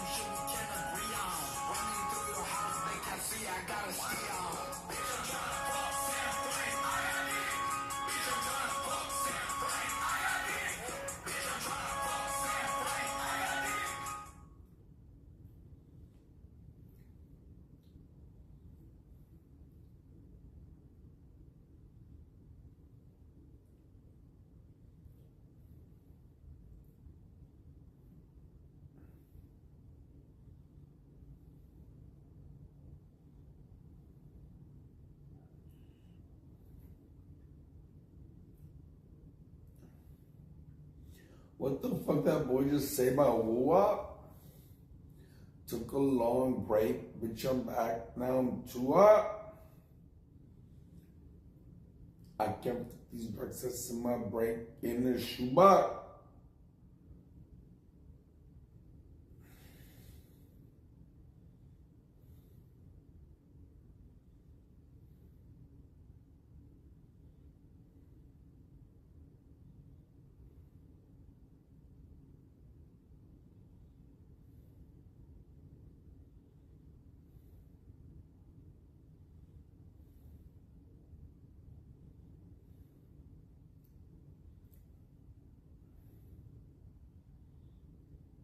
"5:47 a.m. in the morning. Just got done with tonight's studio session. Your favorite's still sleeping." I'm just kidding. I don't need to talk about your favorite. I'm your favorite. I'm still awake. We have to leave this Airbnb by 11 and check into the new house. I don't want to pack. I used to have an assistant that packed for me. She's fired. You're hired. My beard looks so good. Makes me look young even when I'm tired. I've been in the game so long, you would have think I would have expired.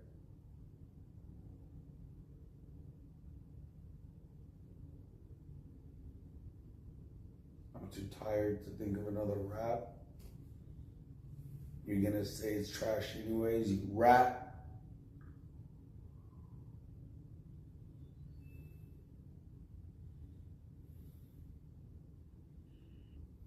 Favorite still sleeping.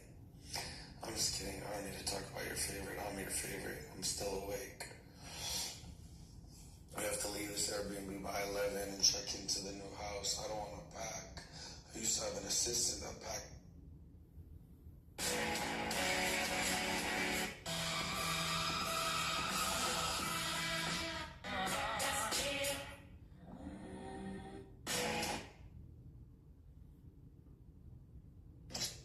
"5:47 a.m. in the morning.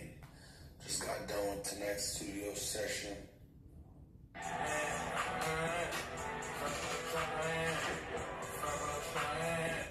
"5:47 a.m. in the morning. Just got done with tonight's studio session. Your favorite."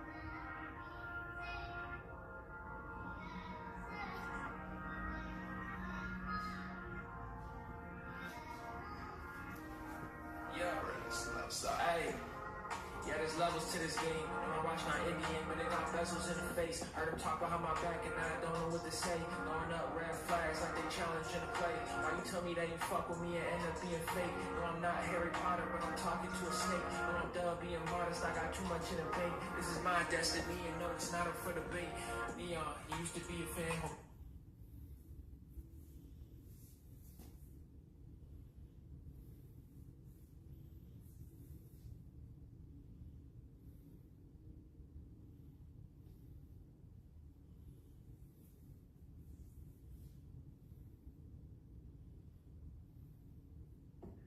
Fousey taught me. Fousey taught me. Fousey taught me. Fousey taught me.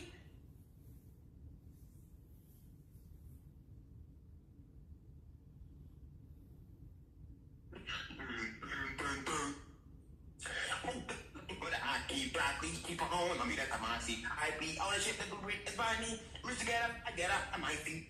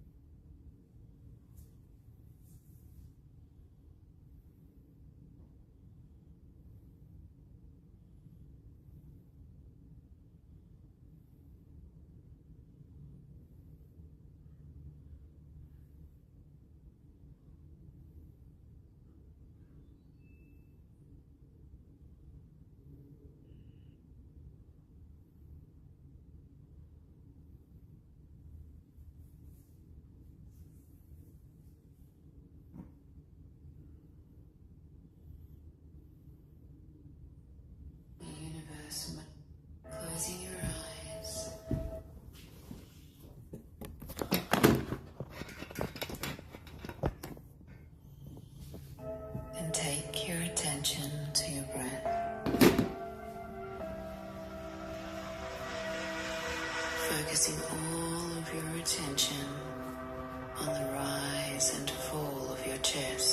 Breathe deeply.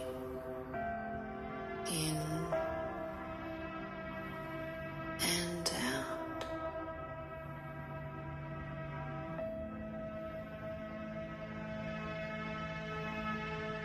Take your time to become present in this moment.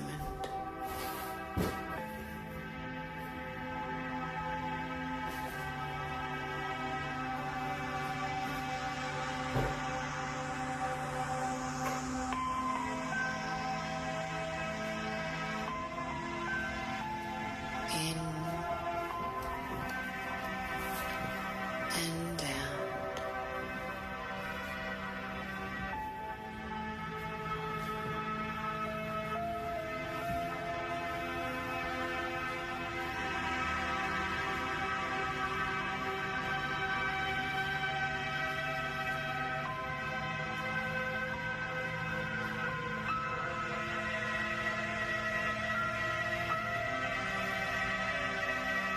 With every breath in, feel it filling your chest and moving all the way down to your stomach and lower abdomen.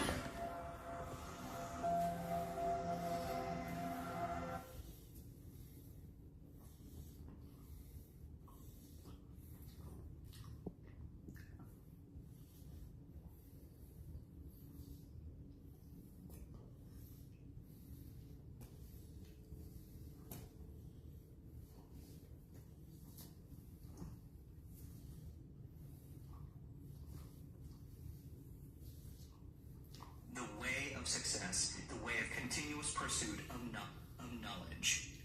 Chapter 5. Specialized knowledge. Personal experiences or observations. The fourth step toward riches. There are two kinds of knowledge. One is general, the other is specialized. General knowledge, no matter how great in quantity or variety it may be, is of but little use in the accumulation of money. The faculties of the great universities possess in the aggregate practically every form of general knowledge known to civilization. Most of the professors have but little or no money. They specialize on teaching knowledge, but they do not specialize on the organization or the use of knowledge. Knowledge will not attract money unless it is organized and intelligently directed through practical plans of action to the definite end of accumulation of money. Lack of understanding of this fact has been the source of confusion to millions of people who falsely believe that knowledge is power. It is nothing of the sort. Knowledge is only potential power.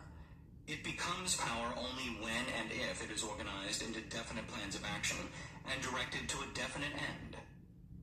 This missing link in all systems of education known to civilization today may be found in the failure of educational institutions to teach their students how to organize and use knowledge after they acquire it. Many people make the mistake of assuming that because Henry Ford had but little schooling, he is not a man of education. Those who make this mistake do not know Henry Ford, nor do they understand the real meaning of the word educate. That word is derived from the Latin word educo, meaning to educe, to draw out, to develop from within. An educated man is not necessarily one who has an abundance of general or specialized knowledge.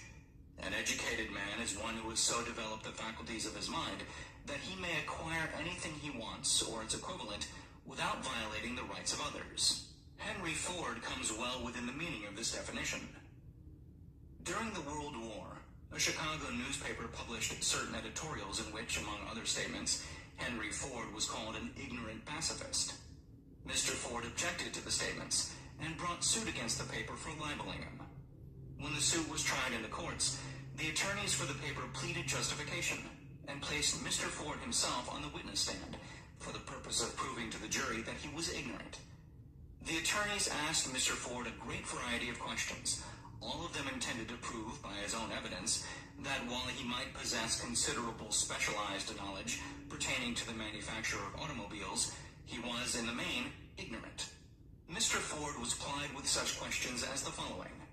Who was Benedict Arnold, And how many soldiers did the British send over to America to put down the rebellion of 1776? In answer to the last question, Mr. Ford replied, I do not know the exact number of soldiers the British sent over, but I have heard that it was a considerably larger number than ever went back. Finally, Mr. Ford became tired of this line of questioning, and in reply to a particularly offensive question, he leaned over, pointed his finger at the lawyer who had asked the question, and said, if I should really want to answer the foolish question you've just asked, or any of the other questions you have been asking me, let me remind you that I have a row of electric push buttons on my desk, and by pushing the right button, I can summon to my aid men who can answer any question I desire to ask concerning the business to which I am devoting most of my efforts. Now, will you kindly tell me why I should clutter up my mind with general knowledge for the purpose of being able to answer questions when I have men around me who can supply any knowledge I require? There certainly was good logic to that reply. That answer floored the lawyer. Every person in the courtroom realized it was the answer not of an ignorant man, but of a man of education. Any man is educated who knows where to get knowledge when he needs it, and how to organize that knowledge into definite plans of action. Through the assistance of his mastermind group, Henry Ford had at his command all the specialized knowledge he needed to enable him to become one of the wealthiest men in America. It was not essential that he have this knowledge in his own mind. Surely no person who has sufficient inclination and intelligence to listen to a book of this nature can possibly miss the significance of this illustration. Before you can be sure of your ability to transmute desire into its monetary equivalent, you will require specialized knowledge of the service, merchandise, or profession which you intend to offer in return for fortune. Perhaps you may need much more specialized knowledge than you have the ability or the inclination to acquire. And if this should be true, you may bridge your weakness through the aid of your mastermind group. Andrew Carnegie stated that he personally knew nothing about the technical end of the steel business. Moreover, he did not particularly care to know anything about it. The specialized knowledge which he required for the manufacture and marketing of steel, he found available through the individual units of his mastermind group. The accumulation of great fortunes calls for power, and power is acquired through highly organized and intelligently directed specialized knowledge. But that knowledge does not necessarily have to be in the possession of the man who accumulates the fortune. The preceding paragraph should give hope and encouragement to the man with ambition to accumulate a fortune, who has not possessed himself of the necessary education to supply such specialized knowledge as he may require. Men sometimes go through life suffering from inferiority complexes, because they are not men of education. The man who can organize and direct a mastermind group of men who possess knowledge useful in the accumulation of money is just as much a man of education as any man in the group. Remember this, if you suffer from a feeling of inferiority because your schooling has been limited. Thomas A. Edison had only 3 months of schooling during his entire life. He did not lack education, neither did he die poor. Henry Ford had less than a 6th grade schooling, but he has managed to do pretty well by himself financially. Specialized knowledge is among the most plentiful and the cheapest forms of service which may be had. If you doubt this, consult the payroll of any university. It pays to know how to purchase knowledge. First of all, decide the sort of specialized knowledge you require, and the purpose for which it is needed. To a large extent, your major purpose in life, the goal toward which you are working, will help determine what knowledge you need. With this question settled, your next move requires that you have accurate information concerning dependable sources of knowledge. The more important of these are A. One's own experience in education, B. Experience in education available through cooperation of others, mastermind alliance, C. Colleges and universities, D. Public libraries, through books and periodicals in which may be found all the knowledge organized by civilization, E. Special training courses, through night schools and home study schools in particular. As knowledge is acquired, it must be organized and put into use for a definite purpose through practical plans. Knowledge has no value except that which can be gained from its application toward some worthy end. This is one reason why college degrees are not valued more highly. They represent nothing but miscellaneous knowledge. If you contemplate taking additional schooling, first determine the purpose for which you want the knowledge you are seeking. Then learn where this particular sort of knowledge can be obtained from reliable sources. Successful men in all callings never stop acquiring specialized knowledge related to their major purpose, business, or profession. Those who are not successful usually make the mistake of believing that the knowledge acquiring period ends when one finishes school. The truth is that schooling does but little more than to put one in the way of learning how to acquire practical knowledge. With this changed world, which began at the end of the economic collapse, came also astounding changes in educational requirements. The order of the day is specialization. This truth was emphasized by Robert P. Moore, Secretary of Appointments to Columbia University. Specialists most sought. Particularly sought after by employing companies are candidates who have specialized in some field.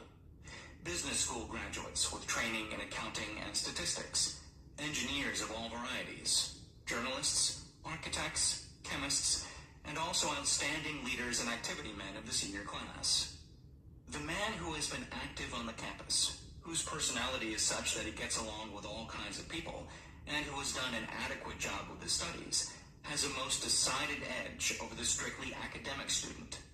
Some of these, because of their all-around qualifications, have received several offers of positions, a few of them as many as 6.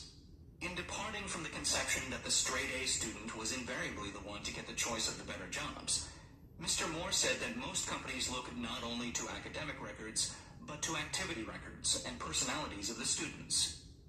One of the largest industrial companies, the leader in its field, in writing to Mr. Moore concerning prospective seniors at the college, said, "We are interested primarily in finding men who can make exceptional progress in management work. For this reason, we emphasize qualities of character, intelligence, and personality far more than specific educational background." Apprenticeship proposed. Proposing a system of apprenticing students in offices, stores, and industrial occupations during the summer vacation, Mr. Moore asserts that after the first 2 or 3 years of college, every student should be asked to choose a definite future course and to call a halt if he has been merely pleasantly drifting without purpose through an unspecialized academic curriculum. Colleges and universities must face the practical consideration that all professions and occupations now demand specialists, he said, urging that educational institutions accept more direct responsibility for vocational guidance. One of the most reliable and practical sources of knowledge available to those who need specialized schooling is the night schools, operated in most large cities. The correspondence schools give specialized training anywhere the U.S. mails go, on all subjects that can be taught by the extension method. One advantage of home study training is the flexibility of the study program, which permits one to study during spare time. Another stupendous advantage of home study training, if the school is carefully chosen, is the fact that most courses offered by home study schools carry with them generous privileges of consultation, which can be of priceless value to those needing specialized knowledge. No matter where you live, you can share the benefits. Anything acquired without effort and without cost is generally unappreciated, often discredited. Perhaps this is why we get so little from our marvelous opportunity in public schools. The self-discipline one receives from a definite program of specialized study makes up to some extent for the wasted opportunity when knowledge was available without cost. Correspondence schools are highly organized business institutions. Their tuition fees are so low that they are forced to insist upon prompt payments. Being asked to pay, whether the student makes good grades or poor, has the effect of causing one to follow through with the course when he would otherwise drop it. The correspondence schools have not stressed this point sufficiently, for the truth is that their collection departments constitute the very finest sort of training on decision, promptness, action, and the habit of finishing that which one begins. I learned this from experience more than 25 years ago. I enrolled for a home study course in advertising. After completing 8 or 10 lessons, I stopped studying. But the school did not stop sending me bills. Moreover, it insisted upon payment, whether I kept up my studies or not. I decided that if I had to pay for the course, which I had legally obligated myself to do, I should complete the lessons and get my money's worth. I felt at the time that the collection system of the school was somewhat too well organized, but I learned later in life that it was a valuable part of my training for which no charge had been made. Being forced to pay, I went ahead and completed the course. Later in life, I discovered that the efficient collection system of that school had been worth much in the form of money earned because of the training and advertising I had so reluctantly taken. We have in this country what is said to be the greatest public school system in the world. We have invested fabulous sums for fine buildings. We have provided convenient transportation for children living in the rural districts, so they may attend the best schools. But there is one astounding weakness to this marvelous system. It is free. One of the strange things about human beings is that they value only that which has a price. The free schools of America and the free public libraries do not impress people because they are free. This is the major reason why so many people find it necessary to acquire additional training after they quit school and go to work. It is also one of the major reasons why employers give greater consideration to employees who take home study courses. They have learned from experience that any person who has the ambition to give up a part of his spare time to studying at home has in him those qualities which make for leadership. This recognition is not a charitable gesture. It is sound business judgment upon the part of the employers. There is one weakness in people for which there is no remedy. It is the universal weakness of lack of ambition. Persons, especially salaried people who schedule their spare time to provide for home study, seldom remain at the bottom very long. Their action opens the way for the upward climb, removes many obstacles from their path, and gains the friendly interest of those who have the power to put them in the way of opportunity. The home study method of training is especially suited to the needs of employed people who find, after leaving school, that they must acquire additional specialized knowledge, but cannot spare the time to go back to school. The changed economic conditions prevailing since the Depression have made it necessary for thousands of people to find additional or new sources of income. For the majority of these, the solution to their problem may be found only by acquiring specialized knowledge. Many will be forced to change their occupations entirely. When a merchant finds that a certain line of merchandise is not selling, he usually supplants it with another that is in demand. The person whose business is that of marketing personal services must also be an efficient merchant. If his services do not bring adequate returns in one occupation, he must change to another, where broader opportunities are available. Stuart Austin Weir prepared himself as a construction engineer and followed this line of work until the Depression limited his market to where it did not give him the income he required. He took inventory of himself, decided to change his profession to law, went back to school, and took special courses by which he prepared himself as a corporation lawyer. Despite the fact that the Depression had not ended, he completed his training, passed the bar examination, and quickly built a lucrative law practice in Dallas, Texas. In fact, he is turning away clients. Just to keep the record straight, and to anticipate the alibis of those who will say, I couldn't go to school because I have a family to support, or I'm too old, I will add the information that Mr. Weir was past 40 and married when he went back to school. Moreover, by carefully selecting highly specialized courses in colleges best prepared to teach the subjects chosen, Mr. Weir completed in 2 years the work for which the majority of law students require 4 years. It pays to know how to purchase knowledge. The person who stops studying merely because he has finished school is forever hopelessly doomed to mediocrity, no matter what may be his calling. The way of success is the way of continuous pursuit of knowledge. Let us consider a specific instance. During the Depression, a salesman in a grocery store found himself without a position.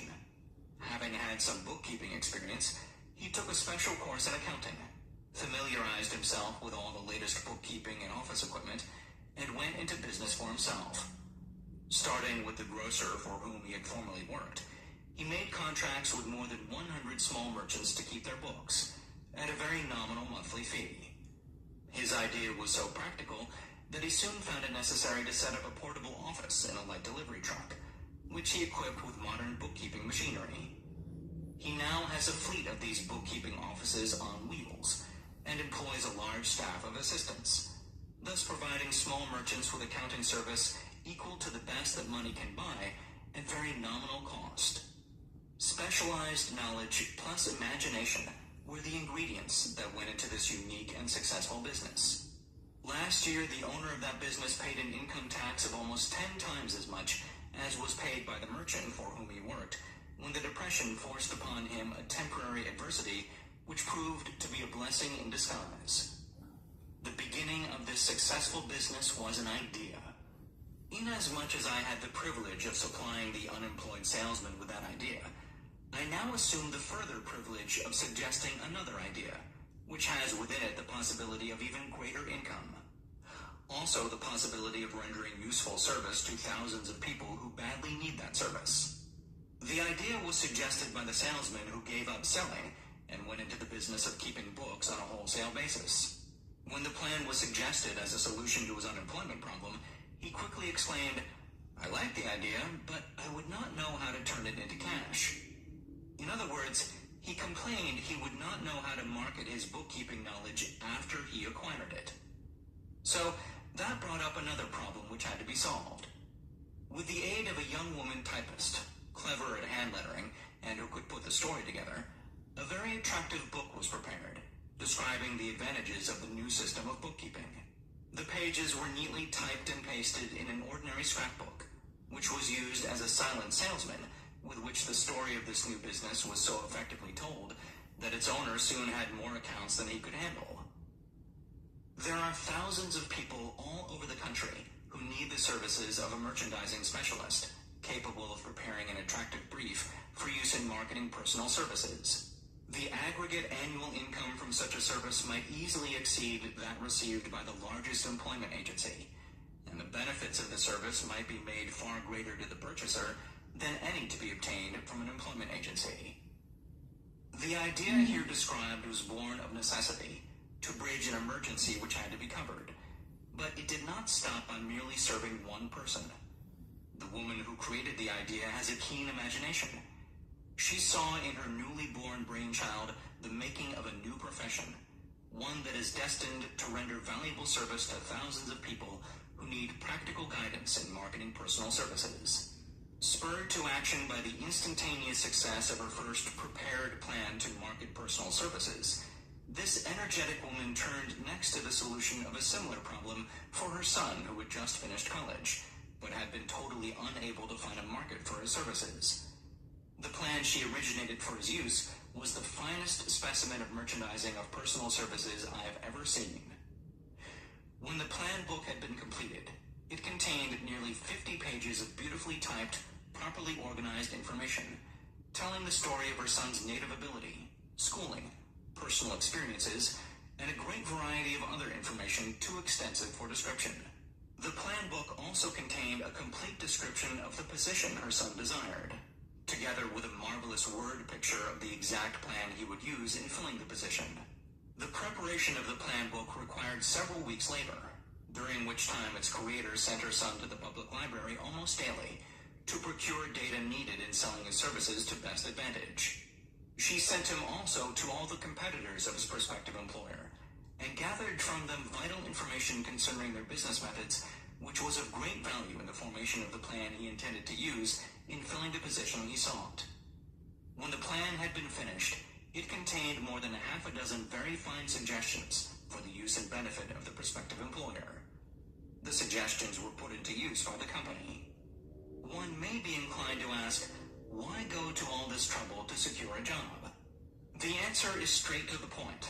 Also, it is dramatic, because it deals with a subject which assumes the proportion of a tragedy with millions of men and women whose sole source of income is personal services. The answer is, doing a thing well never is trouble.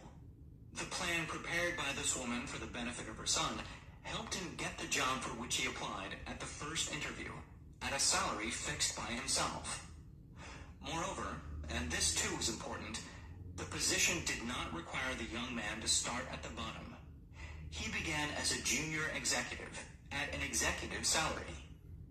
Why go to all this trouble, do you ask? Well, for one thing, the planned presentation of this young man's application for a position clipped off no less than 10 years of time he would have required to get to where he began, had he started at the bottom and worked his way up. This idea of starting at the bottom and working one's way up may appear to be sound, but the major objection to it is this. Too many of those who begin at the bottom never manage to lift their heads high enough to be seen by opportunity, so they remain at the bottom. It should be remembered also that the outlook from the bottom is not so very bright or encouraging. It has a tendency to kill off ambition. We call it getting into a rut, which means that we accept our fate because we form the habit of daily routine, a habit that finally becomes so strong we cease to try to throw it off. And that is another reason why it pays to start one or two steps above the bottom. By so doing, one forms the habit of looking around, of observing how others get ahead, of seeing opportunity, and of embracing it without hesitation. Dan Halpin is a splendid example of what I mean.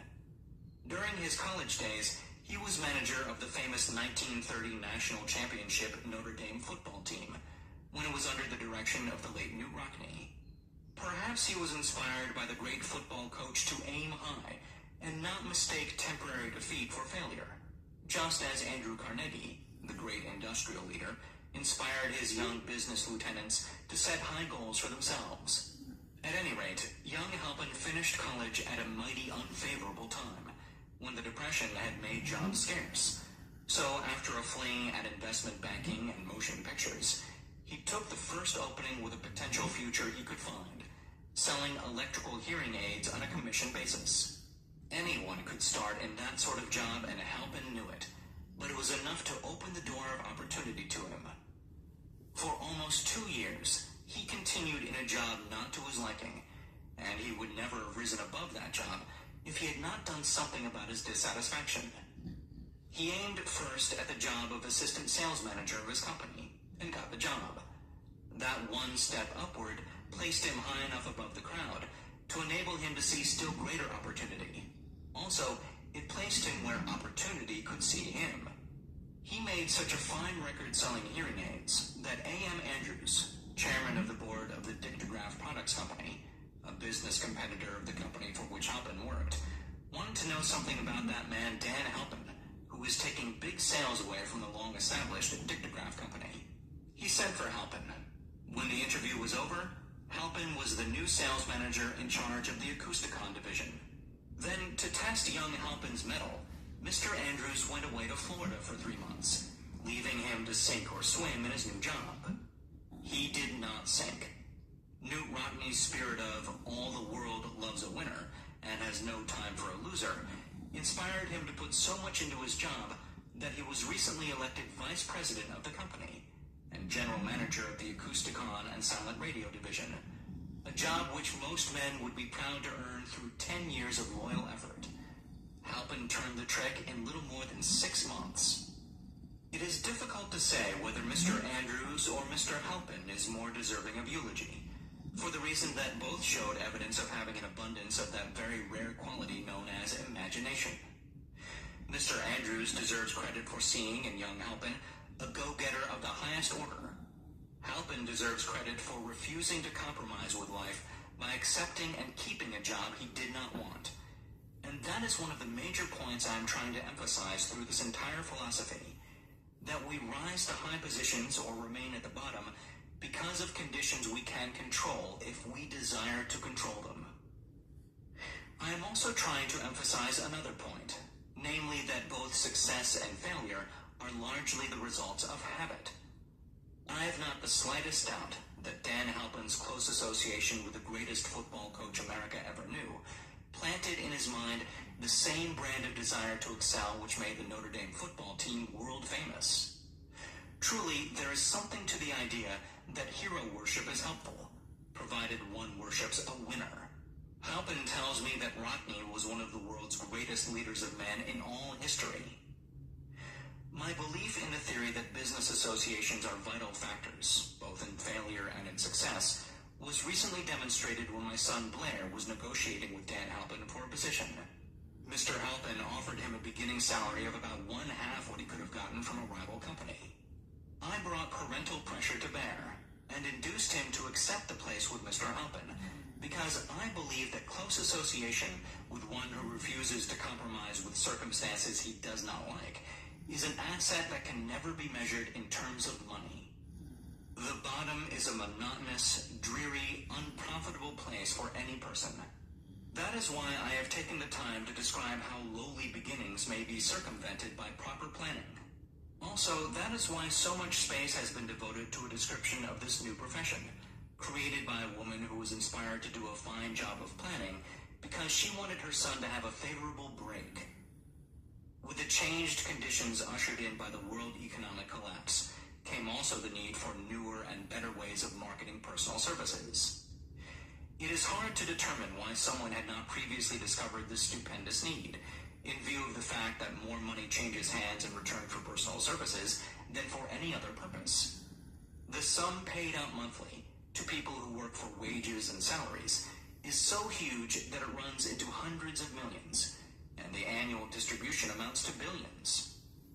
Perhaps some will find, in the idea here briefly described, the nucleus of the riches they desire. Ideas with much less merit have been the seedlings from which great fortunes have grown. Woolworth's 5 and 10 cent store idea, for example, had far less merit, but it piled up a fortune for its creator. Those seeing opportunity lurking in this suggestion will find valuable aid in the chapter on organized planning. Incidentally, an efficient merchandiser of personal services would find a growing demand for his services wherever there are men and women who seek better markets for their services. By applying the mastermind principle, a few people with suitable talent could form an alliance and have a paying business very quickly. One would need to be a fair writer, with a flair for advertising and selling, one handy at typing and hand lettering, and one should be a first-class business getter who would let the world know about the service. If one person possessed all these abilities, he might carry on the business alone, until it outgrew him. The woman who prepared the personal service sales plan for her son now receives requests from all parts of the country for her cooperation in preparing similar plans for others who desire to market their personal services for more money. She has a staff of expert typists, artists, and writers who have the ability to dramatize the case history so effectively that one's personal services can be marketed for much more money than the prevailing wages for similar services. She is so confident of her ability that she accepts, as the major portion of her fee, a percentage of the increased pay she helps her clients to earn. It must not be supposed that her plan merely consists of clever salesmanship, by which she helps men and women to demand and receive more money for the same services they formerly sold for less pay. She looks after the interests of the purchaser as well as the seller of personal services, and so prepares her plans that the employer receives full value for the additional money he pays. The method by which she accomplishes this astonishing result is a professional secret, which she discloses to no one excepting her own clients. If you have the imagination and seek a more profitable outlet for your personal services, this suggestion may be the stimulus for which you have been searching. The idea is capable of yielding an income far greater than that of the average doctor, lawyer, or engineer, whose education required several years in college. The idea is saleable to those seeking new positions, in practically all positions calling for managerial or executive ability, and those desiring rearrangement of incomes in their present positions. There is no fixed price for sound ideas. Back of all ideas is specialized knowledge. Unfortunately, for those who do not find riches in abundance, specialized knowledge is more abundant and more easily acquired than ideas. Because of this very truth, there is a universal demand and an ever-increasing opportunity for the person capable of helping men and women to sell their personal services advantageously. Capability means imagination, the one quality needed to combine specialized knowledge with ideas in the form of organized plans designed to yield riches. If you have imagination, this chapter may present you with an idea sufficient to serve as the beginning of the riches you desire. Remember, the idea is the main thing. Specialized knowledge may be found just around the corner. Any corner. Chapter 6. Imagination. The workshop of the mind. The fifth step toward riches. The imagination is literally the workshop wherein are fashioned all plans created by man. The impulse, the desire, is given shape, form, and action through the aid of the imaginative faculty of the mind. It has been said that man can create anything which he can imagine. Of all the ages of civilization, this is the most favorable for the development of the imagination, because it is an age of rapid change. On every hand, one may contact stimuli which develop the imagination. Through the aid of his imaginative faculty, man has discovered and harnessed more of nature's forces during the past 50 years than during the entire history of the human race previous to that time. He has conquered the air so completely that the birds are a poor match for him in flying. He has harnessed the ether and made it serve as a means of instantaneous communication with any part of the world. He has analyzed and weighed the sun at a distance of millions of miles, and has determined, through the aid of imagination, the elements of which it consists. He has discovered that his own brain is both a broadcasting and a receiving station for the vibration of thought, and he is beginning now to learn how to make practical use.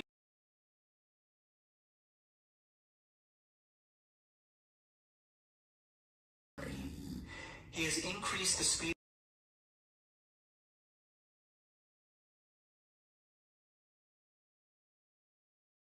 of locomotion until he may now travel at a speed of more than 300 miles an hour. The time will soon come when a man may breakfast in New York and lunch in San Francisco. Man's only limitation within reason lies in his development and use of his imagination. He has not yet reached the apex of development in the use of his imaginative faculty. He has merely discovered that he has an imagination, and has imaginative faculty functions in two forms. One is known as synthetic imagination, and the other as creative imagination. Synthetic imagination. Through this faculty, one may arrange old concepts, ideas, or plans into new combinations. This faculty creates nothing. It merely works with the material of experience, education, and observation with which it is fed. It is the faculty used most by the inventor, with the exception of the one who draws upon the creative imagination when he cannot solve his problem through synthetic imagination. Creative imagination. Through the faculty of creative imagination, the finite mind of man has direct communication with infinite intelligence. It is the faculty through which hunches and inspirations are received. It is by this faculty that all basic or new ideas are handed over to man. It is through this faculty that thought vibrations from the minds of others are received. It is through this faculty that one individual may tune in or communicate with the subconscious minds of other men. The creative imagination works automatically, in the manner described later in this program. This faculty functions only when the conscious mind is vibrating at an exceedingly rapid rate, as for example when the conscious mind is stimulated through the emotion of a strong desire. The creative faculty becomes more alert, more receptive to vibrations from the sources mentioned, in proportion to its development through use. This statement is significant. Ponder over it before passing on. Keep in mind as you follow these principles that the entire story of how one may convert desire into money cannot be told in one statement. The story will be complete only when one has mastered, assimilated, and begun to make use of all the principles. The great leaders of business, industry, finance, and the great artists, musicians, poets, and writers became great because they developed the faculty of creative imagination. Both the synthetic and creative faculties of imagination become more alert with use, just as any muscle or organ of the body develops through use. Desire is only a thought, an impulse. It is nebulous and ephemeral. It is abstract and of no value until it has been transformed into its physical counterpart. While the synthetic imagination is the one which will be used most frequently in the process of transforming the impulse of desire into money, you must keep in mind the fact that you may face circumstances and situations which demand use of the creative imagination as well. Your imaginative faculty may have become weak through inaction. It can be revived and made alert through use. This faculty does not die, though it may become quiescent through lack of use.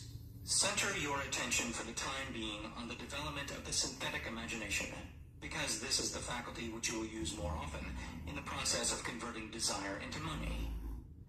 Transformation of the intangible impulse of desire into the tangible reality of money calls for the use of a plan or plans. These plans must be formed with the aid of the imagination, and mainly with the synthetic faculty. Listen to the entire audiobook, then come back to this chapter, and begin at once to put your imagination to work on the building of a plan or plans for the transformation of your desire into money.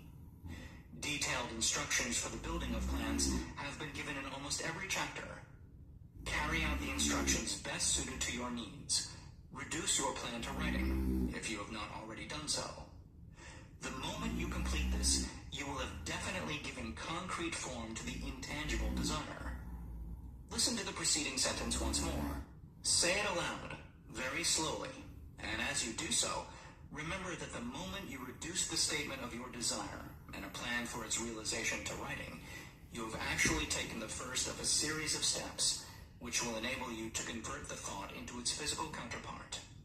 The earth on which you live, you yourself, and every other material thing are the result of evolutionary change, through which microscopic bits of matter have been organized and arranged in an orderly fashion. Moreover, and this statement is of stupendous importance, this earth, every one of the billions of individual cells of your body, and every atom of matter began as an intangible form of energy. Desire is thought impulse. Thought impulses are forms of energy. When you begin with the thought impulse desire to accumulate money, you are drafting into your service the same stuff that nature used in creating this earth and every material form in the universe, including the body and brain in which the thought impulses function. As far as science has been able to determine, the entire universe consists of but two elements, matter and energy. Through the combination of energy and matter has been created everything perceptible to man, from the largest star which floats in the heavens, down to and including man himself. You are now engaged in the task of trying to profit by nature's method. You are, sincerely and earnestly we hope, trying to adapt yourself to nature's laws, by endeavoring to convert desire into its physical or monetary equivalent. You can do it. It has been done before. You can build a fortune through the aid of laws which are immutable. But first, you must become familiar with these laws and learn to use them. Through repetition and by approaching the description of these principles from every conceivable angle, the author hopes to reveal to you the secret through which every great fortune has been accumulated. Strange and paradoxical as it may seem, the secret is not a secret. Nature herself advertises it in the earth on which we live, the stars, the planets suspended within our view, in the elements above and around us, in every blade of grass, and every form of life within our vision. Nature advertises this secret in the terms of biology, in the conversion of a tiny cell, so small that it may be lost on the point of a pin, into the human being now hearing this line. The conversion of desire into its physical equivalent is certainly no more miraculous. Do not become discouraged if you do not fully comprehend all that has been stated. Unless you have long been a student of the mind, it is not to be expected that you will assimilate all that is in this chapter upon a first hearing. But you will in time make good progress. The principles which follow will open the way for understanding of imagination. Assimilate that which you understand as you hear this philosophy for the first time. Then when you re-listen and study it, you will discover that something has happened to clarify it and give you a broader understanding of the whole. Above all, do not stop nor hesitate in your study of these principles until you have listened to the audiobook at least 3 times, for then you will not want to stop. How to make practical use of imagination. Ideas are the beginning points of all fortunes. Ideas are products of the imagination. Let us examine a few well-known ideas which have yielded huge fortunes, with the hope that these illustrations will convey definite information concerning the method by which imagination may be used in accumulating riches. The Enchanted Kettle. 50 years ago, an old country doctor drove to town, hitched his horse, quietly slipped into a drugstore by the back door, and began dickering with a young drug clerk. His mission was destined to yield great wealth to many people. It was destined to bring to the South the most far-flung benefit since the Civil War. For more than an hour behind the prescription counter, the old doctor and the clerk talked in low tones. Then the doctor left. He went out to the buggy and brought back a large, old-fashioned kettle, a big wooden paddle, used for stirring the contents of the kettle, and deposited them in the back of the store. The clerk inspected the kettle, reached into his inside pocket, took out a roll of bills, and handed it over to the doctor. The roll contained exactly $500, the clerk's entire savings. The doctor handed over a small slip of paper on which was written a secret formula. The words on that small slip of paper were worth a king's ransom, but not to the doctor. Those magic words were needed to start the kettle to boiling, but neither the doctor nor the young clerk knew what fabulous fortunes were destined to flow from that kettle. The old doctor was glad to sell the outfit for $500. The money would pay off his debts and give him freedom of mind. The clerk was taking a big chance by staking his entire life savings on a mere scrap of paper and an old kettle. He never dreamed his investment would start a kettle to overflowing with gold that would surpass the miraculous performance of Aladdin's lamp. What the clerk really purchased was an idea. The old kettle and the wooden paddle and the secret message on the slip of paper were incidental. The strange performance of that kettle began to take place after the new owner mixed with the secret instructions, an ingredient of which the doctor knew nothing. Listen to this story carefully. Give your imagination a test. See if you can discover what it was that the young man added to the secret message, which caused the kettle to overflow with gold. Remember, as you listen, that this is not a story from Arabian Nights. Here you have a story of facts, stranger than fiction, facts which began in the form of an idea. Let us take a look at the vast fortunes of gold this idea has produced. It has paid, and still pays, huge fortunes to men and women all over the world, who distribute the contents of the kettle to millions of people. The old kettle is now one of the world's largest consumers of sugar, thus providing jobs of a permanent nature to thousands of men and women engaged in growing sugarcane and in refining and marketing sugar. The old kettle consumes annually millions of glass bottles, providing jobs to huge numbers of glass workers.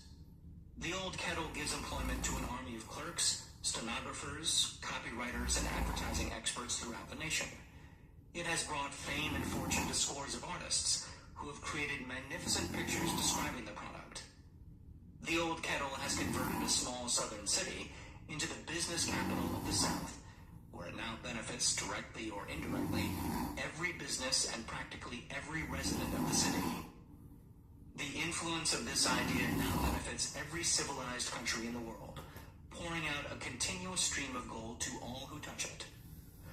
Gold from the kettle built and maintains one of the most prominent colleges of the South, where thousands of young people receive the training essential for success. The old kettle has done other marvelous things. All through the World Depression, when factories, banks, and business houses were folding up and quitting by the thousands, the owner of this enchanted kettle went marching on, giving continuous employment to an army of men and women all over the world, and paying out extra portions of gold to those who, long ago, had faith in the idea. If the product of that old brass kettle could talk, it would tell thrilling tales of romance in every language.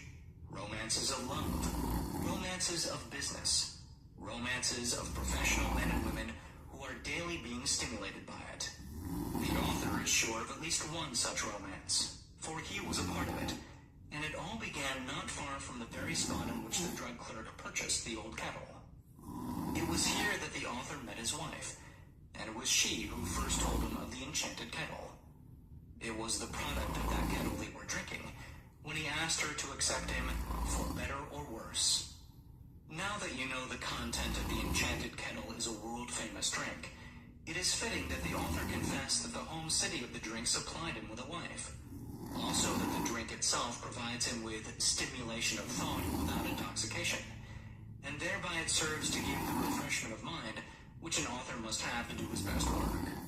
Whoever you are, wherever you may live, whatever occupation you may be engaged in, just remember in the future, every time you see the words Coca-Cola, that its vast empire of wealth and influence grew out of a single idea, and that the mysterious ingredient drug clerk, Asa Candler, mixed with the secret formula was imagination. Stop and think of that for a moment. Remember also that the 13 steps to riches described in this audio program were the media through which the influence of Coca-Cola has been extended to every city, town, village, and crossroads of the world. And that any idea you may create, as good and meritorious as Coca-Cola, has the possibility of duplicating the stupendous record of this worldwide thirst killer. Truly, thoughts are things, and their scope of operation is the world itself. What I would do if I had $1 million. This story proves the truth of that old saying, where there's a will, there's a way.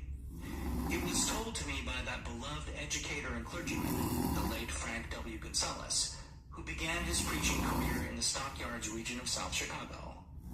While Dr. Gonzalez was going through college, he observed many defects in our educational system, defects which he believed he could correct if he were the head of a college. His deepest desire was to become the directing head of an educational institution in which young men and women would be taught to learn by doing. He made up his mind to organize a new college in which he could carry out his ideas without being handicapped by orthodox methods of education. He needed $1 million to put the project across. Where was he to lay his hands on so large a sum of money? That was the question that absorbed most of this ambitious young preacher's thought. But he couldn't seem to make any progress.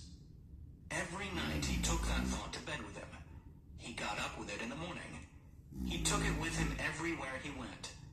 He turned it over and over in his mind until it became a consuming obsession with him. $1 million is a lot of money. He recognized that fact, but he also recognized the truth that the only limitation is that which one sets up in one's own mind.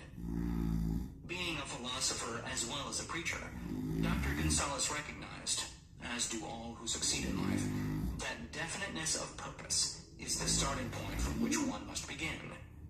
He recognized, too, that definiteness of purpose takes on animation, life, and power when backed by a burning desire to translate that purpose into its material equivalent.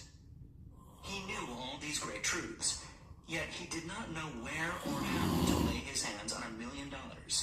The natural procedure would have been to give up and quit by saying, "Oh well, my idea is a good one, but I cannot do anything with it, because I never can procure the necessary $1 million."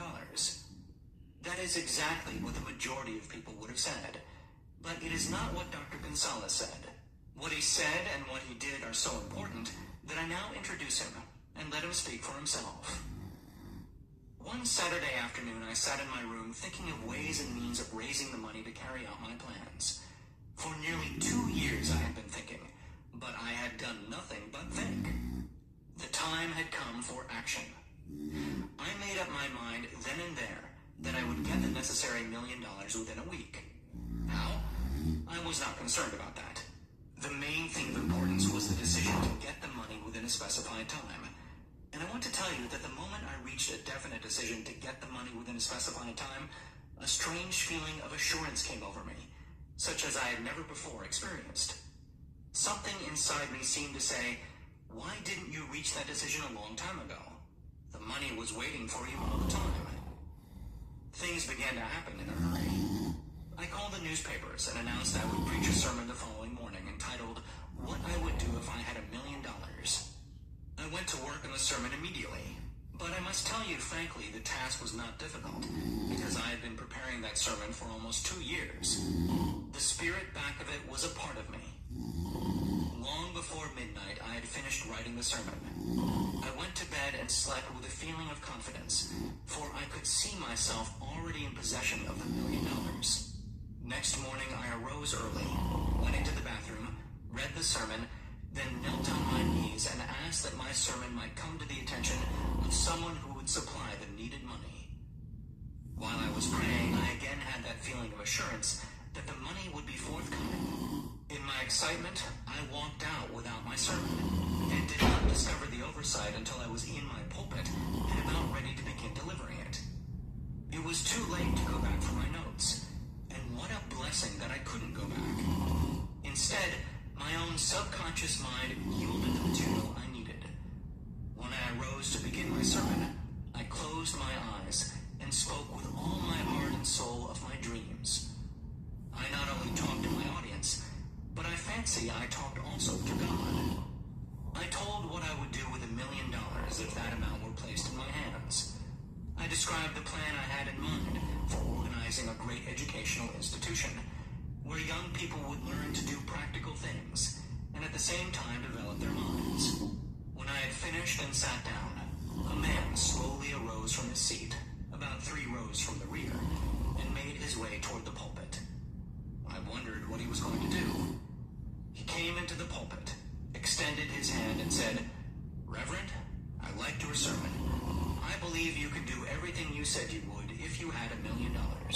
To prove that I believe in you and your sermon, if you will come to my office tomorrow morning, I will give you the $1 million. My name is Philip D. Armour." Young Gonzalez went to Mr. Armour's office, and $1 million was presented to him. With the money, he founded the Armour Institute of Technology. That is more money than the majority of preachers ever see in an entire lifetime. Yet the thought impulse back of the money was created in a young preacher's mind in a fraction of a minute. The necessary $1 million came as a result of an idea. Back of the idea was a desire which young Gonzalez had been nursing in his mind for almost 2 years. Observe this important fact. He got the money within 36 hours after he reached a definite decision in his own mind to get it, and decided upon a definite plan for getting it. There was nothing new or unique about young Gonzalez's vague thinking about $1 million, and weakly hoping for it. Others before him, and many since his time, have had similar thoughts. But there was something very unique and different about the decision he reached on that memorable Saturday, when he put vagueness into the background and definitely said, "I will get that money within a week." God seems to throw himself on the side of the man who knows exactly what he wants, if he is determined to get just that. Moreover, the principle through which Dr. Gonzalez got his $1 million is still alive. It is available to you. This universal law is as workable today as it was when the young preacher made use of it so successfully. This audiobook describes step by step the 13 elements of this great law, and suggests how they may be put to use. Observe that Asa Candler and Dr. Frank Gonzalez had one characteristic in common. Both knew the astounding truth that ideas can be transmuted into cash through the power of definite purpose plus definite plans. If you are one of those who believe that hard work and honesty alone will bring riches, perish the thought. It is not true. Riches, when they come in huge quantities, are never the result of hard work. Riches come, if they come at all, in response to definite demands, based upon the application of definite principles, and not by chance or luck. Generally speaking, an idea is an impulsive thought that impels action by an appeal to the imagination. All master salesmen know that ideas can be sold where merchandise cannot. Ordinary salesmen do not know this. That is why they are ordinary. A publisher of books which sell for a nickel made a discovery that should be worth much to publishers generally. He learned that many people buy titles and not contents of books. By merely changing the name of one book that was not moving, his sales on that book jumped upward more than 1 million copies. The inside of the book was not changed in any way. He merely ripped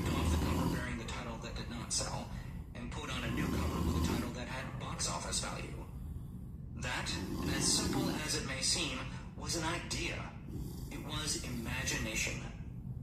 There is no standard price on ideas. The creator of ideas makes his own price, and if he is smart, gets it.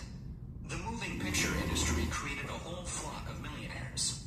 Most of them were men who couldn't create ideas, but they had the imagination to recognize ideas when they saw them.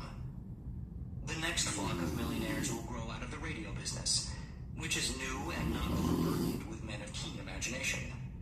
The money will be made by those who discover or create new and more meritorious radio programs and have the imagination to recognize merit and to give the radio listeners a chance to profit by it. The sponsor, that unfortunate victim who now pays the cost of all radio entertainment, soon will become idea conscious and demand something for his money. The man who beats the sponsor to the draw and supplies programs that render useful service is the man who will become rich in this new industry.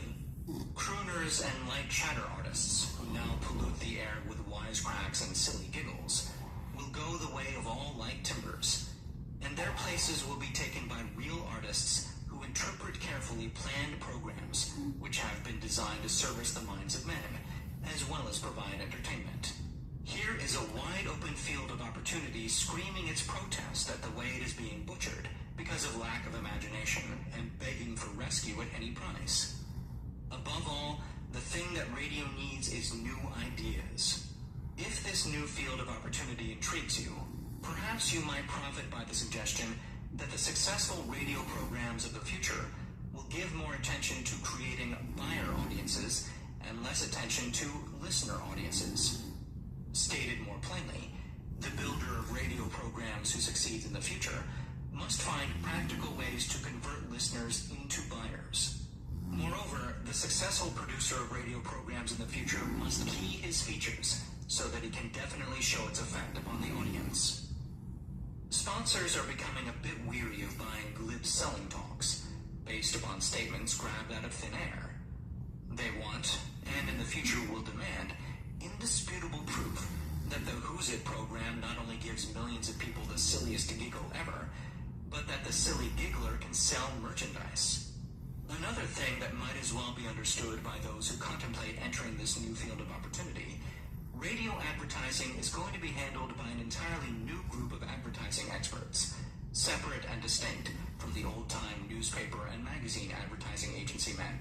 The old-timers in the advertising game cannot read the modern radio scripts because they have been schooled to see ideas. The new radio technique demands men who can interpret ideas from a written manuscript in terms of sound. It costs the author a year of hard labor and many thousands of dollars to learn this.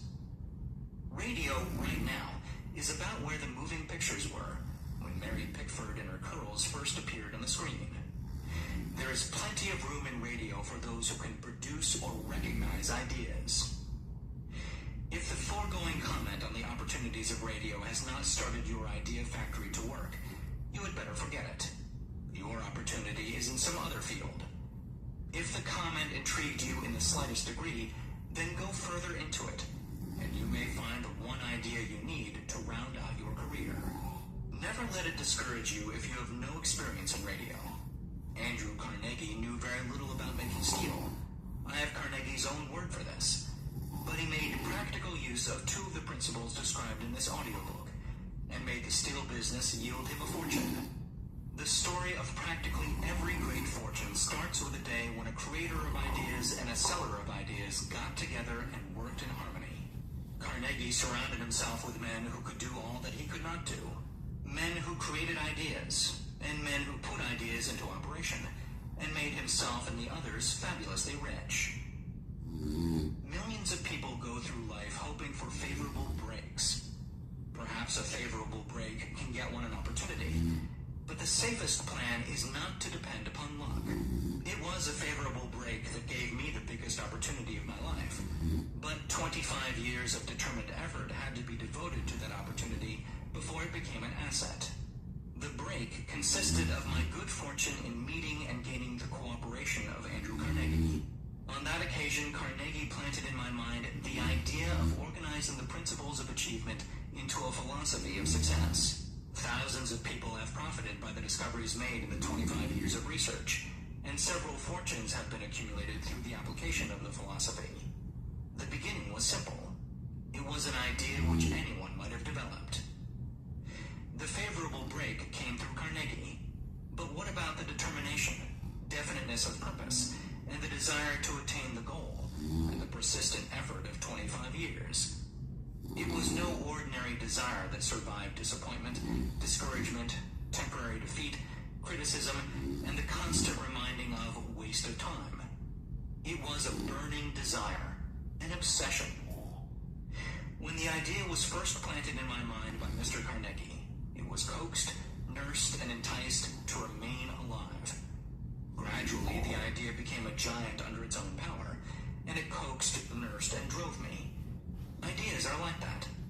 First, you give life and action and guidance to ideas. Then they take on power of their own and sweep aside all opposition. Ideas are intangible forces, but they have more power than the physical brains that give birth to them. They have the power to live on after the brain that creates them has returned to dust. For example, take the power of Christianity. That began with a simple idea, born in the brain of Christ. Its chief tenet was, do unto others as you would have others do unto you. Christ has gone back to the source from whence he came, but his idea goes marching on. Someday it may grow up and come into its own. Then it will have fulfilled Christ's deepest desire. The idea has been developing only 2,000 years. Give it time. Success requires no explanations. Failure permits no alibis. Chapter 7. Organized Planning.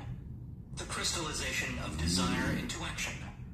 The sixth step toward riches. You have learned that everything man creates or acquires begins in the form of desire.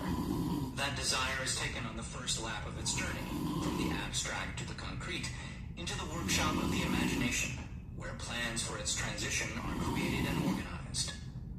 In Chapter 2, you were instructed to take 6 definite practical steps as your first move in translating the desire for money into its monetary equivalent. One of these steps is the formation of a definite practical plan or plans, through which this transformation may be made. You will now be instructed how to build plans which will be practical, viz. A. Ally yourself with a group of as many people as you may need for the creation and carrying out of your plan or plans for the accumulation of money, making use of the mastermind principle described in a later chapter. Compliance with this instruction is absolutely essential. Do not neglect it. B. Before forming your mastermind alliance, decide what advantages and benefits you may offer the individual members of your group in return for their cooperation. No one will work indefinitely without some form of compensation.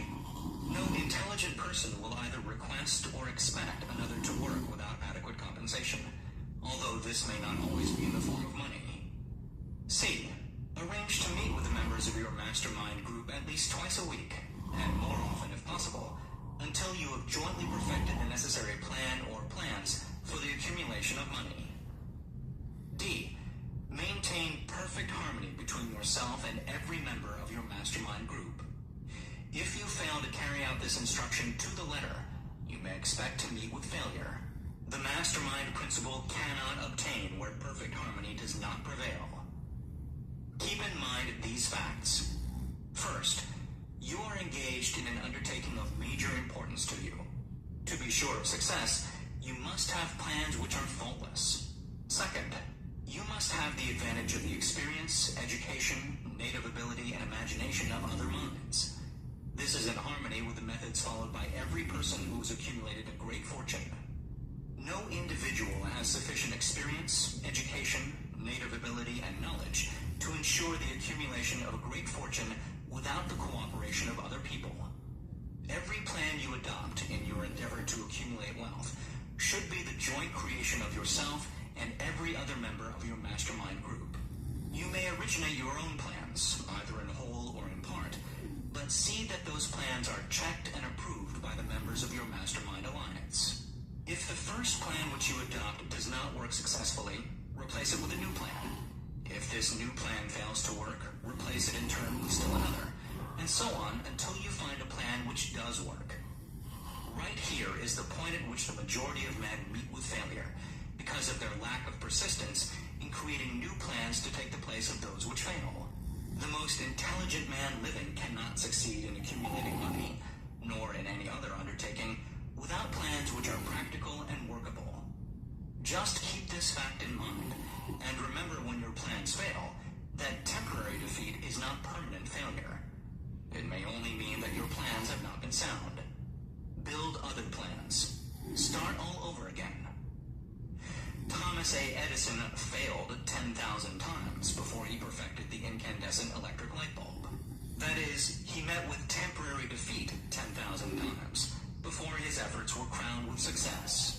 Temporary defeat should mean only one thing: the certain knowledge that there is something wrong with your plan.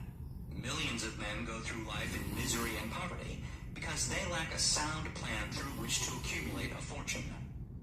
Henry Ford accumulated a fortune not because of his superior mind, but because he adopted and followed a plan which proved to be sound.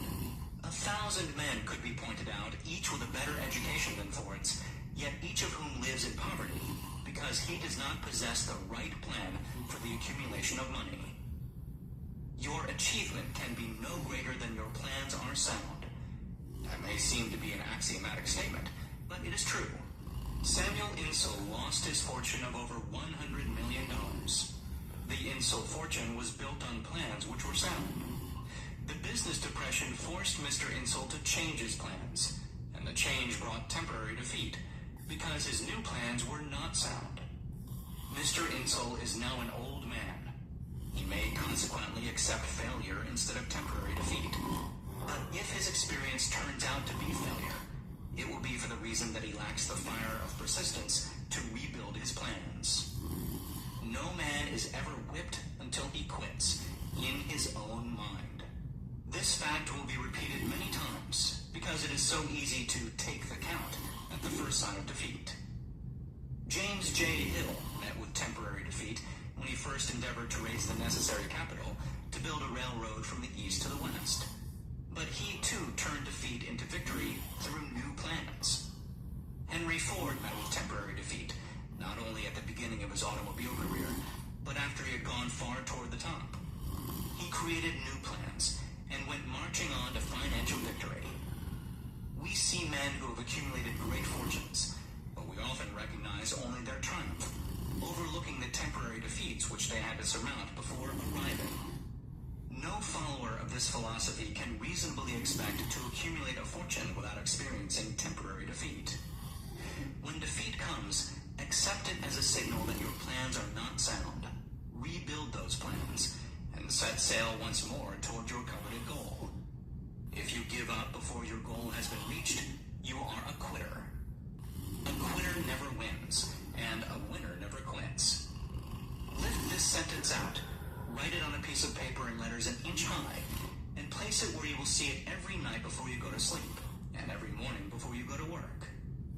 When you begin to select members for your mastermind group, endeavor to select those who do not take defeat seriously. Some people foolishly believe that only money can make money. This is not true. Desire, transmuted into its monetary equivalent through the principles laid down here, is the agency through which money is made. Money of itself is nothing but inert matter. It cannot move, think, or talk, but it can hear when a man who desires it calls it to come. Planning the sale of services. The remainder of this chapter has been given over to a description of ways and means of marketing personal services. The information here conveyed will be of practical help to any person having any form of personal services to market, but it will be of priceless benefit to those who aspire to leadership in their chosen occupations. Intelligent planning is essential for success in any undertaking designed to accumulate riches. Here will be found detailed instructions to those who must begin the accumulation of riches by selling personal services. It should be encouraging to know that practically all the great fortunes began in the form of compensation for personal services, or from the sale of ideas. What else, except ideas and personal services, would one not possessed of property have to give in return for riches? Broadly speaking, there are two types of people in the world. One type is known as leaders, and the other as followers. Decide at the outset whether you intend to become a leader in your chosen calling or remain a follower. The difference in compensation is vast. The follower cannot reasonably expect the compensation to which a leader is entitled, although many followers make the mistake of expecting such pay. It is no disgrace to be a follower. On the other hand, it is no credit to remain a follower. Most great leaders began in the capacity of followers. They became great leaders because they were intelligent followers. With few exceptions, the man who cannot follow a leader intelligently cannot become an efficient leader. The man who can follow a leader most efficiently is usually the man who develops into leadership most rapidly. An intelligent follower has many advantages, among them the opportunity to acquire knowledge from his leader. The major attributes of leadership. The following are important factors of leadership. 1. Unwavering courage based upon knowledge of self and of one's occupation. No follower wishes to be dominated by a leader who lacks self-confidence and courage. No intelligent follower will be dominated by such a leader very long. 2. Self-control. The man who cannot control himself can never control others. Self-control sets a mighty example for one's followers, which the more intelligent will emulate. 3. A keen sense of justice. Without a sense of fairness and justice, no leader can command and retain the respect of his followers. 4. Definiteness of decision. The man who wavers in his decisions shows that he is not sure of himself. He cannot lead others successfully. 5. Definiteness of plans. The successful leader must plan his work and work his plan. A leader who moves by guesswork, without practical, definite plans, is comparable to a ship without a rudder. Sooner or later, he will land on the rocks. 6. The habit of doing more than paid for. One of the penalties of leadership is the necessity of willingness, upon the part of the leader, to do more than he requires of his followers. 7. A pleasing personality. No slovenly, careless person can become a successful leader. Leadership calls for respect. Followers will not respect a leader who does not grade high on all of the factors of a pleasing personality. 8. Sympathy and understanding. The successful leader must be in sympathy with his followers. Moreover, he must understand them and their problems. 9. Mastery of detail. Successful leadership calls for mastery of details of the leader's position. 10. Willingness to assume full responsibility. The successful leader must be willing to assume responsibility for the mistakes and shortcomings of his followers. If he tries to shift this responsibility, he will not remain a leader. If one of his followers makes a mistake and shows himself incompetent, the leader must consider that it is he who failed. 11. Cooperation. The successful leader must understand and apply the principle of cooperative effort and be able to induce his followers to do the same. Leadership calls for power, and power calls for cooperation. There are two forms of leadership. The first, and by far the most effective, is leadership by consent of and with the sympathy of the followers. The second is leadership by force, without the consent and sympathy of the followers. History is filled with evidences that leadership by force cannot endure. The downfall and disappearance of dictators and kings is significant. It means that people will not follow forced leadership indefinitely. The world has just entered a new era of relationship between leaders and followers, which very clearly calls for new leaders and a new brand of leadership in business and industry. Those who belong to the old school of leadership by force must acquire an understanding of the new brand of leadership, cooperation, or be relegated to the rank and file of the followers. There is no other way out for them. The relationship of employer and employee, or of leader and follower in the future, will be one of mutual cooperation, based upon an equitable division of the profits of business. In the future, the relationship of employer and employee will be more like a partnership than it has been in the past. Napoleon, Kaiser Wilhelm of Germany, the Tsar of Russia, and the King of Spain were examples of leadership by force. Their leadership passed. Without much difficulty, one might point to the prototypes of these ex-leaders among the business, financial, and labor leaders of America who have been dethroned or slated to go. Leadership by consent of the followers is the only brand which can endure. Men may follow the forced leadership temporarily, but they will not do so willingly. The new brand of leadership will embrace the 11 factors of leadership described in this chapter, as well as some other factors.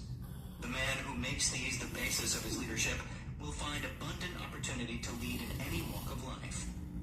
The Depression was prolonged largely because the world lacked leadership of the new brand. At the end of the Depression, the demand for leaders who are competent to apply the new methods of leadership has greatly exceeded the supply. Some of the old type of leaders will reform and adapt themselves to the new brand of leadership. But generally speaking, the world will have to look for new timber for its leadership. This necessity may be your opportunity. The 10 major causes of failure in leadership. We come now to the major faults of leaders who fail, because it is just as essential to know what not to do as it is to know what to do. 1. Inability to organize details. Efficient leadership calls for ability to organize and to master details. No genuine leader is ever too busy to do anything which may be required of him in his capacity as leader. When a man, whether he is a leader or follower, admits that he is too busy to change his plans, or to give attention to any emergency, he admits his inefficiency. The successful leader must be the master of all details connected with his position. That means, of course, that he must acquire the habit of relegating details to capable lieutenants. 2. Unwillingness to render humble service. Truly great leaders are willing, when occasion demands, to perform any sort of labor which they would ask another to perform. The greatest among ye shall be the servant of all, is a truth which all able leaders observe and respect. 3. Expectation of pay for what they know, instead of what they do with that which they know. The world does not pay men for that which they know. It pays them for what they do, or induce others to do. 4. Fear of competition from followers. The leader who fears that one of his followers may take his position is practically sure to realize that fear sooner or later. The able leader trains understudies to whom he may delegate at will any of the details of his position. Only in this way may a leader multiply himself and prepare himself to be at many places and give attention to many things at one time. It is an eternal truth that men receive more pay for their ability to get others to perform than they could possibly earn by their own efforts. An efficient leader may, through his knowledge of his job and the magnetism of his personality, greatly increase the efficiency of others and induce them to render more service and better service than they could render without his aid. 5. Lack of imagination. Without imagination, the leader is incapable of meeting emergencies and of creating plans by which to guide his followers efficiently. 6. Selfishness. The leader who claims all the honor for the work of his followers is sure to be met by resentment. The really great leader claims none of the honors. He is contented to see the honors, when there are any, go to his followers, because he knows that most men will work harder for commendation and recognition than they will for money alone. 7. Intemperance. Followers do not respect an intemperate leader. Moreover, intemperance in any of its various forms destroys the endurance and the vitality of all who indulge in it. 8. Disloyalty. Perhaps this should have come at the head of the list. The leader who is not loyal to his trust and to his associates, those above him and those below him, cannot long maintain his leadership. Disloyalty marks one as being less than the dust of the earth and brings down on one's head the contempt he deserves. Lack of loyalty is one of the major causes of failure in every walk of life. 9. Emphasis of the authority of leadership. The efficient leader leads by encouraging, and not by trying to instill fear in the hearts of his followers. The leader who tries to impress his followers with his authority comes within the category of leadership through force. If a leader is a real leader, he will have no need to advertise that fact except by his conduct, his sympathy, understanding, fairness, and a demonstration that he knows his job. 10. Emphasis of title. The competent leader requires no title to give him the respect of his followers. The man who makes too much over his title generally has little else to emphasize. The doors to the office of the real leader are open to all who wish to enter, and his working quarters are free from formality or ostentation. These are among the more common of the causes of failure in leadership. Any one of these faults is sufficient to induce failure. Study the list carefully if you aspire to leadership, and make sure that you are free of these faults. Some fertile fields in which new leadership will be required. Before leaving this chapter, your attention is called to a few of the fertile fields in which there has been a decline of leadership, and in which the new type of leader may find an abundance of opportunity. First, in the field of politics, there is a most insistent demand for new leaders, a demand which indicates nothing less than an emergency.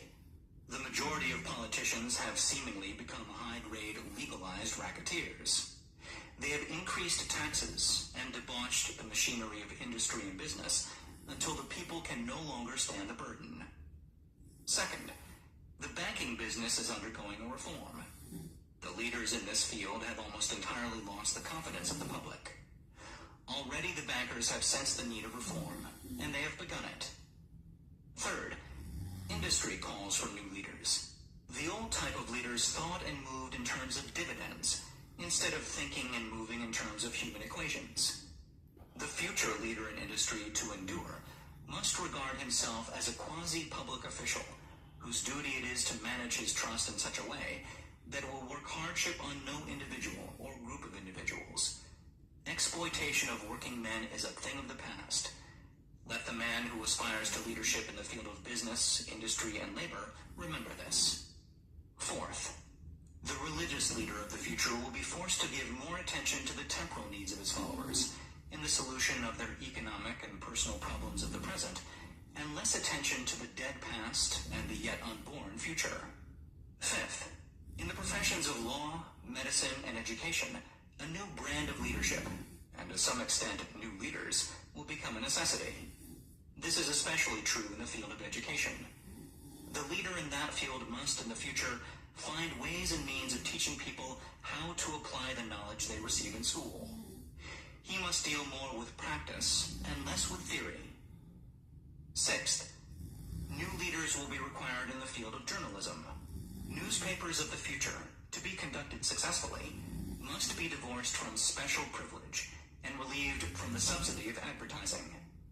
They must cease to be organs of propaganda for the interests which patronize their advertising columns. The type of newspaper which publishes scandal and lewd pictures will eventually go the way of all forces which debauch the human mind. These are but a few of the fields in which opportunities for new leaders and a new brand of leadership are now available. The world is undergoing a rapid change. This means that the media through which the changes in human habits are promoted must be adapted to the changes.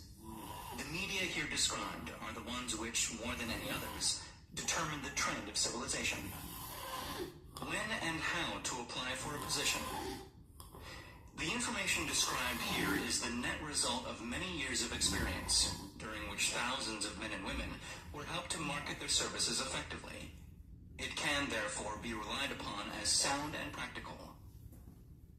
Media through which services may be marketed. Experience has proved that the following media offer the most direct and effective methods of bringing the buyer and seller of personal services together. 1. Employment bureaus. Care must be taken to select only reputable bureaus, the management of which can show adequate records of achievement of satisfactory results. There are comparatively few such bureaus. 2. Advertising in newspapers, trade journals, magazines, and radio. Classified advertising may usually be relied upon to produce satisfactory results in the case of those who apply for clerical or ordinary salaried positions. Display advertising is more desirable in the case of those who seek executive connections, the copy to appear in the section of the paper, which is most apt to come to the attention of the class of employer being sought. The copy should be prepared by an expert who understands how to inject sufficient selling qualities to produce replies. 3. Personal letters of application, directed to particular firms or individuals most apt to need such services as are being offered. Letters should be neatly typed always and signed by hand. With the letter should be sent a complete brief or outline of the applicant's qualifications. Both the letter of application and the brief of experience or qualifications should be prepared by an expert. See instructions as to information to be supplied. 4. Application through personal acquaintances. When possible, the applicant should endeavor to approach prospective employers through some mutual acquaintance. This method of approach is particularly advantageous in the case of those who seek executive connections and do not wish to appear to be peddling themselves. 5. Application in person.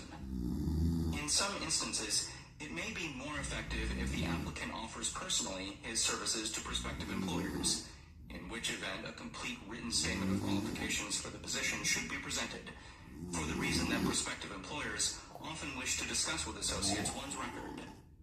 Information to be supplied in a written brief. This brief should be prepared as carefully as a lawyer would prepare the brief of a case to be tried in court. Unless the applicant is experienced in the preparation of such briefs, an expert should be consulted, and his services enlisted for this purpose. Successful merchants employ men and women who understand the art and the psychology of advertising to present the merits of their merchandise. One who has personal services for sale should do the same. The following information should appear in the brief. 1. Education. State briefly but definitely what schooling you have had, and in what subjects you specialized in school, giving the reasons for that specialization. 2. Experience. If you have had experience in connection with positions similar to the one you seek, describe it fully. State names and addresses of former employers. Be sure to bring out clearly any special experience you may have had, which would equip you to fill the position you seek. 3. References. Practically every business firm desires to know all about the previous records, antecedents, etc. of prospective employees who seek positions of responsibility. Attach to your brief photostatic copies of letters from A. Former employers, B. Teachers under whom you studied, C. Prominent people whose judgment may be relied upon. 4. Photograph of self. Attach to your brief a recent unmounted photograph of yourself. 5. Apply for a specific position. Avoid application for a position without describing exactly what particular position you seek. Never apply for just a position. That indicates you lack specialized qualifications. 6. State your qualifications for the particular position for which you apply. Give full details as to the reason you believe you are qualified for the particular position you seek. This is the application. It will determine more than anything else what consideration you receive. 7. Offer to go to work on probation. In the majority of instances, if you are determined to have the position for which you apply, it will be most effective if you offer to work for a week or a month, or for a sufficient length of time to enable your prospective employer to judge your value without pay. This may appear to be a radical suggestion, but experience has proved that it seldom fails to win at least a trial. If you are sure of your qualifications, a trial is all you need. Incidentally, such an offer indicates that you have confidence in your ability to fill the position you seek. It is most convincing. If your offer is accepted and you make good, more than likely you will be paid for your probation period. Make clear the fact that your offer is based upon A. Your confidence in your ability to fill the position, B. Your confidence in your prospective employer's decision to employ you after trial, C. Your determination to have the position you seek. 8. Knowledge of your prospective employer's business. Before applying for a position, do sufficient research in connection with the business to familiarize yourself thoroughly with that business, and indicate in your brief the knowledge you have acquired in this field. This will be impressive, as it will indicate that you have imagination and a real interest in the position you seek. Remember that it is not the lawyer who knows the most law, but the one who best prepares his case who wins. If your case is properly prepared and presented, your victory will have been more than half won at the outset. Do not be afraid of making your brief too long. Employers are just as much interested in purchasing the services of well-qualified applicants as you are in securing employment. In fact, the success of most successful employers is due in the main to their ability to select well-qualified lieutenants. They want all the information available. Remember another thing. Neatness in the preparation of your brief will indicate that you are a painstaking person. I have helped to prepare briefs for clients which were so striking and out of the ordinary that they resulted in the employment of the applicant without a personal interview. When your brief has been completed, have it neatly bound by an experienced binder and lettered by an artist or printer similar to the following. Brief of the qualifications of Robert K. Smith, applying for the position of private secretary to the president of the blank company incorporated. Change names each time brief is shown. This personal touch is sure to command attention. Have your brief neatly typed or mimeographed on the finest paper you can obtain, and bound with a heavy paper of the book cover variety, the binder to be changed, and the proper firm name to be inserted if it is to be shown to more than one company. Your photograph should be pasted on one of the pages of your brief. Follow these instructions to the letter, improving upon them wherever your imagination suggests. Successful salesmen groom themselves with care. They understand that first impressions are lasting. Your brief is your salesman. Give it a good suit of clothes, so it will stand out in bold contrast to anything your prospective employer ever saw in the way of an application for a position. If the position you seek is worth having, it is worth going after with care. Moreover, if you sell yourself to an employer in a manner that impresses him with your individuality, you probably will receive more money for your services from the very start than you would if you applied for employment in the usual conventional way. If you seek employment through an advertising agency or an employment agency, have the agent use copies of your brief in marketing your services. This will help to gain preference for you, both with the agent and the prospective employers. How to get the exact position you desire. Everyone enjoys doing the kind of work for which he is best suited. An artist loves to work with paints, a craftsman with his hands, a writer loves to write. Those with less definite talents have their preferences for certain fields of business and industry. If America does anything well, it offers a full range of occupations, tilling the soil, manufacturing, marketing, and the professions. First, decide exactly what kind of a job you want. If the job doesn't already exist, perhaps you can create it. Second, choose the company or individual for whom you wish to work. Third, study your prospective employer as to policies, personnel, and chances of advancement. Fourth, by analysis of yourself, your talents, and capabilities, figure what you can offer and plan ways and means of giving advantages, services, developments, ideas that you believe you can successfully deliver. Fifth, forget about a job. Forget whether or not there is an opening. Forget the usual routine of, have you got a job for me? Concentrate on what you can give. Sixth, once you have your plan in mind, arrange with an experienced writer to put it on paper in neat form and in full detail.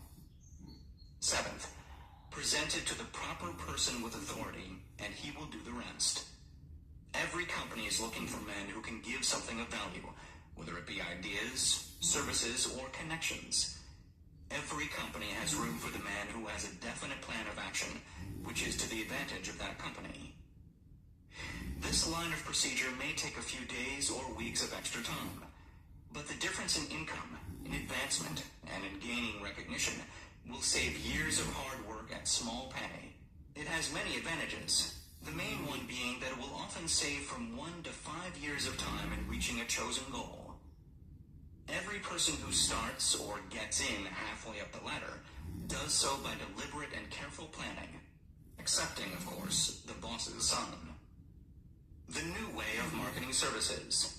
Jobs are now partnerships. Men and women who market their services to best advantage in the future must recognize the stupendous change which has taken place in connection with the relationship between employer and employee.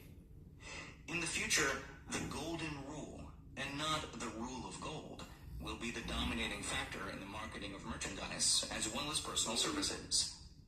The future relationship between employers and their employees will be more in the nature of a partnership, consisting of A, the employer, B, the employee, C, the public they serve. This new way of marketing personal services is called new for many reasons.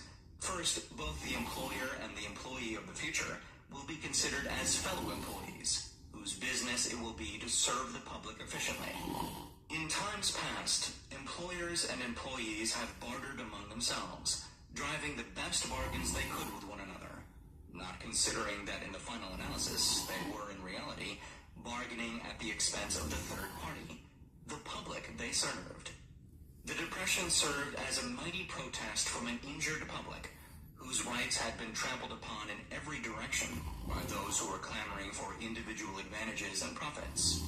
When the debris of the Depression shall have been cleared away, and business shall have been once again restored to balance, both employers and employees will recognize that they are no longer privileged to drive bargains at the expense of those whom they serve.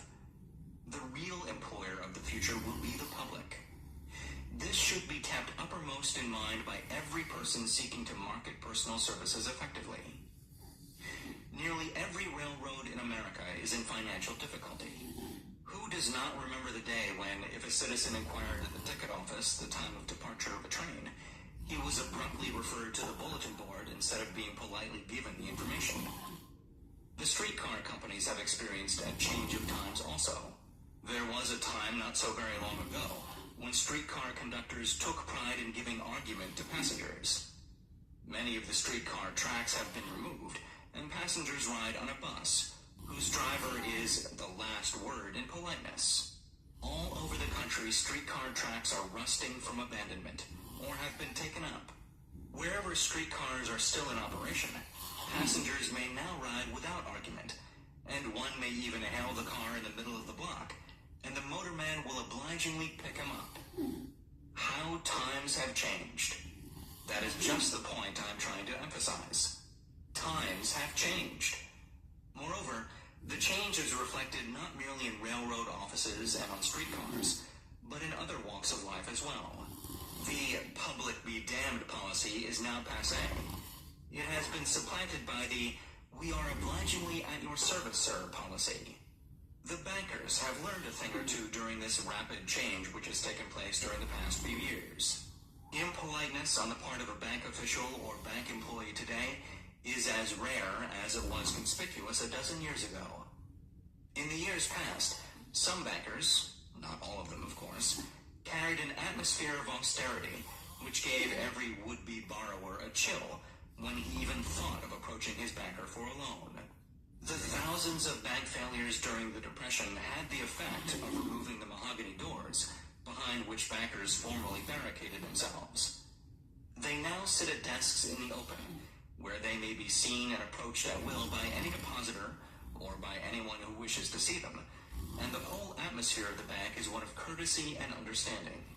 It used to be customary for customers to have to stand and wait at the corner grocery until the clerks were through passing the time of day with friends, and the proprietor had finished making up his bank deposit before being waited upon. Chain stores, managed by courteous men who do everything in the way of service short of shining the customer's shoes, have pushed the old-time merchants into the background. Time marches on. Courtesy and service are the watchwords of merchandising today, and apply to the person who is marketing personal services even more directly than to the employer whom he serves, because in the final analysis, both the employer and his employee are employed by the public they serve. If they fail to serve well, they pay by the loss of their privilege of serving. We can all remember the time when the gas meter reader pounded on the door hard enough to break the panels.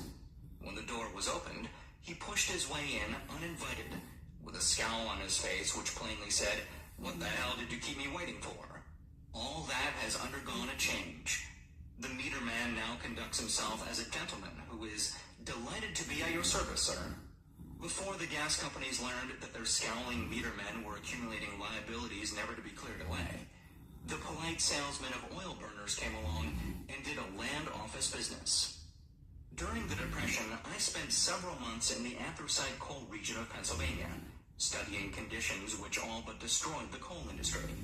Among several very significant discoveries was the fact that greed on the part of operators and their employees was the chief cause of the loss of business for the operators and loss of jobs for the miners. Through the pressure of a group of overzealous labor leaders representing the employees and the greed for profits on the part of the operators, the anthracite business suddenly dwindled. The coal operators and their employees drove sharp bargains with one another, adding the cost of the bargaining to the price of the coal, until finally they discovered they had built up a wonderful business for the manufacturers of oil-burning outfits and the producers of crude oil. The wages of sin is death. Many have read this in the Bible, but few have discovered its meaning. Now and for several years, the entire world has been listening by force to a sermon which might well be called, "Whatsoever a man soweth, that shall he also reap." Nothing as widespread and effective as the Depression could possibly be just a coincidence. Behind the Depression was a cause. Nothing ever happens without a cause. In the main, the cause of the Depression is traceable directly to the worldwide habit of trying to reap without sowing. This should not be mistaken to mean that the Depression represents a crop which the world is being forced to reap without having sown. The trouble is that the world sowed the wrong sort of seed. Any farmer knows he cannot sow the seed of thistles and reap a harvest of grain. Beginning at the outbreak of the World War, the people of the world began to sow the seed of service inadequate in both quality and quantity. Nearly everyone was engaged in the pastime of trying to get without giving. These illustrations are brought to the attention of those who have personal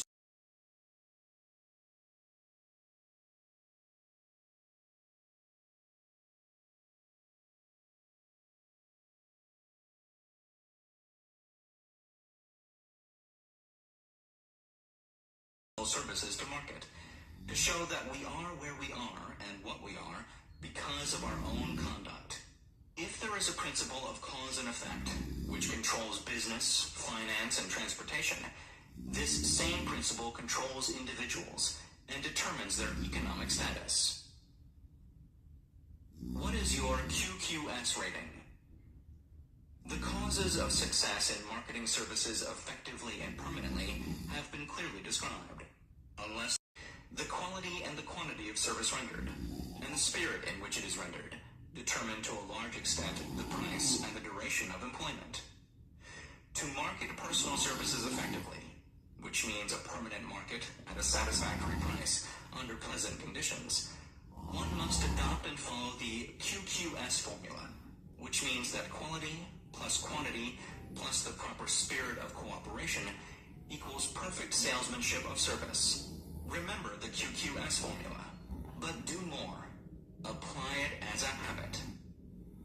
Let us analyze the formula to make sure we understand exactly what it means. 1. Quality of service shall be construed to mean the performance of every detail in connection with your position in the most efficient manner possible, with the object of greater efficiency always in mind. 2. Quantity of service shall be understood to mean the habit of rendering all the service of which you are capable, at all times, with the purpose of increasing the amount of service rendered as greater skill is developed through practice and experience. Emphasis is again placed on the word habit. 3. Spirit of service shall be construed to mean the habit of agreeable, harmonious conduct, which will induce cooperation from associates and fellow employees. Adequacy of quality and quantity of service is not sufficient to maintain a permanent market for your services. The conduct, or the spirit in which you deliver service, is a strong determining factor in connection with both the price you receive and the duration of employment. Andrew Carnegie stressed this point more than others in connection with his description of the factors which lead to success in the marketing of personal services. He emphasized again and again the necessity for harmonious conduct. He stressed the fact that he would not retain any man, no matter how great a quantity or how efficient the quality of his work, unless he worked in a spirit of harmony. Mr. Carnegie insisted upon men being agreeable. To prove that he placed a high value upon this quality, he permitted many men who conformed to his standards to become very wealthy. Those who did not conform had to make room for others. The importance of a pleasing personality has been stressed because it is a factor which enables one to render service in the proper spirit. If one has a personality which pleases and renders service in a spirit of harmony, these assets often make up for deficiencies in both the quality and the quantity of service one renders. Nothing, however, can be successfully substituted for pleasing conduct. The capital value of your services.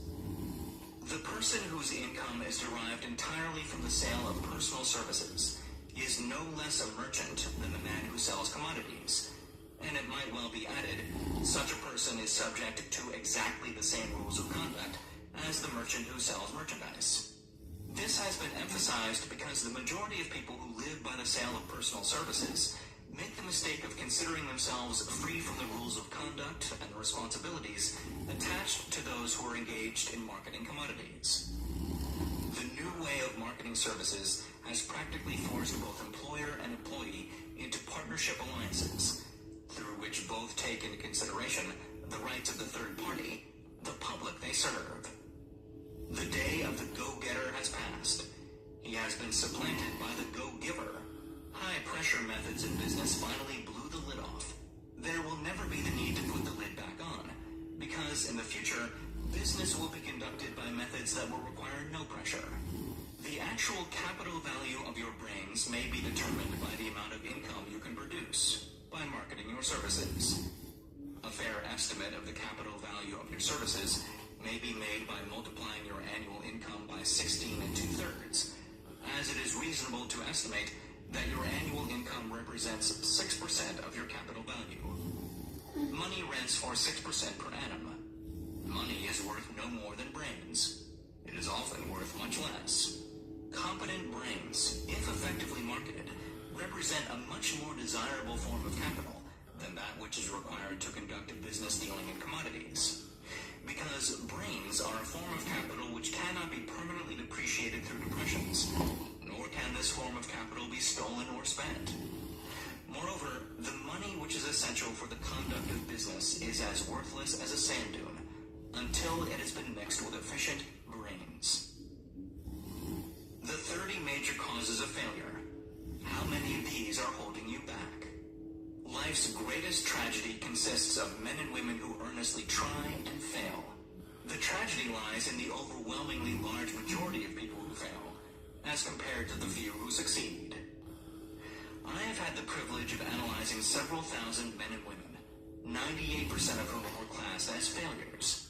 There is something radically wrong with a civilization and a system of education which permit 98% of the people to go through life as failures. But I did not write this book for the purpose of moralizing on the rights and wrongs of the world. That would require a book 100 times the size of this one. My analysis work proved that there are 30 major reasons for failure, and 13 major principles through which people accumulate fortunes. In this chapter, a description of the 30 major causes of failure will be given. As you go over the list, check yourself by it point by point, for the purpose of discovering how many of these causes of failure stand between you and success. 1. Unfavorable hereditary background. There is but little, if anything, which can be done for people who are born with a deficiency in brain power. This philosophy offers but one method of bridging this weakness, through the aid of the mastermind. Observe with profit, however, that this is the only one of the 30 causes of failure which may not be easily corrected by any individual. 2. Lack of a well-defined purpose in life. There is no hope of success for the person who does not have a central purpose or definite goal at which to aim. 98 out of every 100 of those whom I have analyzed had no such aim. Perhaps this was the 3. Lack of ambition to aim above mediocrity. We offer no hope for the person who is so indifferent as not to want to get ahead in life, and who is not willing to pay the price. 4. Insufficient education. This is a handicap which may be overcome with comparative ease.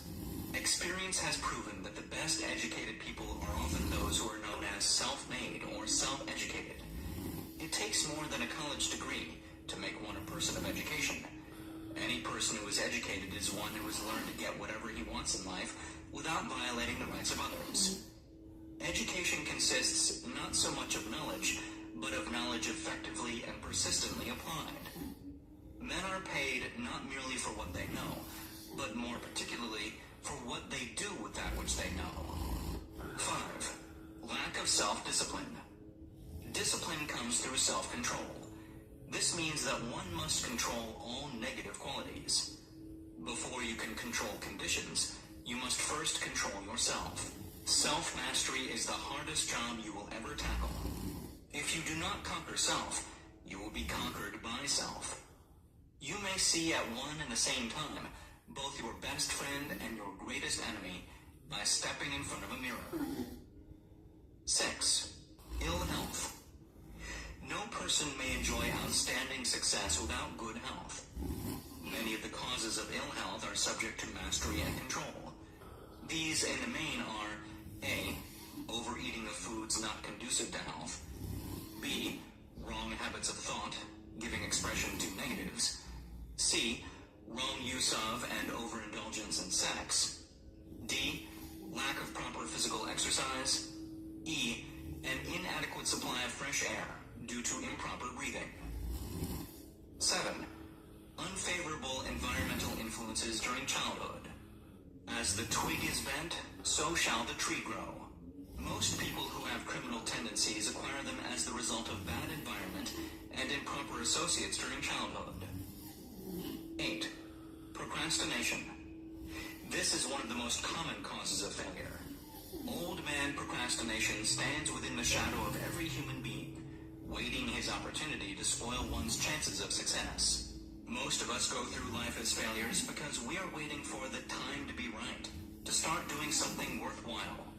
Do not wait. The time will never be just right. Start where you stand and work with whatever tools you may have at your command, and better tools will be found as you go along. 9. Lack of persistence. Most of us are good starters but poor finishers of everything we begin. Moreover, people are prone to give up at the first signs of defeat. There is no substitute for persistence. The person who makes persistence his watchword discovers that old man failure, finally becomes tired and makes his departure. Failure cannot cope with persistence. 10. Negative personality. There is no hope of success for the person who repels people through a negative personality. Success comes through the application of power, and power is attained through the cooperative efforts of other people. A negative personality will not induce cooperation. 11. Lack of controlled sexual urge. Sex energy is the most powerful of all the stimuli which move people into action.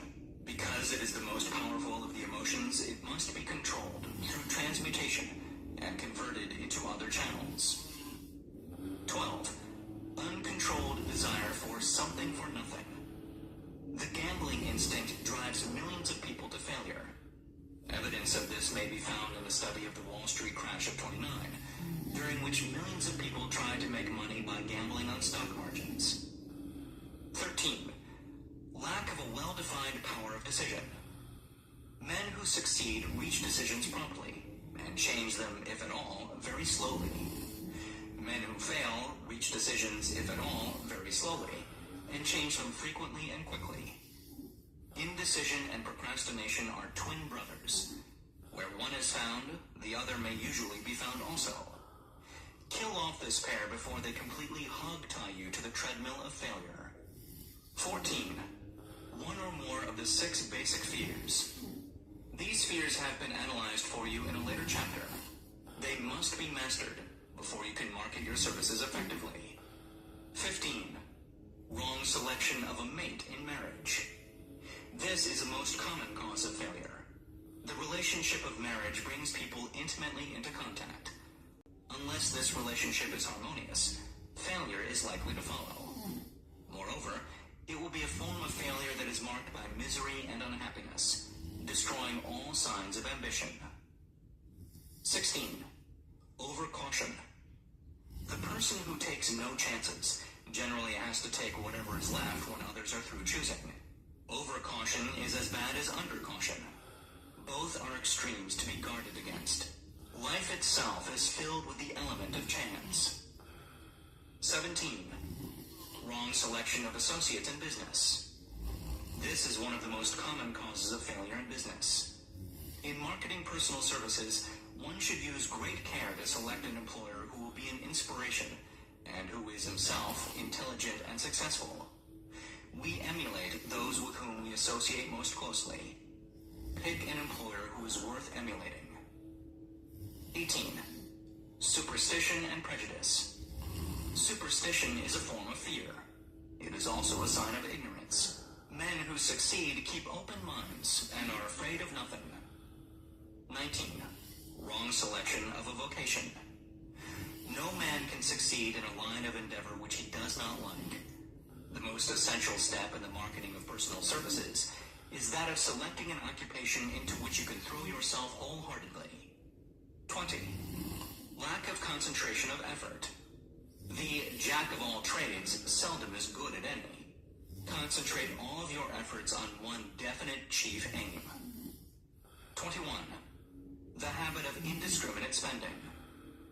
The spendthrift cannot succeed, mainly because he stands eternally in fear of poverty. Form the habit of systematic saving by putting aside a definite percentage of your income. Money in the bank gives one a very safe foundation of courage when bargaining for the sale of personal services. Without money, one must take what one is offered and be glad to get it. 22. Lack of enthusiasm. Without enthusiasm, one cannot be convincing. Moreover, enthusiasm is contagious, and the person who has it under control is generally welcome in any group of people. 23. Intolerance. The person with a closed mind on any subject seldom gets ahead. Intolerance means that one has stopped acquiring knowledge. The most damaging forms of intolerance are those connected with religious, racial, and political differences of opinion. 24. Intemperance. The most damaging forms of intemperance are connected with eating, strong drink, and sexual activities. Overindulgence in any of these is fatal to success. 25. Inability to cooperate with others. More people lose their positions and their big opportunities in life because of this fault than for all other reasons combined. It is a fault which no well-informed businessman or leader will tolerate. 26. Possession of power that was not acquired through self-effort. Sons and daughters of wealthy men, and others who inherit money which they did not earn. Power in the hands of one who did not acquire it gradually is often fatal to success. Quick riches are more dangerous than poverty. 27. Intentional dishonesty. There is no substitute for honesty. One may be temporarily dishonest by force of circumstances over which one has no control without permanent damage. But there is no hope for the person who is dishonest by choice. Sooner or later, his deeds will catch up with him, and he will pay by loss of reputation, and perhaps even loss of liberty. 28. Egotism and vanity. These qualities serve as red lights which warn others to keep away. They are fatal to success. 29. Guessing instead of thinking. Most people are too indifferent or lazy to acquire facts with which to think accurately. They prefer to act on opinions created by guesswork or snap judgments. 30. Lack of capital. This is a common cause of failure among those who start out in business for the first time, without sufficient reserve of capital to absorb the shock of their mistakes, and to carry them over until they have established a reputation. 31. Under this, name any particular cause of failure from which you have suffered that has not been included in the foregoing list. In these 30 major causes of failure is found a description of the tragedy of life, which obtains for practically every person who tries and fails. It will be helpful if you can induce someone who knows you well to go over this list with you and help to analyze you by the 30 causes of failure. It may be beneficial if you try this alone. Most people cannot see themselves as others see them. You may be one who cannot. The oldest of admonitions is, man, know thyself. If you market merchandise successfully, you must know the merchandise. The same is true in marketing personal services. You should know all of your weaknesses in order that you may either bridge them or eliminate them entirely. You should know your strength in order that you may call attention to it when selling your services. You can know yourself only through accurate analysis. The folly of ignorance in connection with self was displayed by a young man who applied to the manager of a well-known business for a position. He made a very good impression until the manager asked him what salary he expected. He replied that he had no fixed sum in mind, lack of a definite aim. The manager then said, "We will pay you all you are worth after we try you out for a week." "I will not accept it," the applicant replied, "because I am getting more than that where I am now employed." Before you even start to negotiate for a readjustment of your salary in your present position, or to seek employment elsewhere, be sure that you are worth more than you now receive. It is one thing to want money. Everyone wants more. But it is something entirely different to be worth more. Many people mistake their wants for their just dues. Your financial requirements or wants have nothing whatever to do with your worth. Your value is established entirely by your ability to render useful service, or your capacity to induce others to render such service. Take inventory of yourself. 28 questions you should answer. Annual self-analysis is an essential in the effective marketing of personal services, as is annual inventory and merchandising. Moreover, the yearly analysis should disclose a decrease in faults and an increase in virtues. One goes ahead, stands still, or goes backward in life.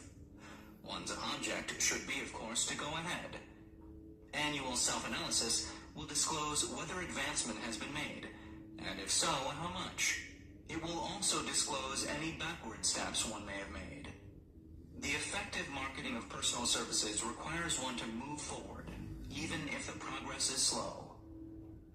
Your annual self-analysis should be made at the end of each year, so you can include in your New Year's resolutions any improvements which the analysis indicates should be made. Take this inventory by asking yourself the following questions, and by checking your answers with the aid of someone who will not permit you to deceive yourself as to their accuracy. Self-analysis questionnaire for personal inventory. 1. Have I attained the goal which I established as my objective for this year? You should work with a definite yearly objective to be attained as a part of your major life objective. 2. Have I delivered service of the best possible quality of which I was capable? Or could I have improved any part of this service? 3. Have I delivered service in the greatest possible quantity of which I was capable? 4. Has the spirit of my conduct been harmonious and cooperative at all times? 5. Have I permitted the habit of procrastination to decrease my efficiency? And if so, to what extent? 6. Have I improved my personality? And if so, in what ways? 7. Have I been persistent in following my plans through to completion? 8. Have I reached decisions promptly and definitely on all occasions? 9. Have I permitted any one or more of the 6 basic fears to decrease my efficiency? 10. Have I been either overcautious or undercautious? 11. Has my relationship with my associates in work been pleasant or unpleasant? If it has been unpleasant, has the fault been partly or wholly mine? 12. Have I dissipated any of my energy through lack of concentration of effort? 13. Have I been open-minded and tolerant in connection with all subjects? 14. In what way have I improved my ability greater service? 15. Have I been intemperate in any of my habits? 16. Have I expressed, either openly or secretly, any form of egotism? 17. Has my conduct toward my associates been such that it has induced them to respect me? 18. Have my opinions and decisions been based upon guesswork or accuracy of analysis and thought? 19. Have I followed the habit of budgeting my time, my expenses, and my income? And have I been conservative in these budgets? 20. How much time have I devoted to unprofitable effort, which I might have used to better advantage? 21. How may I re-budget my time and change my habits so I will be more efficient during the coming year? 22. Have I been guilty of any conduct which was not approved by my conscience? 23. In what ways have I rendered more service and better service than I was paid to render? 24. Have I been unfair to anyone? And if so, in what way? 25. If I had been the purchaser of my own services for the year, would I be satisfied with my purchase? 26. Am I in the right vocation? And if not, why not? 27. Has the purchaser of my services been satisfied with the service I have rendered? And if not, why not? 28. What is my present rating on the fundamental principles of success? Make this rating fairly and frankly, and have it checked by someone who is courageous enough to do it accurately. Having listened to and assimilated the information conveyed through this chapter, you are now ready to create a practical plan for marketing your personal services. In this chapter will be found an adequate description of every principle essential in planning the sale of personal services, including the major attributes of leadership, the most common causes of failure in leadership, a description of the fields of opportunity for leadership, the main causes of failure in all walks of life, and the important questions which should be used in self-analysis. This extensive and detailed presentation of accurate information has been included because it will be needed by all who must begin the accumulation of riches by marketing personal services. Those who have lost their fortunes and those who are just beginning to earn money have nothing but personal services to offer in return for riches. Therefore, it is essential that they have available the practical information needed to market services to best advantage. The information contained in this chapter will be of great value to all who aspire to attain leadership in any calling. It will be particularly helpful to those aiming to market their services as business or industrial executives. Complete assimilation and understanding of the information here conveyed will be helpful in marketing one's own services, and it will also help one to become more analytical and capable of judging people. The information will be priceless to personnel directors, employment managers, and other executives charged with the selection of employees and the maintenance of efficient organizations. If you doubt this statement, test its soundness by answering in writing the 28 self-analysis questions. That might be both interesting and profitable, even though you do not doubt the soundness of the statement. Where and how one may find opportunities to accumulate riches. Now that we have analyzed the principles by which riches may be accumulated, we naturally ask, where may one find favorable opportunities to apply these principles? Very well. Let us take inventory and see what the United States of America offer the person seeking riches, great or small. To begin with, let us remember, all of us, that we live in a country where every law-abiding citizen enjoys freedom of thought and freedom of deed unequaled anywhere in the world. Most of us have never taken inventory of the advantages of this freedom. We have never compared our unlimited freedom with the curtailed freedom in other countries.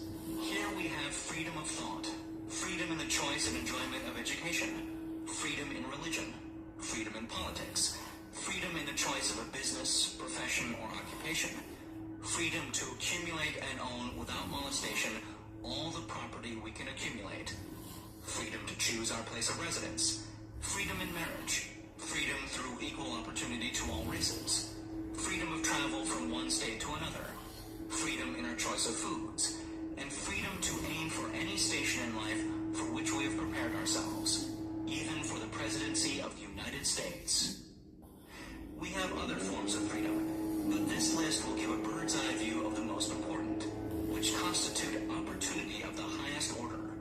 This advantage of freedom is all the more conspicuous because the United States is the only country guaranteeing to every citizen, whether native-born or naturalized, so broad and varied a list of freedom. Next, let us recount some of the blessings which our widespread freedom has placed within our hands. Take the average American family, for example, meaning the family of average income, and sum up the benefits available to every member of the family in this land of opportunity and plenty. A. Food. Next to freedom of thought and deed comes food, clothing, and shelter, the three basic necessities of life. Because of our universal freedom, the average American family has available at its very door the choicest selection of food to be found anywhere in the world, and at prices within its financial range. A family of two, living in the heart of Times Square district of New York City, far removed from the source of production of foods, took careful inventory of the cost of a simple breakfast, with this astonishing result. Articles of food. Grapefruit juice from Florida. Cost at the breakfast table, 2 cents. Rippled wheat breakfast food. Kansas Farm, 2 cents. Tea from China, 2 cents. Bananas from South America, 2.5 cents. Toasted bread from Kansas Farm, 1 cent. Fresh country eggs from Utah, 7 cents. Sugar from Cuba or Utah, half a cent. Butter and cream from New England, 3 cents. Grand total, 20 cents. It is not very difficult to obtain food in a country where 2 people can have breakfast consisting of all they want or need for a dime apiece. Observe that this simple breakfast was gathered by some strange form of magic from China, South America, Utah, Kansas, and the New England states, and delivered on the breakfast table ready for consumption in the very heart of the most crowded city in America, at a cost well within the means of the most humble laborer. The cost included all federal, state, and city taxes. Here is a fact the politicians did not mention when they were crying out to the voters to throw their opponents out of office because the people were being taxed to death. B. Shelter. This family lives in a comfortable apartment, heated by steam, lighted with electricity, with gas for cooking, all for $65 a month. In a smaller city, or a more sparsely settled part of New York City, the same apartment could be had for as low as $20 a month. The toast they had for breakfast in the food estimate was toasted on an electric toaster, which cost but a few dollars. The apartment is cleaned with a vacuum sweeper that is run by electricity. Hot and cold water is available at all times in the kitchen and the bathroom. The food is kept cool in a refrigerator that is run by electricity. The wife curls her hair, washes her clothes, and irons them with easily operated electrical equipment, on power obtained by sticking a plug in the wall. The husband shaves with an electric shaver, and they receive entertainment from all over the world 24 hours a day if they want it, without cost, by merely turning the dial of their radio. There are other conveniences in this apartment, but the foregoing list will give a fair idea of some of the concrete evidences of the freedom we of America enjoy. And this is neither political nor economic propaganda. C. Clothing. Anywhere in the United States, the woman of average clothing requirements can dress very comfortably and neatly for less than $200 a year, and the average man can dress for the same or less. Only the 3 basic necessities of food, clothing, and shelter have been mentioned. The average American citizen has other privileges and advantages available in return for modest effort, not exceeding 8 hours per day of labor. Among these is the privilege of automobile transportation, with which one can go and come at will, at very small cost. The average American has security of property rights, not found in any other country in the world. He can place his surplus money in a bank, with the assurance that his government will protect it, and make good to him if the bank fails. If an American citizen wants to travel from one state to another, he needs no passport, no one's permission. He may go when he pleases and return at will. Moreover, he may travel by train, private automobile, bus, airplane, or ship, as his pocketbook permits. In Germany, Russia, Italy, and most of the other European and Oriental countries, the people cannot travel with so much freedom, and at so little cost. The miracle that has provided these blessings. We often hear politicians proclaiming the freedom of America when they solicit votes, but seldom do they take the time or devote sufficient effort to the analysis of the source or nature of this freedom. Having no axe to grind, no grudge to express, no ulterior motives to be carried out, I have the privilege of going into a frank analysis of that mysterious, abstract, greatly misunderstood something which gives to every citizen of America more blessings, more opportunities to accumulate wealth, more freedom of every nature than may be found in any other country. I have the right to analyze the source and nature of this unseen power, because I know, and have known for more than a quarter of a century, many of the men who organized that power, and many who are now responsible for its maintenance. The name of this mysterious benefactor of mankind is capital. Capital consists not alone of money, but more particularly of highly organized, intelligent groups of men who plan ways and means of using money efficiently for the good of the public, and profitably to themselves. These groups consist of scientists, educators, chemists, inventors, business analysts, publicity men, transportation experts, accountants, lawyers, doctors, and both men and women who have highly specialized knowledge in all fields of industry and business. They pioneer, experiment, and blaze trails in new fields of endeavor. They support colleges, hospitals, public schools, build good roads, publish newspapers, pay most of the cost of government, and take care of the multitudinous detail essential to human progress. Stated briefly, the capitalists are the brains of civilization, because they supply the entire fabric of which all education, enlightenment, and human progress consists. Money without brains always is dangerous. Properly used, it is the most important essential of civilization. The simple breakfast here described could not have been delivered to the New York family at a dime each, or at any other price, if organized capital had not provided the machinery, the ships, the railroads, and the huge armies of trained men to operate them.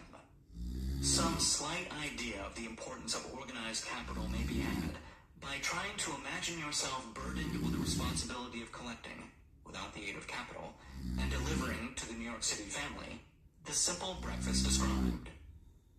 To supply the tea, you would have to make a trip to China or India, both a very long way from America. Unless you are an excellent swimmer, you would become rather tired before making the round trip. Then, too, another problem would confront you. What would you use for money, even if you had the physical endurance to swim the ocean? To supply the sugar, you would have to take another long swim to Cuba, or a long walk to the sugar beet section of Utah. But even then, you might come back without the sugar, because organized effort and money are necessary to produce sugar, to say nothing of what is required to refine, transport, and deliver it to the breakfast table anywhere in the United States. The eggs you could deliver easily enough from the barnyards near New York City, but you would have a very long walk to Florida and return before you could serve the 2 glasses of grapefruit juice. You would have another long walk to Kansas, or one of the other wheat-growing states, when you went after the 4 slices of wheat bread. The rippled wheat biscuits would have to be omitted from the menu, because they would not be available except through the labor of a trained organization of men and suitable machinery, all of which call for capital. While resting, you could take off for another little swim down to South America, where you would pick up a couple of bananas. And on your return, you could take a short walk to the nearest farm having a dairy, and pick up some butter and cream. Then your New York City family would be ready to sit down and enjoy breakfast, and you could collect your 2 dimes for your labor. Seems absurd, doesn't it? Well, the procedure described would be the only possible way these simple items of food could be delivered to the heart of New York City, if we had no capitalistic system. The sum of money required for the building and maintenance of the railroads and steamships used in the delivery of that simple breakfast is so huge that it staggers one's imagination. It runs into hundreds of millions of dollars, not to mention the armies of trained employees required to man the ships and trains. But transportation is only a part of the requirements of modern civilization in capitalistic America. Before there can be anything to haul, something must be grown from the ground, or manufactured and prepared for market. This calls for more millions of dollars for equipment, machinery, boxing, marketing, and for the wages of millions of men and women. Steamships and railroads do not spring up from the earth and function automatically. They come in response to the call of civilization, through the labor and ingenuity and organizing ability of men who have imagination, faith, enthusiasm, decision, persistence. These men are known as capitalists. They are motivated by the desire to build, construct, achieve, render useful service, earn profits, and accumulate riches.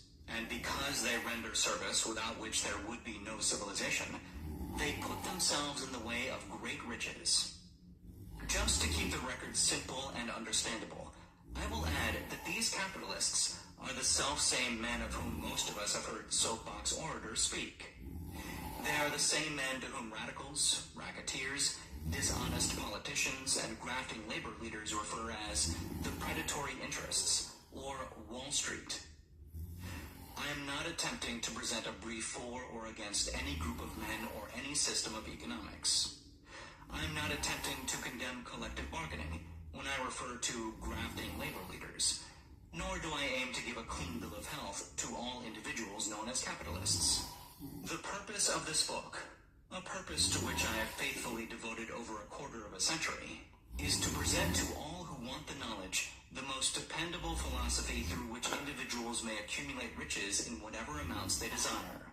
I have here analyzed the economic advantages of the capitalistic system for the twofold purpose of showing, 1, that all who seek riches must recognize and adapt themselves to the system that controls all approaches to fortunes, large or small, and 2, to present the side of the picture opposite to that being shown by politicians and demagogues who deliberately becloud the issues they bring up by referring to organized capital as if it were something poisonous. This is a capitalistic country. It was developed through the use of capital, and we who claim the right to partake of the blessings of freedom and opportunity, we who seek to accumulate riches here, may as well know that neither riches nor opportunity would be available to us if organized capital had not provided these benefits. For more than 20 years, it has been a somewhat popular and growing pastime for radicals, self-seeking politicians, racketeers, crooked labor leaders, and on occasion religious leaders to take potshots at Wall Street, the money changers, and big business. The practice became so depression, the unbelievable sight of high government officials lining up with the cheap politicians and labor leaders, with the openly avowed purpose of throttling the system which has made industrial America the richest country on earth. The lineup was so general and so well organized that it prolonged the worst oppression America has ever known. It cost millions of men their jobs, because those jobs were inseparably a part of the industrial and the very backbone of the nation. During this unusual alliance of government officials and self-seeking individuals who were endeavoring to profit by declaring open season on the American system of industry, a certain type of labor leader joined forces with the politicians and offered to deliver voters in return for legislation designed to permit men to take riches away from industry by organized force of numbers, instead of the better method of giving a fair day's work for a fair day's pay. Millions of men and women throughout the nation are still engaged in this popular pastime of trying to get without giving. Some of them are lined up with labor unions, where they demand shorter hours and more pay. Others do not take the trouble to work at all. They demand government relief and are getting it. Their idea of their rights of freedom was demonstrated in New York City, where violent complaint was registered with the postmaster by a group of relief beneficiaries because the postman awakened them at 7:30 a.m. to deliver government relief checks. They demanded that the time of delivery be set up to 10 o'clock. If you are one of those who believe that riches can be accumulated by the mere act of men who organize themselves into groups and demand more pay for less service, if you are one of those who demand government relief without early morning disturbance when the money's delivered to you, if you are one of those who believe in trading their votes to politicians in return for the passing of laws which permit the raiding of the public treasury, you may rest securely on your belief with certain knowledge that no one will disturb you, because this is a free country where every man may think as he pleases, where nearly everybody can live with but little effort, where many may live well without doing any work whatsoever. However, you should know the full truth concerning this freedom of which so many people boast, and so few understand. As great as it is, as far as it reaches, as many privileges as it provides, it does not and cannot bring riches without effort. There is but one dependable method of accumulating and legally holding riches, and that is by rendering useful service. No system has ever been created by which men can legally acquire riches through mere force of numbers, or without giving in return an equivalent value of one form or another.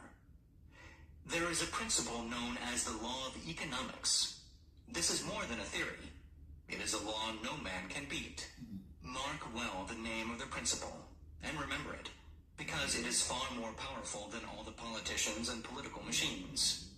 It is above and beyond the control of all the labor unions. It cannot be swayed, nor influenced, nor bribed by racketeers, or self-appointed leaders in any calling. Moreover, it has an all-seeing eye, and a perfect system of bookkeeping, in which it keeps an accurate account of the transactions of every human being engaged in the business of trying to get without giving. Sooner or later, its auditors come around, look over the records of individuals both great and small, and demand an accounting. Wall Street, big business, capital predatory interests, or whatever name you choose to give the system which has given us American freedom, represents a group of men who understand, respect, and adapt themselves to this powerful law of economics. Their financial continuation depends upon their respecting the law. Most people living in America like this country, its capitalistic system and all. I must confess I know of no better country where one may find greater opportunities to accumulate riches. Judging by their acts and deeds, there are some in this country who do not like it. That, of course, is their privilege. If they do not like this country, its capitalistic system, its boundless opportunities, they have the privilege of clearing out.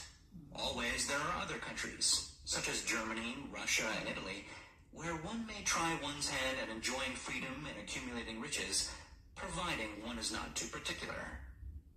America provides all the freedom and all the opportunity to accumulate riches that any honest person may require. When one goes hunting for game, one selects hunting grounds where game is plentiful. When seeking riches, the same rule would naturally obtain. If it is riches you are seeking, do not overlook the possibilities of a country whose citizens are so rich that women alone spend over $200 million annually for lipsticks, rouge, and cosmetics. Think twice, you who are seeking riches, before trying to destroy the capitalistic system of a country whose citizens spend over $50 million a year for greeting cards, with which to express their appreciation of their freedom. If it is money you are seeking, consider carefully a country that spends hundreds of millions of dollars annually for cigarettes, the bulk of the income from which goes to only 4 major companies engaged in supplying this national builder of nonchalance and quiet nerves.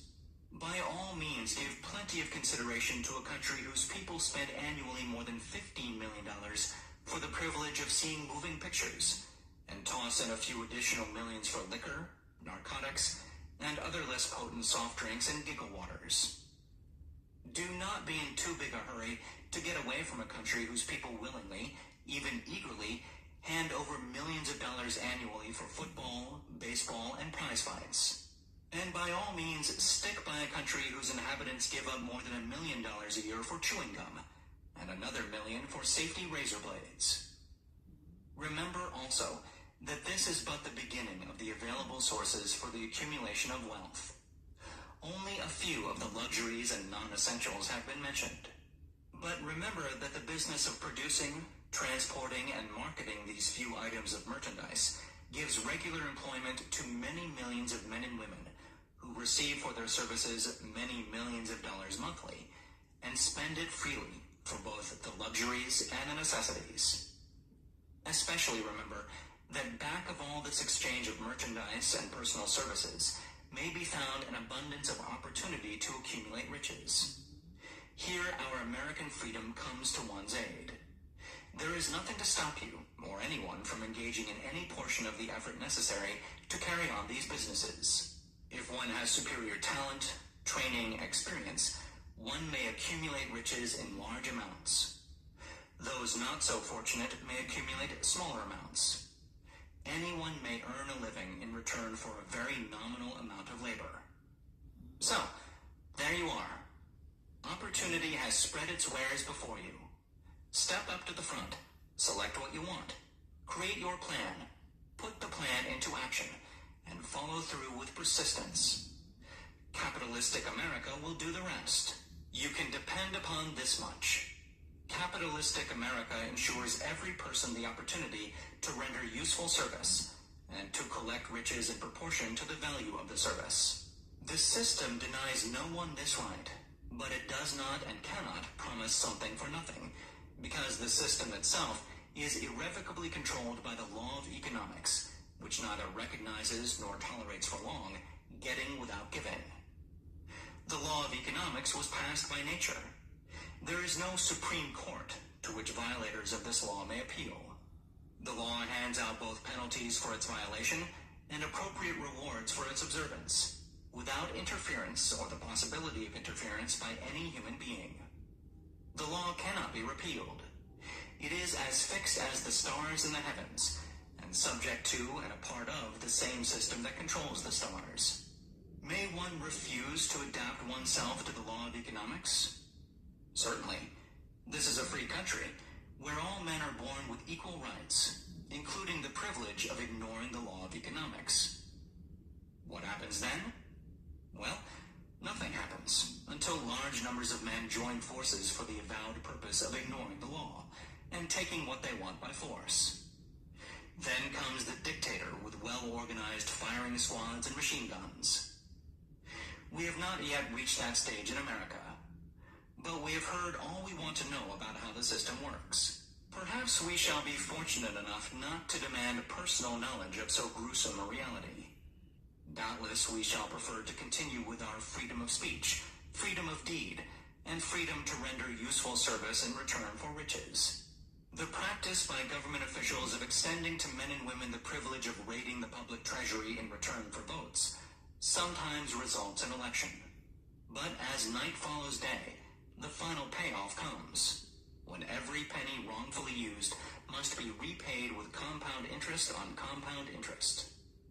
If those who make the grab are not forced to repay, the burden falls on their children and their children's children, even unto the third and fourth generations. There is no way to avoid the debt. Men can, and sometimes do, form themselves into groups for the purpose of crowding wages up and working hours down. There is a point beyond which they cannot go. It is the point at which the law of economics steps in, and the sheriff gets both the employer and the employees. For 6 years, from 1929 to 1935, the people of America, both rich and poor, barely missed seeing the old man economics hand over to the sheriff all the businesses and industries and banks. It was not a pretty sight. It did not increase our respect for mob psychology, through which men cast reason to the winds and start trying to get without giving. We who went through those 6 discouraging years, when fear was in the saddle and faith was on the ground, cannot forget how ruthlessly the law of economics exacted its toll from both rich and poor, weak and strong, old and young. We shall not wish to go through another such experience. These observations are not founded upon short-time experience. They are the result of 25 years of careful analysis of the methods of both the most successful and the most unsuccessful men America has known. Chapter 8. Decision. The mastery of procrastination. The seventh step toward riches. Accurate analysis of over 25,000 men and women who had experienced failure disclosed the fact that lack of decision was near the head of the list of the 30 major causes of failure. This is no mere statement of a theory. It is a fact. Procrastination, the opposite of decision, is a common enemy which practically every man must conquer. You will have an opportunity to test your capacity to reach quick and definite decisions when you finish listening to this audiobook and are ready to begin putting into action the principles which it describes. Analysis of several hundred people who had accumulated fortunes well beyond the $1 million mark disclosed the fact that every one of them had the habit of reaching decisions promptly and of changing these decisions slowly, if and when they were changed. People who fail to accumulate money, without exception, have the habit of reaching decisions, if at all, very slowly, and of changing these decisions quickly and often. One of Henry Ford's most outstanding qualities is his habit of reaching decisions quickly and definitely, and changing them slowly. This quality is so pronounced in Mr. Ford that it has given him the reputation of being obstinate. It was this quality which prompted Mr. Ford to continue to manufacture his famous Model T, the world's ugliest car, when all of his advisors and many of the purchasers of the car were urging him to change it. Perhaps Mr. Ford delayed too long in making the change, but the other side of the story is that Mr. Ford's firmness of decision yielded a huge fortune before the change in model became necessary. There is but little doubt that Mr. Ford's habit of definiteness of decision assumes the proportion of obstinacy, but this quality is preferable to slowness in reaching decisions and quickness in changing them. The majority of people who fail to accumulate money sufficient for their needs are generally easily influenced by the opinions of others. They permit the newspapers and the gossiping neighbors to do their thinking for them. Opinions are the cheapest commodities on earth. Everyone has a flock of opinions ready to be wished upon anyone who will accept them. If you are influenced by opinions when you reach decisions, you will not succeed in any undertaking, much less in that of transmuting your own desire into money. If you are influenced by the opinions of others, you will have no desire of your own. Keep your own counsel when you begin to put into practice the principles described here by reaching your own decisions and following them. Take no one into your confidence except the members of your mastermind group, and be very sure in your selection of this group that you choose only those who will be in complete sympathy and harmony with your purpose. Close friends and relatives, while not meaning to do so, often handicap one through opinions and sometimes through ridicule, which is meant to be humorous. Thousands of men and women carry inferiority complexes with them all through life because some well-meaning but ignorant person destroyed their confidence through opinions or ridicule. You have a brain and mind of your own. Use it and reach your own decisions. If you need facts or information from other people to enable you to reach decisions, as you probably will in many instances, acquire these facts or secure the information you need quietly, without disclosing your purpose. It is characteristic of people who have but a smattering or a veneer of knowledge to try to give the impression that they have much knowledge. Such people generally do too much talking and too little listening. Keep your eyes and ears wide open and your mouth closed if you wish to acquire the habit of prompt decision. Those who talk too much do little else. If you talk more than you listen, you not only deprive yourself of many opportunities to accumulate useful knowledge, but you also disclose your plans and purposes to people who will take great delight in defeating you, because they envy you. Remember also that every time you open your mouth in the presence of a person who has an abundance of knowledge, you display to that person your exact stock of knowledge, or your lack of it. Genuine wisdom is usually conspicuous through modesty and silence. Keep in mind the fact that every person with whom you associate is, like yourself, seeking the opportunity to accumulate money. If you talk about your plans too freely, you may be surprised when you learn that some other person has beaten you to your goal by putting into action ahead of you the plans of which you talked unwisely. Let one of your first decisions be to keep a closed mouth and open ears and eyes. As a reminder to yourself to follow this advice, it will be helpful if you copy the following epigram in large letters and place it where you will see it daily. Tell the world what you intend to do, but first show it. This is the equivalent of saying that deeds and not words are what count most. Freedom or death on a decision. The value of decisions depends upon the courage required to render them. The great decisions, which served as the foundation of civilization, were reached by assuming great risks, which often meant the possibility of death. Lincoln's decision to issue his famous Proclamation of Emancipation, which gave freedom to the colored people of America, was rendered with full understanding that his act would turn thousands of friends and political supporters against him. He knew, too, that the carrying out of that proclamation would mean death to thousands of men on the battlefield. In the end, it cost Lincoln his life. That required courage. Socrates' decision to drink the cup of poison, rather than compromise in his personal belief, was a decision of courage. It turned time ahead 1,000 years and gave to people then unborn the right to freedom of thought and of speech. The decision of General Robert E. Lee, when he came to the parting of the way with the Union and took up the cause of the South, was a decision of courage, for he well knew that it might cost him his own life, that it would surely cost the lives of others. But the greatest decision of all time, as far as any American citizen is concerned, was reached in Philadelphia, July 4th, 1776, when 56 men signed their names to a document, which they well knew would bring freedom to all Americans, or leave every one of the 56 hanging from a gallows.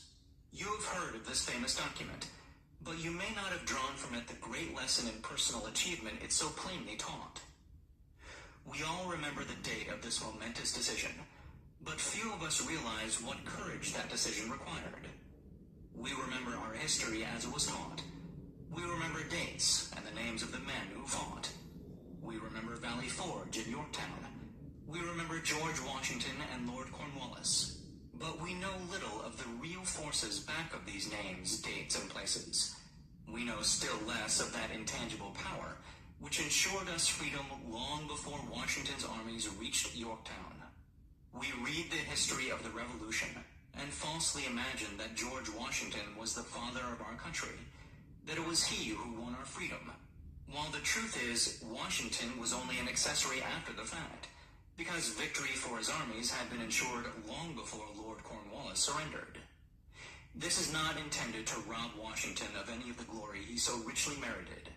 Its purpose, rather, is to give greater attention to the astounding power that was the real cause of his victory. It is nothing short of tragedy that the writers of history have missed entirely even the slightest reference to the irresistible power which gave birth and freedom to the nation destined to set up new standards of independence for all the peoples of the earth. I say it is a tragedy because it is the self-same power which must be used by every individual who surmounts the difficulties of life and forces life to pay the price asked. Let us briefly review the events which gave birth to this power. The story begins with an incident in Boston, March 5th, 1770. British soldiers were patrolling the streets, by their presence openly threatening the citizens. The colonists resented armed men marching in their midst. They began to express their resentment openly, hurling stones as well as epithets at the marching soldiers, until the commanding officer gave orders, "Fix bayonets, charge." The battle was on. It resulted in the death and injury of many. The incident aroused such resentment that the Provincial Assembly, made up of prominent colonists, called a meeting for the purpose of taking definite action. Two of the members of that assembly were John Hancock and Samuel Adams. Long live their names. They spoke up courageously and declared that a move must be made to eject all British soldiers from Boston. Remember this, a decision in the minds of two men might properly be called the beginning of the freedom which we of the United States now enjoy. Remember, too, that the decision of these two men called for faith and courage because it was dangerous.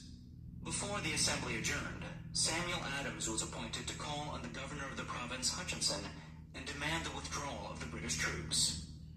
The request was granted. The troops were removed from Boston, but the incident was not closed. It had caused a situation destined to change the entire trend of civilization. Strange, is it not, how the great changes, such as the American Revolution and the World War, often have their beginnings in circumstances which seem unimportant.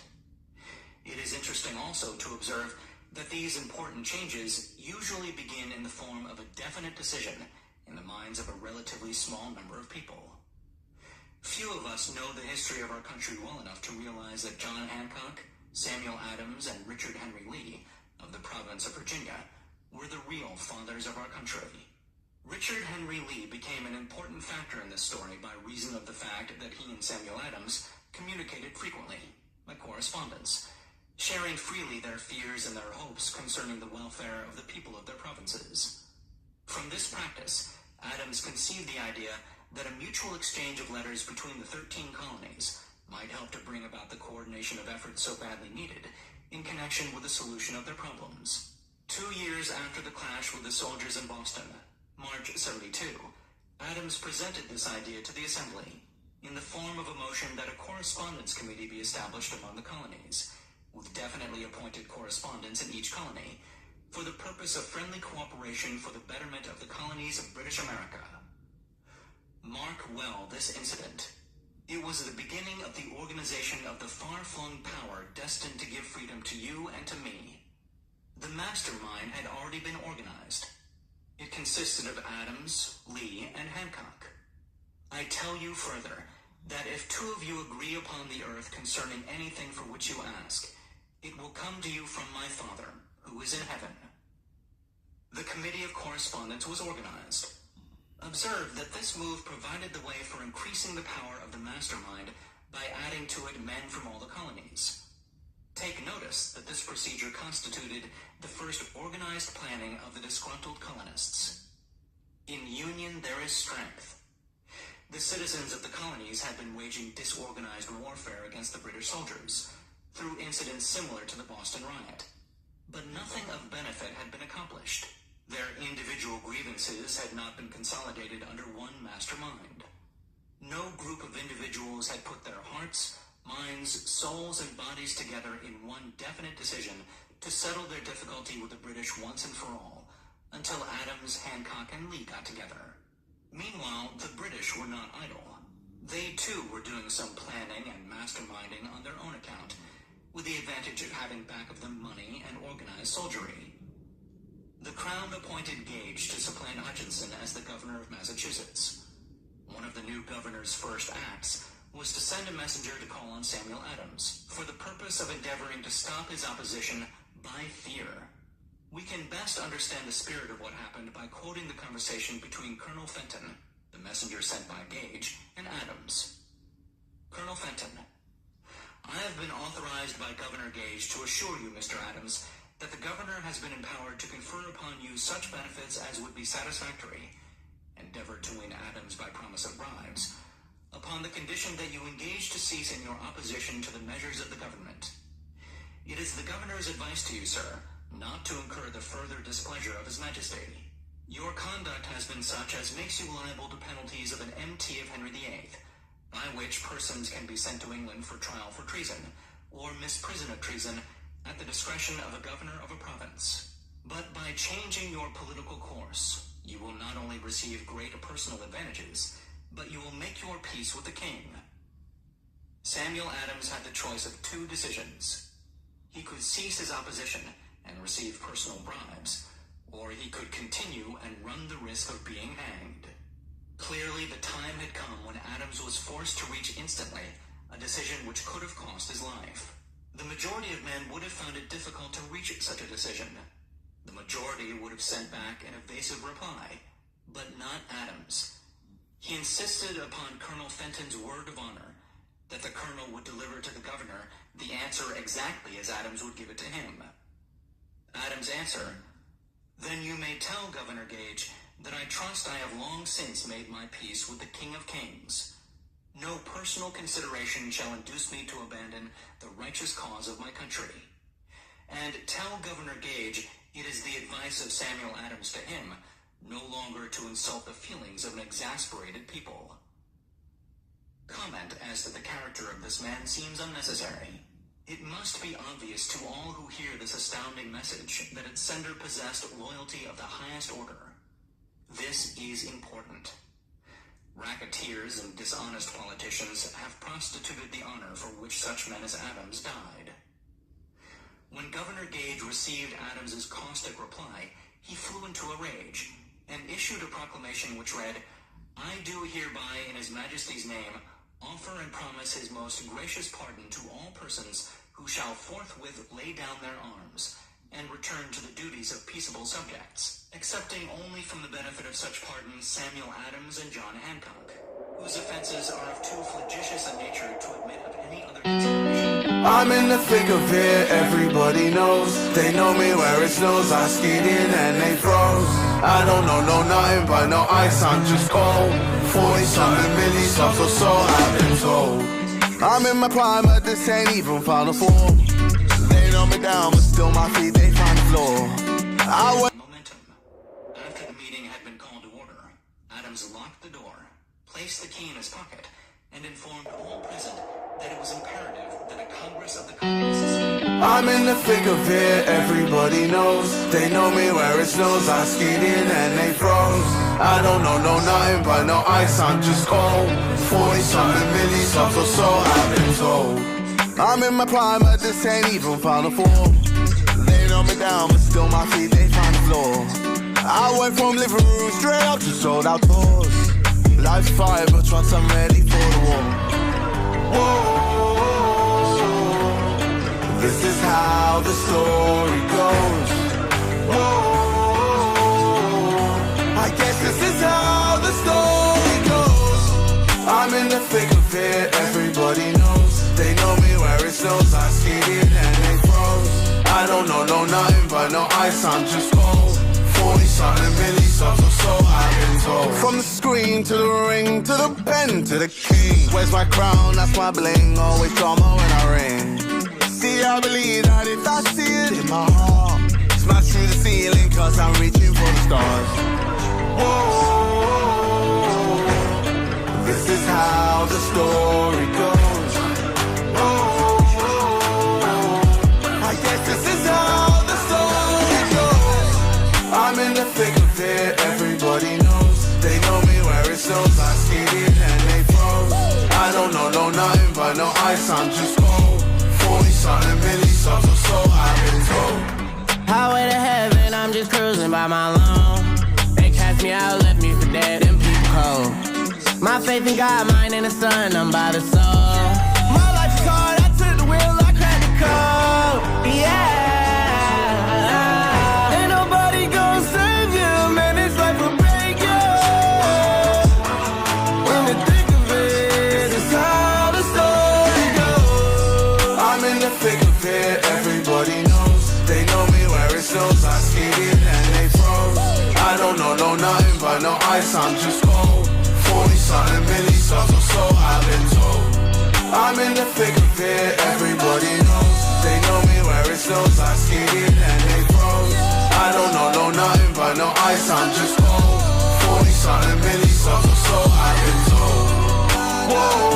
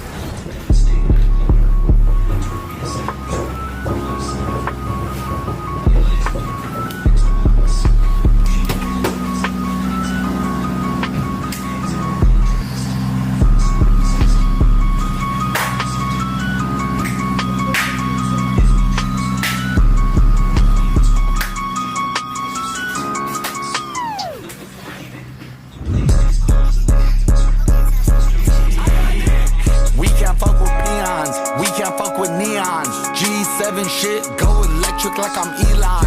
If I say it's smoke, that's some shit we can't agree on. Running through your house, they can't see I got a ski on.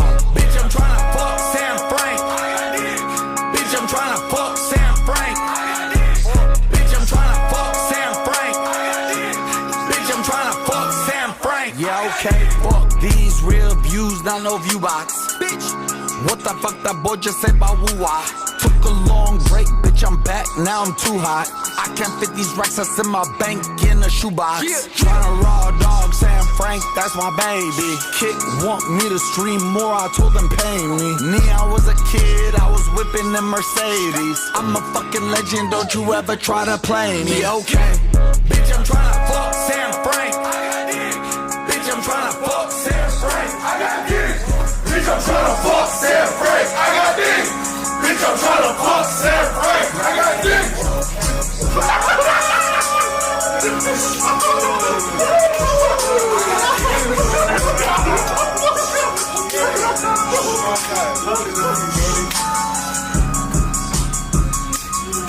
I got this. By that decision came into existence a nation destined to bring to mankind forever the privilege of making decisions. By decisions made... This is not the end. Only by such decisions can men solve their personal problems and win for themselves. I'm in the thick of it, everybody knows. They know me where it snows, I skied in and they froze. I don't know nothing but no ice, I'm just cold. 40-something milli-subs or so, I've been told. I'm in my prime, but this ain't even Final Four. They know me down, but still my feet, they find the floor. I went from living room straight up to sold out tours. Life's fire, but once I'm ready for the war. Whoa. This is how the story goes. Whoa, I guess this is how the story goes. I'm in the thick of it, everybody knows. They know me where it snows, I skied in and they froze. I don't know nothing but no ice, I'm just cold. 40-something milli-subs or so, I've been told. From the screen to the ring, to the pen, to the king. Where's my crown, that's my bling. Always drama when I ring. See, I believe that if I see it in my heart, smash through the ceiling cause I'm reaching for the stars. Whoa, this is how the story goes. I guess this is how the story goes. I'm in the thick of it, everybody knows. They know me where it snows, I ski in and they froze. I don't know nothing but no ice, I'm just cold. 40-something milli-subs or so, I've been told. Highway to heaven, I'm just cruising by my lawn. They cast me out, left me for dead and people cold. My faith in God, mine in the sun, I'm by the soul. My life is hard, I took the wheel, I cracked the code. Yeah. Ain't nobody gonna save you, man, it's life will break you. In the thick of it, it's how the story goes. I'm in the thick of it, everybody knows. They know me where it snows, I skied in and they froze. I don't know nothing but no ice, I'm just cold. 40-something milli-subs or so, I've been told. God has the habit of making room for the man whose words and actions show that he knows where he is going. Indecision is a habit which usually begins in youth. The habit takes on permanency as the youth goes through graded school, high school, and even through college without definiteness of purpose. The major weakness of all educational systems is that they neither teach nor encourage the habit of definite decision. It would be beneficial if no college would permit the enrollment of any student unless and until the student declared his major purpose in matriculating. It would be a still greater benefit if every student who enters the graded schools were compelled to accept training in the habit of decision and forced to pass a satisfactory examination on the subject before being permitted to advance in the grades. The habit of indecision acquired because of the deficiencies of our school systems goes with the student into the occupation he chooses. If, in fact, he chooses his occupation. Generally, the youth just out of school seeks any job that can be found. He takes the first place he finds because he has fallen into the habit of indecision. 98 out of every 100 people working for wages today are in the positions they hold because they lack the definiteness of decision to plan a definite position and the knowledge of how to choose an employer. Before we begin, Definiteness of decision always requires courage, sometimes very great courage. The 56 men who signed the Declaration of Independence staked their lives on the decision to affix their signatures to that document. is a mobile fantasy MMORPG. And make life pay the price he asks, does not stake his life on that decision. He stakes his economic freedom, financial independence, riches, desirable business, and professional positions are not within reach of the person who neglects or refuses to expect, plan, and demand these things. The person who desires riches in the same spirit that Samuel Adams desired freedom for the colonies is sure to accumulate wealth. In the chapter on organized planning, you will find complete instructions for marketing every type of personal services. You will find also detailed information on how to choose the employer you prefer and the particular job you desire. These instructions will be of no value to you unless you definitely decide to organize them into a plan of action. Chapter 9. Persistence. The sustained effort necessary to induce faith. The 8th step toward riches. Persistence is an essential factor in the procedure of transmuting desire into its monetary equivalent. The basis of persistence is the power of will. Willpower and desire, when properly combined, make an irresistible pair. Men who accumulate great fortunes are generally known as cold-blooded and sometimes ruthless. Often they are misunderstood. What they have is willpower, which they mix with persistence and place back of their desires to ensure the attainment of their objectives. Henry Ford has been generally misunderstood to be ruthless and cold-blooded. This misconception grew out of Ford's habit of following through in all of his plans with persistence. The majority of people are ready to throw their aims and purposes overboard and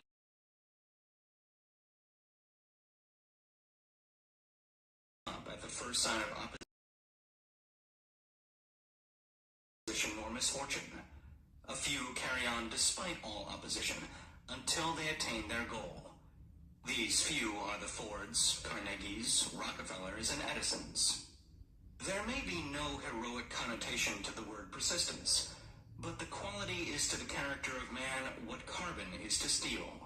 The building of a fortune generally involves the application of the entire 13 factors of this philosophy. These principles must be understood. This program with the intention of applying the knowledge it conveys. Your first task as to your persistence will come when you begin to follow the 6 steps described in the 2nd chapter.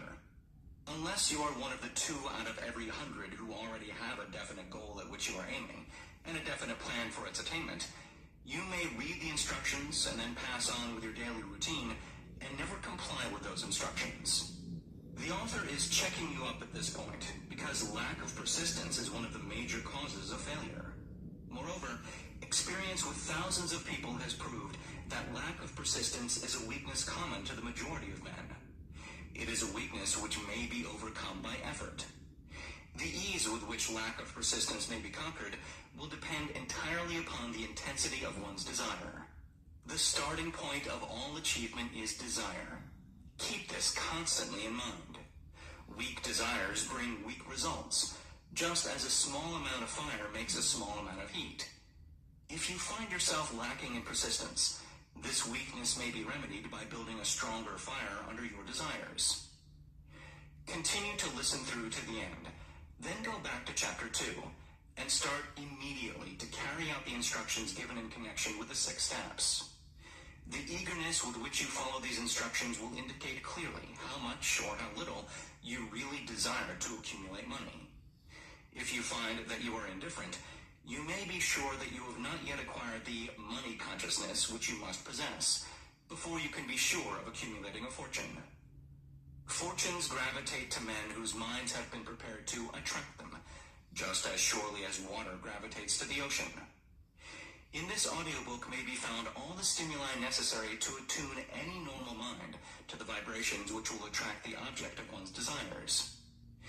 If you find you are weak in persistence, Center your attention upon the instructions contained in the chapter on power. Surround yourself with a mastermind group, and through the cooperative efforts of the members of this group, you can develop persistence. You will find additional instructions for the development of persistence in the chapters on autosuggestion and the subconscious mind. Follow the instructions outlined in these chapters until your habit nature hands over to your subconscious mind a clear picture of the object of your desire. From that point on, you will not be handicapped by lack of persistence. Your subconscious mind works continuously while you are awake and while you are asleep. Spasmodic or occasional effort to apply the rules will be of no value to you. To get results, you must apply all of the rules until their application becomes a fixed habit with you. In no other way can you develop the necessary money consciousness. Poverty is attracted to the one whose mind is favorable to it, as money is attracted to him whose mind has been deliberately prepared to attract it, and through the same laws. Poverty consciousness will voluntarily seize the mind which is not occupied with the money consciousness. A poverty consciousness develops without conscious application of habits favorable to it. The money consciousness must be created to order, unless one is born with such a consciousness. Catch the full significance of the statements in the preceding paragraph, and you will understand the importance of persistence in the accumulation of a fortune. Without persistence, you will be defeated, even before you start. With persistence, you will win. If you have ever experienced a nightmare, you will realize the value of persistence. You are lying in bed, half awake, with a feeling that you are about to smother. You are unable to turn over or to move a muscle. You realize that you must begin to regain control over your muscles. Through persistent effort of willpower, you finally manage to move the fingers of one hand. By continuing to move your fingers, you extend your control to the muscles of one arm until you can lift it. Then you gain control of the other arm in the same manner. You finally gain control over the muscles of one leg and then extend it to the other leg. Then, with one supreme effort of will, you regain complete control over your muscular system and snap out of your nightmare. The trick has been turned step by step. You may find it necessary to snap out of your mental inertia through a similar procedure, moving slowly at first, then increasing your speed until you gain complete control over your will. Be persistent, no matter how slowly you may at first have to move. With persistence will come success. If you select your mastermind group with care, you will have in it at least one person who will aid you in the development of persistence. Some men who have accumulated great fortunes did so because of necessity. They developed the habit of persistence because they were so closely driven by circumstances that they had to become persistent. There is no substitute for persistence. It cannot be supplanted by any other quality. Remember this, and it will hearten you in the beginning, when the going may seem difficult and slow. Those who have cultivated the habit of persistence seem to enjoy insurance against failure. No matter how many times they are defeated, they finally arrive up toward the top of the ladder. Sometimes it appears that there is a hidden guide whose duty is to test man through all sorts of discouraging experiences. Those who pick themselves up after defeat and keep on trying arrive, and the world cries, "Bravo! I knew you could do it." The hidden guide lets no one enjoy great achievement without passing the persistence test. Those who can't take it simply do not make the grade.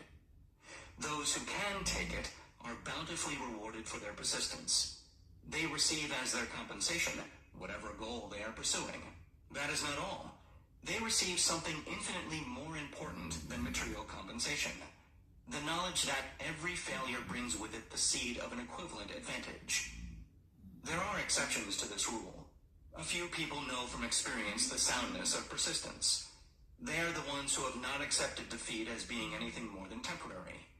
They are the ones whose desires are so persistently applied that defeat is finally changed into victory. We who stand on the sidelines of life see the overwhelmingly large number who go down in defeat, never to rise again. We see the few who take the punishment of defeat as an urge to greater effort.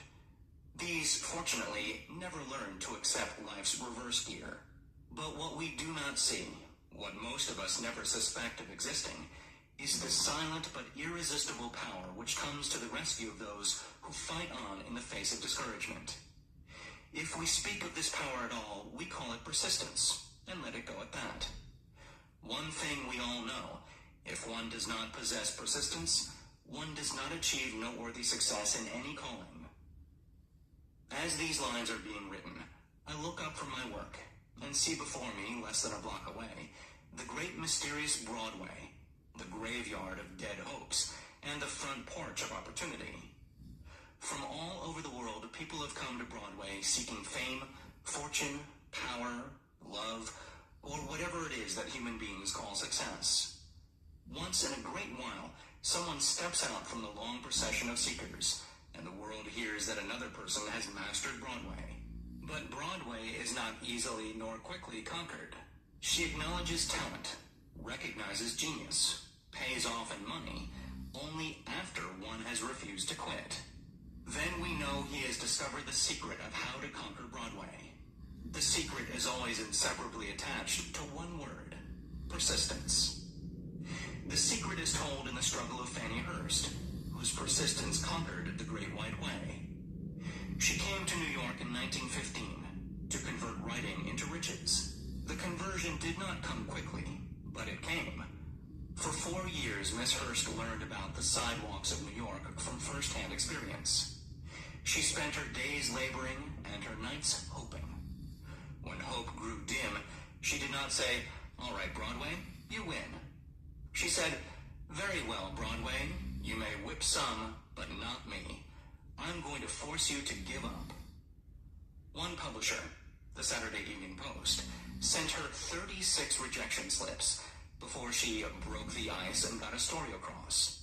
The average writer, like the average in other walks of life, would have given up the job when the first rejection slip came.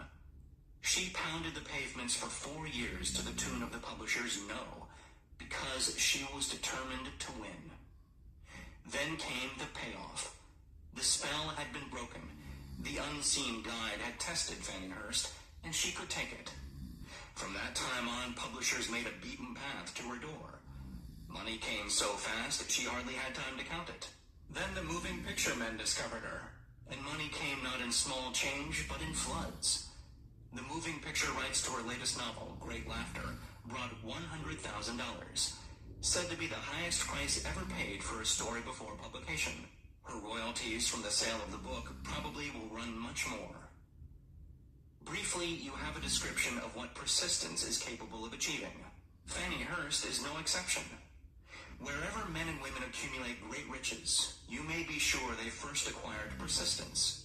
Broadway will give any beggar a cup of coffee and a sandwich, but it demands persistence of those who go after the big stakes.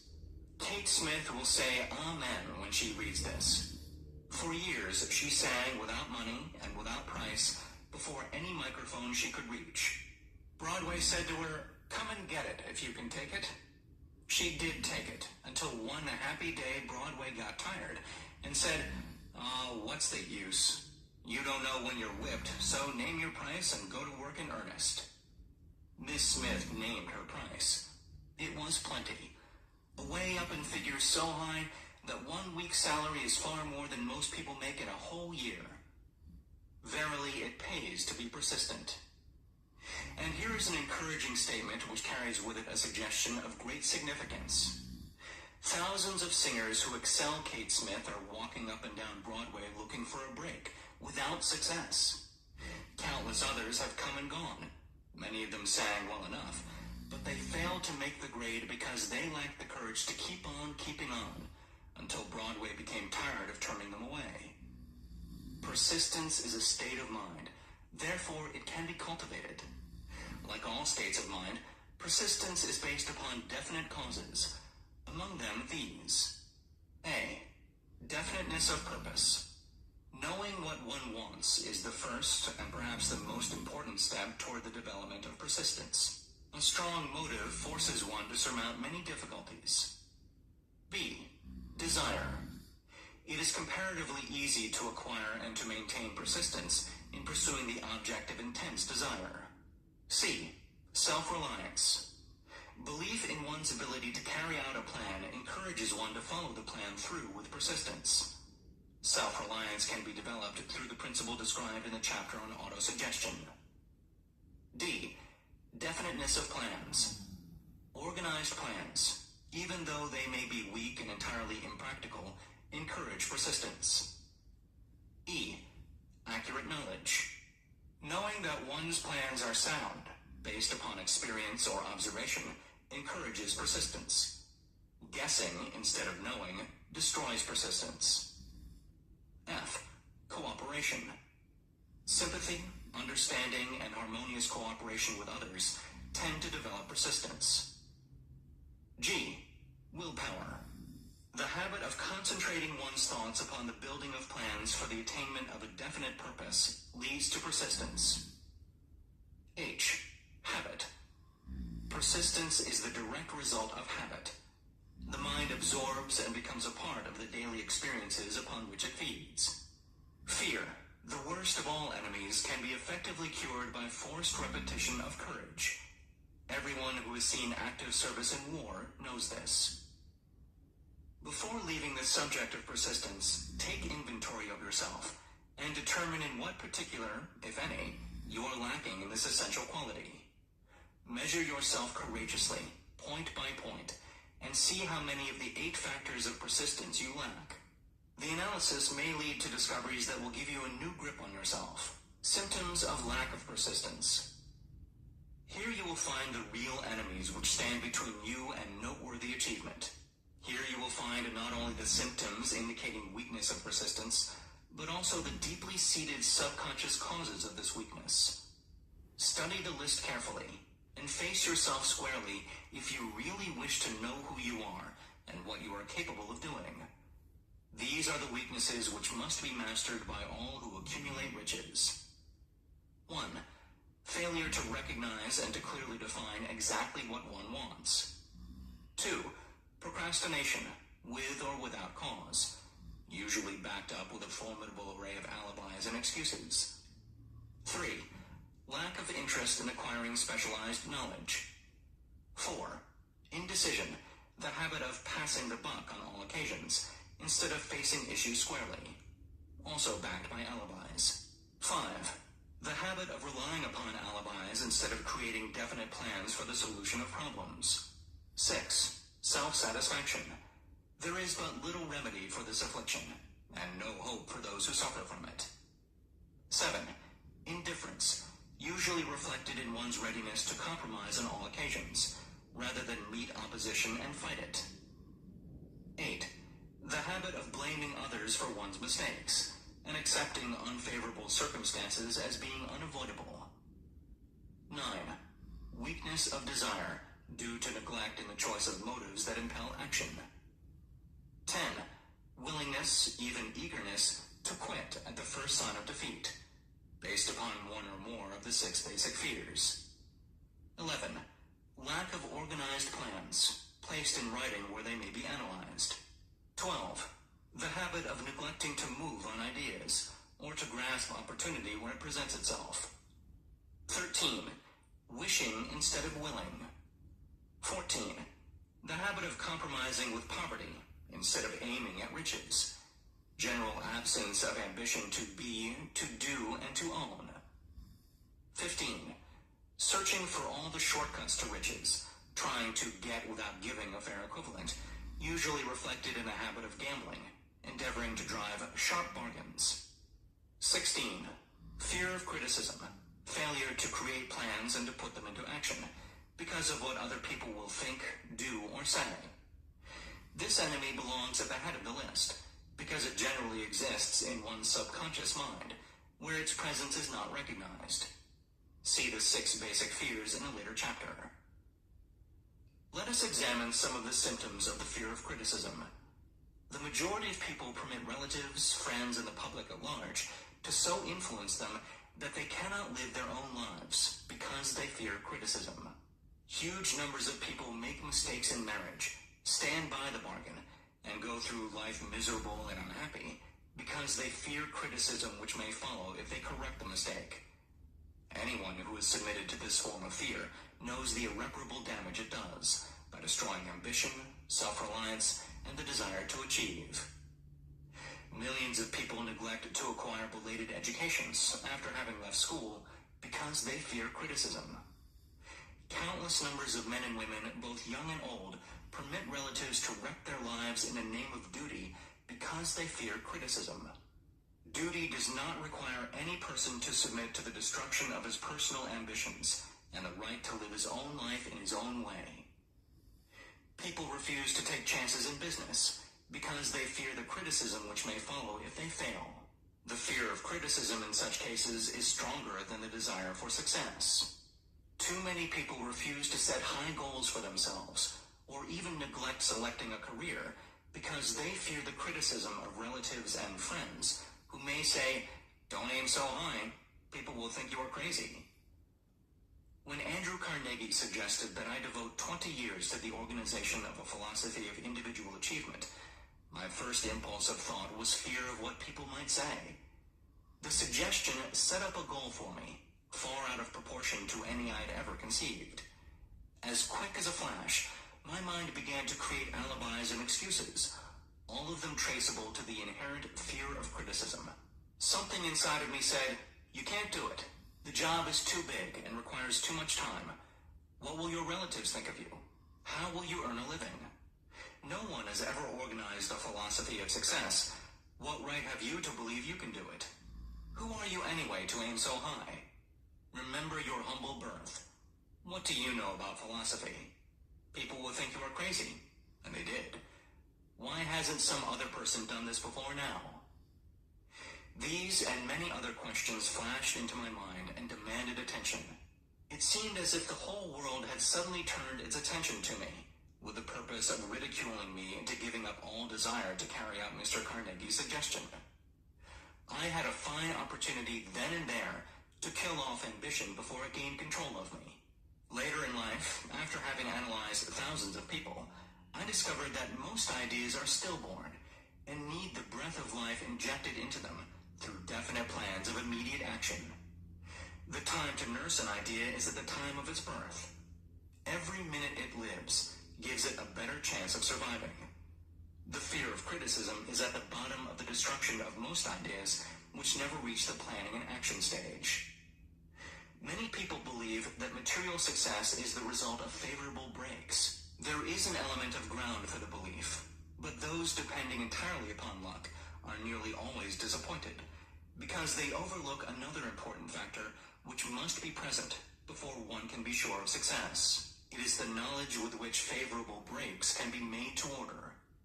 During the Depression, W.C. Fields, the comedian, lost all his money and found himself without income, without a job, and his means of earning a living, vaudeville, no longer existed. Moreover, he was past 60, when many men consider themselves old. He was so eager to stage a comeback that he offered to work without pay in a new field, movies. In addition to his other troubles, he fell and injured his neck. To many, that would have been the place to give up and quit. But Fields was persistent. He knew that if he carried on, he would get the breaks sooner or later. And he did get them, but not by chance. Marie Dressler found herself down and out, with her money gone, with no job, when she was about 60. She, too, went after the breaks and got them.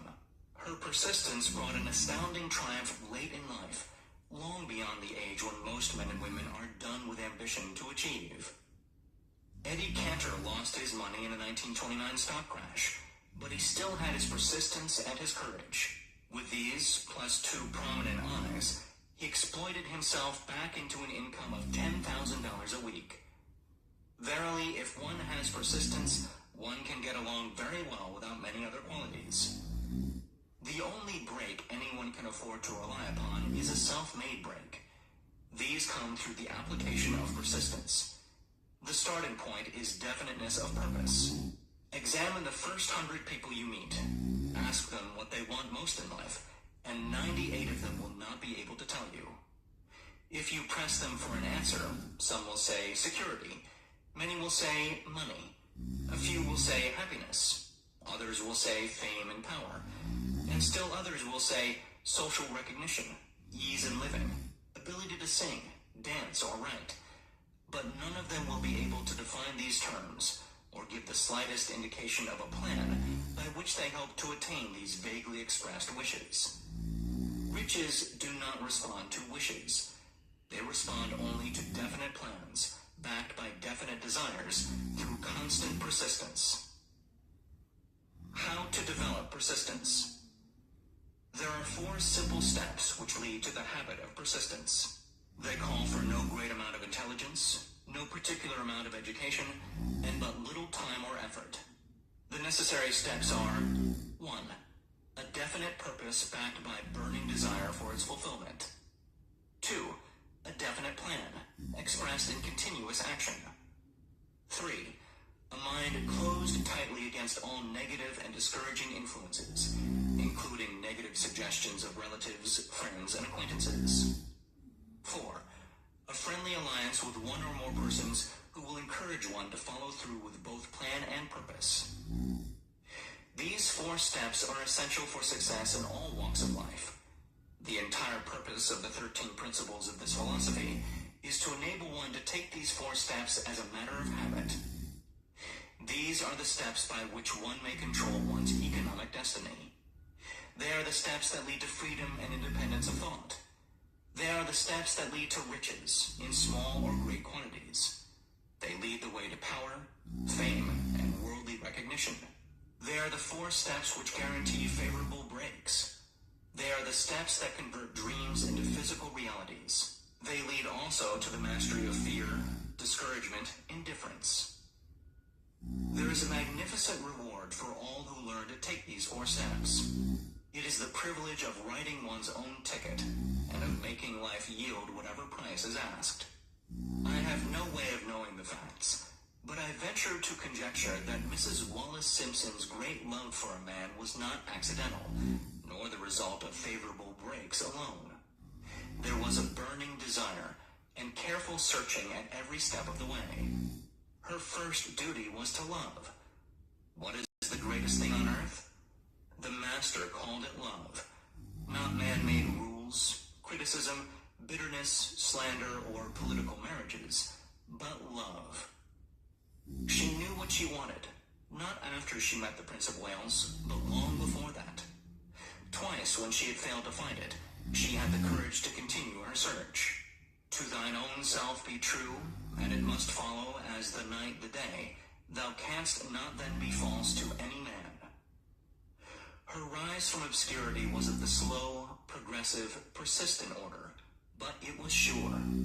She triumphed over unbelievably long odds, and no matter who you are, or what you may think of Wallace Simpson, or the king who gave up his crown for her love, she is an astounding example of applied persistence, an instructor on the rules of self-determination, from whom the entire world might profitably take lessons. When you think of Wallace Simpson, think of one who knew what she wanted and shook the greatest empire on earth to get it. Women who complain that this is a man's world, that women do not have an equal chance to win, owe it to themselves to study carefully the life of this unusual woman, who at an age which most women consider old, captured the affections of the most desirable bachelor in the entire world. And what of King Edward? What lesson may we learn from his part in the world's greatest drama of recent times? Did he pay too high a price for the affections of the woman of his choice? Surely no one but he can give the correct answer. The rest of us can only conjecture. This much we know. The king came into the world without his own consent. He was born to great riches without requesting them. He was persistently sought in marriage. Politicians and statesmen throughout Europe tossed dowagers and princesses at his feet. Because he was the firstborn of his parents, he inherited a crown, which he did not seek, and perhaps did not desire. For more than 40 years he was not a free agent, could not live his life in his own way, had but little privacy, and finally assumed duties inflicted upon him when he ascended the throne. Some will say, with all these blessings, King Edward should have found peace of mind, contentment, and joy of living. The truth is that back of all the privileges of a crown, all the money, the fame and the power inherited by King Edward, there was an emptiness which could be filled only by love. His greatest desire was for love. Long before he met Wallace Simpson, he doubtless felt this great universal emotion tugging at the strings of his heart, beating upon the door of his soul, and crying out for expression. And when he met a kindred spirit, crying out for the same holy privilege of expression, he recognized it, and without fear or apology, opened his heart and bade it enter. All the scandal mongers in the world cannot destroy the beauty of this international drama, through which two people found love, and had the courage to face open criticism, renounce all else, to give it holy expression. King Edward's decision to give up the crown of the world's most powerful empire for the privilege of going the remainder of the way through life with a woman of his choice was a decision that required courage. The decision also had a price, but who has the right to say the price was too great?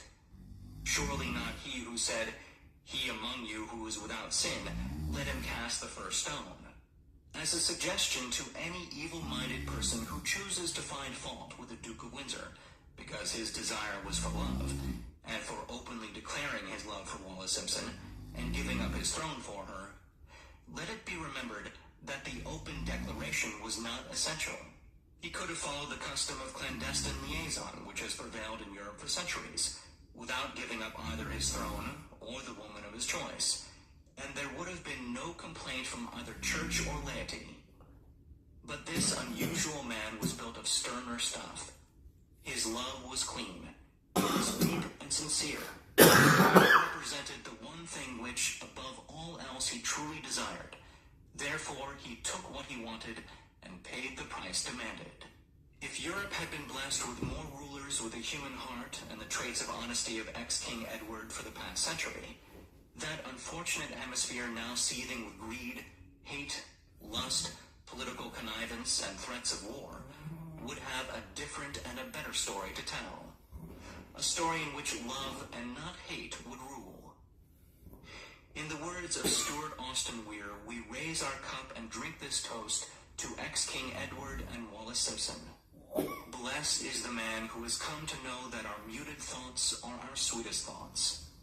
Blessed is the man who, from the blackest depths, can see the luminous figure of love, and seeing, sing, and singing, say, "Sweeter far than uttered lays are the thoughts I have of you."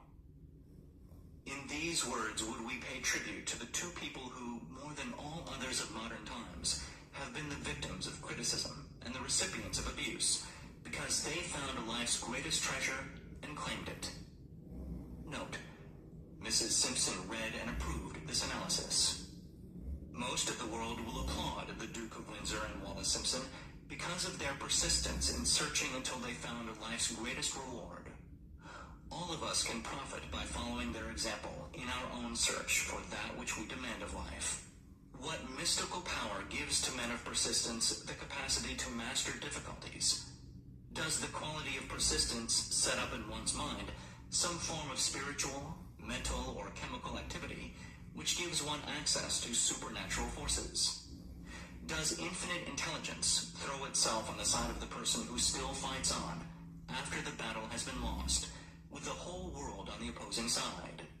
These and many other similar questions have arisen in my mind as I have observed men like Henry Ford, who started at scratch and built an industrial empire of huge proportions, with little else in the way of a beginning but persistence. Or Thomas A. Edison, who with less than 3 months of schooling became the world's leading inventor and converted persistence into the talking machine, the moving picture machine, and the incandescent light, to say nothing of 100 other useful inventions. I had the happy privilege of analyzing both Mr. Edison and Mr. Ford year by year over a long period of years, and therefore the opportunity to study them at close range. So I speak from actual knowledge when I say that I found no quality save persistence in either of them that even remotely suggested the major source of their stupendous achievements. As one makes an impartial study of the prophets, philosophers, miracle men, and religious leaders of the past, one is drawn to the inevitable conclusion that persistence, concentration of effort, and definiteness of purpose were the major sources of their achievements. Consider, for example, the strange and fascinating story of Muhammad. Analyze his life, compare him with men of achievement in this modern age of industry and finance, and observe how they have one outstanding trait in common: persistence. If you are keenly interested in studying the strange power which gives potency to persistence, read a biography of Muhammad, especially the one by Asad Bey. This brief review of that book, by Thomas Segru in the Herald Tribune, will provide a preview of the rare treating store for those who take the time to read the entire story of one of the most astounding examples of the power of persistence known to civilization. The Last Great Prophet, reviewed by Thomas Segru. Muhammad was a prophet, but he never performed a miracle. He was not a mystic. He had no formal schooling. He did not begin his mission until he was 40. When he announced that he was the messenger of God, bringing word of the true religion, he was ridiculed and labeled a lunatic. Children tripped him, and women threw filth upon him. He was banished from his native city, Mecca, and his followers were stripped of their worldly goods and sent into the desert after him. When he had been preaching 10 years, he had nothing to show for it but banishment, poverty, and ridicule. Yet before another 10 years had passed, he was dictator of all Arabia, ruler of Mecca, and the head of a new world religion which was to sweep to the Danube and the Pyrenees before exhausting the impetus he gave it. That impetus was threefold: the power of words, the efficacy of prayer, and man's kinship with God. His career never made sense. Muhammad was born to impoverished members of a leading family of Mecca. Because Mecca, the crossroads of the world, home of the magic stone called the Kaaba, great city of trade, and the center of trade routes, was unsanitary, its children were sent to be raised in the desert by Bedouins. Muhammad was thus nurtured, drawing strength and health from the milk of nomad, vicarious mothers. He tended sheep, and soon hired out to a rich widow as leader of her caravans. He traveled to all parts of the Eastern world, talked with many men of diverse beliefs, and observed the decline of Christianity into warring sects. When he was 28, Khadija, the widow, looked upon him with favor and married him. Her father would have objected to such a marriage, so she got him drunk and held him up while he gave the paternal blessing. For the next 12 years, Muhammad lived as a rich and respected and very shrewd trader. Then he took to wandering in the desert, and one day he returned with the first verse of the Quran and told Khadija that the Archangel Gabriel had appeared to him and said that he was to be the messenger of God. The Quran, the revealed word of God, was the closest thing to a miracle in Muhammad's life. He had not been a poet. He had no gift of words. Yet the verses of the Quran, as he received them and recited them to the faithful, were better than any verses which the professional poets of the tribes could produce. This, to the Arabs, was a miracle. To them, the gift of words was the greatest gift. The poet was all-powerful. In addition, the Quran said that all men were equal before God, that the world should be a democratic state, Islam. It was this political heresy, plus Muhammad's desire to destroy all the 360 idols in the courtyard of the Kaaba, which brought about his banishment. The idols brought the desert tribes to Mecca, and that meant trade. So the businessmen of Mecca, the capitalists, of which he had been one, set upon Muhammad. Then he retreated to the desert and demanded sovereignty over the world. The rise of Islam began. Out of the desert came a flame which would not be extinguished, a democratic army fighting as a unit and prepared to die without wincing. Muhammad had invited the Jews and Christians to join him, for he was not building a new religion. He was calling all who believed in one God to join in a single faith. If the Jews and Christians had accepted his invitation, Islam would have conquered the world. They didn't. They would not even accept Muhammad's innovation of humane warfare. When the armies of the Prophet entered Jerusalem, not a single person was killed because of his faith. When the Crusaders entered the city centuries later, not a Muslim man, woman, or child was spared. But the Christians did accept one Muslim idea: the place of learning, The University. Chapter 10. Power of the Mastermind. The Driving Force. The ninth step toward riches. Power is essential for success in the accumulation of money. Plans are inert and useless without sufficient power to translate them into action.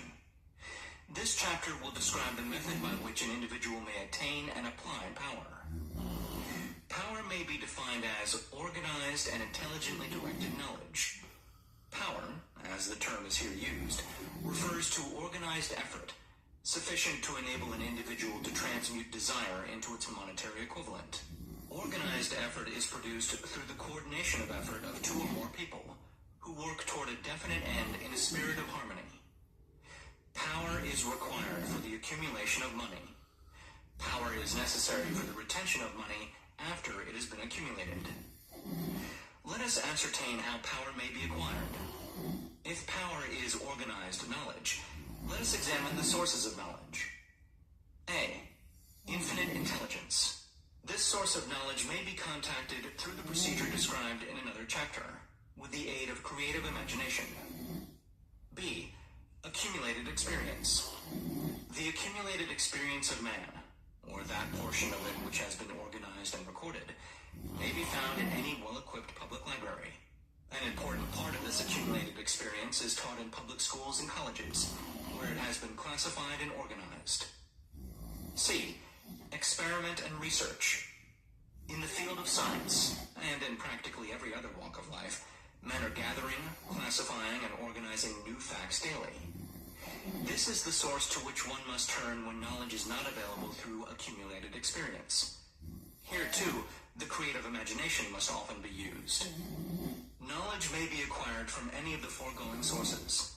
It may be converted into power by organizing it into definite plans, and by expressing those plans in terms of action.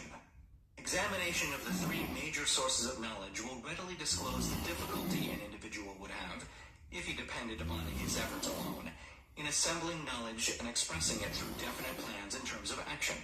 If his plans are comprehensive, and if they contemplate large proportions, he must generally induce others to cooperate with him, before he can inject into them the necessary element of power.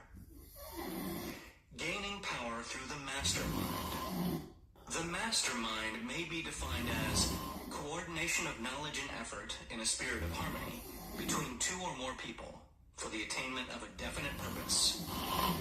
No individual may have great power without availing himself of the mastermind. In a preceding chapter, instructions were given for the creation of plans for the purpose of translating desire into its monetary equivalent.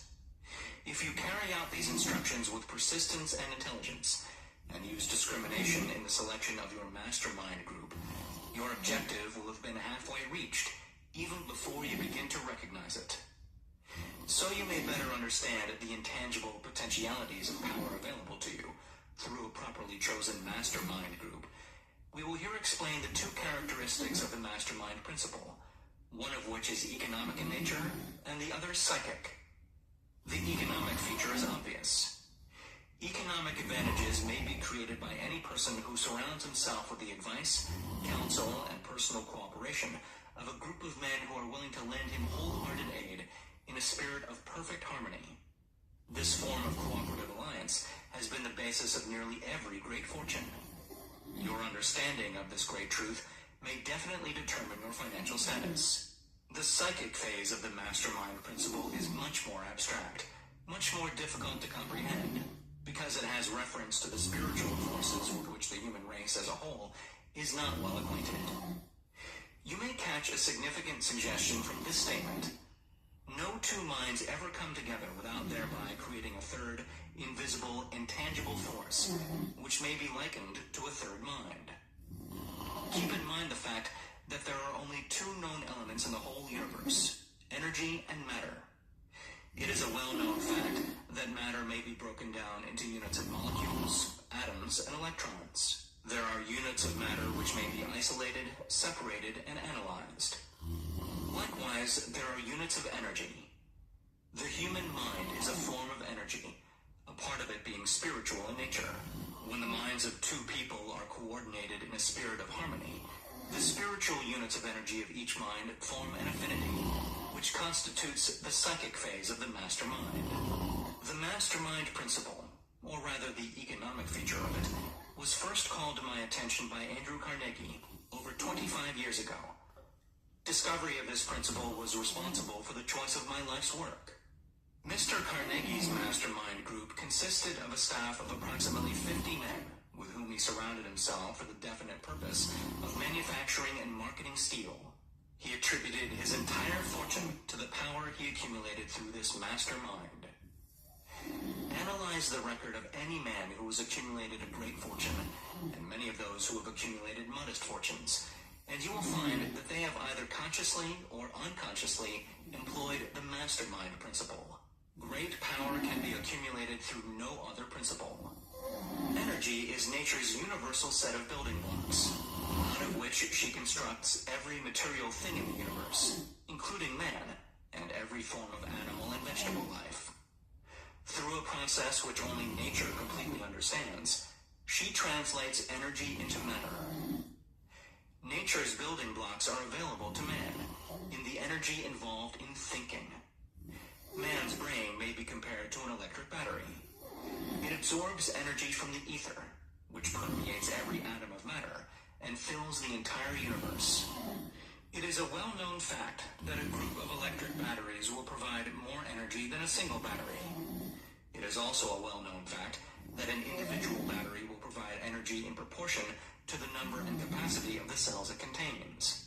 The brain functions in a similar fashion. This accounts for the fact that some brains are more efficient than others, and leads to this significant statement. A group of brains coordinated or connected in a spirit of harmony will provide more thought energy than a single brain, just as a group of electric batteries will provide more energy than a single battery.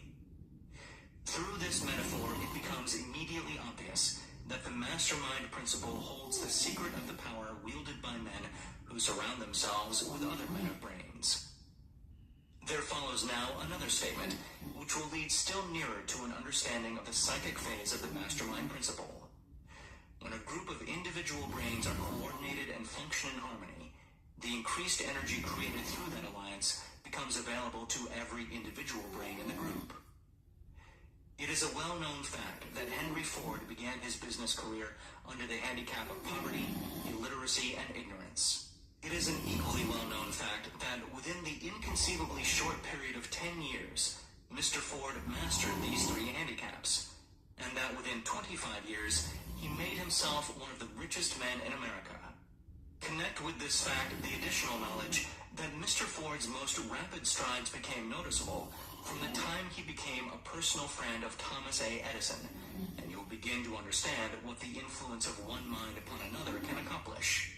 Go a step farther and consider the fact that Mr. Ford's most outstanding achievements began from the time that he formed the acquaintances of Harvey Firestone, John Burroughs, and Luther Burbank, each a man of great brain capacity, and you will have further evidence that power may be produced through friendly alliance of minds. There is little, if any, doubt that Henry Ford is one of the best informed men in the business and industrial world. The question of his wealth needs no discussion. Analyze Mr. Ford's intimate personal friends, some of whom have already been mentioned, and you will be prepared to understand the following statement. Men take on the nature and the habits and the power of thought of those with whom they associate in a spirit of sympathy and harmony.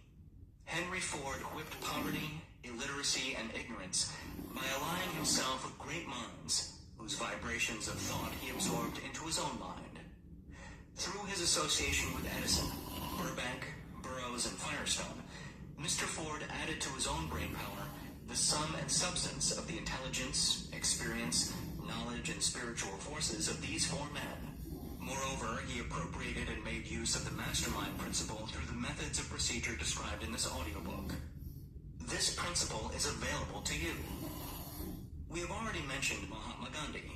Perhaps the majority of those who have heard of Gandhi look upon him as merely an eccentric little man, goes around without formal wearing apparel, and makes trouble for the British government.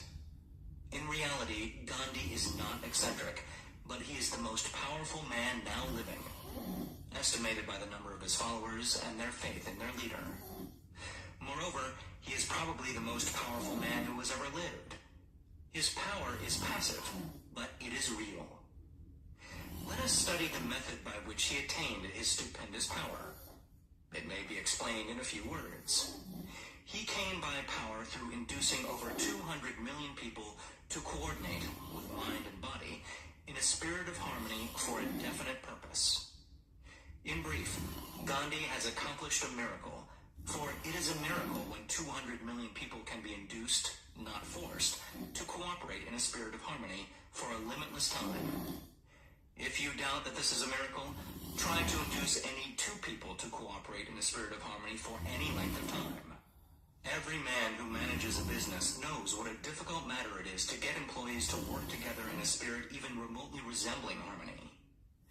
The list of the chief sources from which power may be attained is, as you have seen, headed by infinite intelligence. When two or more people coordinate in a spirit of harmony and work toward a definite objective, they place themselves in position through that alliance to absorb a power directly from the great universal storehouse of infinite intelligence. This is the greatest of all sources of power. It is the source to which the genius turns. It is the source to which every great leader turns, whether he may be conscious of the fact or not. The other two major sources from which the knowledge necessary for the accumulation of power may be obtained are no more reliable than the five senses of man. The senses are not always reliable. Infinite intelligence does not err. In subsequent chapters, the methods by which infinite intelligence may be most readily contacted will be adequately described. This is not a course on religion. No fundamental principle described in this audiobook should be interpreted as being intended to interfere either directly or indirectly with any man's religious habits. This audiobook has been confined exclusively to instructing the listener how to transmute the definite purpose of desire for money into its monetary equivalent. Listen, think, and meditate as you listen. Soon the entire subject will unfold, and you will see it in perspective. You are now seeing the detail of the individual chapters. Money is as shy and elusive as the old-time maiden. It must be wooed and won by methods not unlike those used by a determined lover in pursuit of the girl of his choice. And coincidental as it is, the power used in the wooing of money is not greatly different from that used in wooing a maiden. That power, when successfully used in the pursuit of money, must be mixed with faith. It must be mixed with desire. It must be mixed with persistence. It must be applied through a plan, and that plan must be set into action. When money comes in quantities known as the big money, it flows to the one who accumulates it as easily as water flows downhill. There exists a great unseen stream of power, which may be compared to a river, except that one side flows in one direction, carrying all who get into that side of the stream onward and upward to wealth, and the other side flows in the opposite direction, carrying all who are unfortunate enough to get into it, and not able to extricate themselves from it, downward to misery and poverty. Every man who has accumulated a great fortune has recognized the existence of this stream of life. It consists of one's thinking process. The positive emotions of thought form the side of the stream which carries one to fortune. The negative emotions form the side which carries one down to poverty. This carries a thought of stupendous importance to the person who is following this program with the object of accumulating a fortune. If you are in the side of the stream of power which leads to poverty, this may serve as an oar, by which you may propel yourself over into the other side of the stream.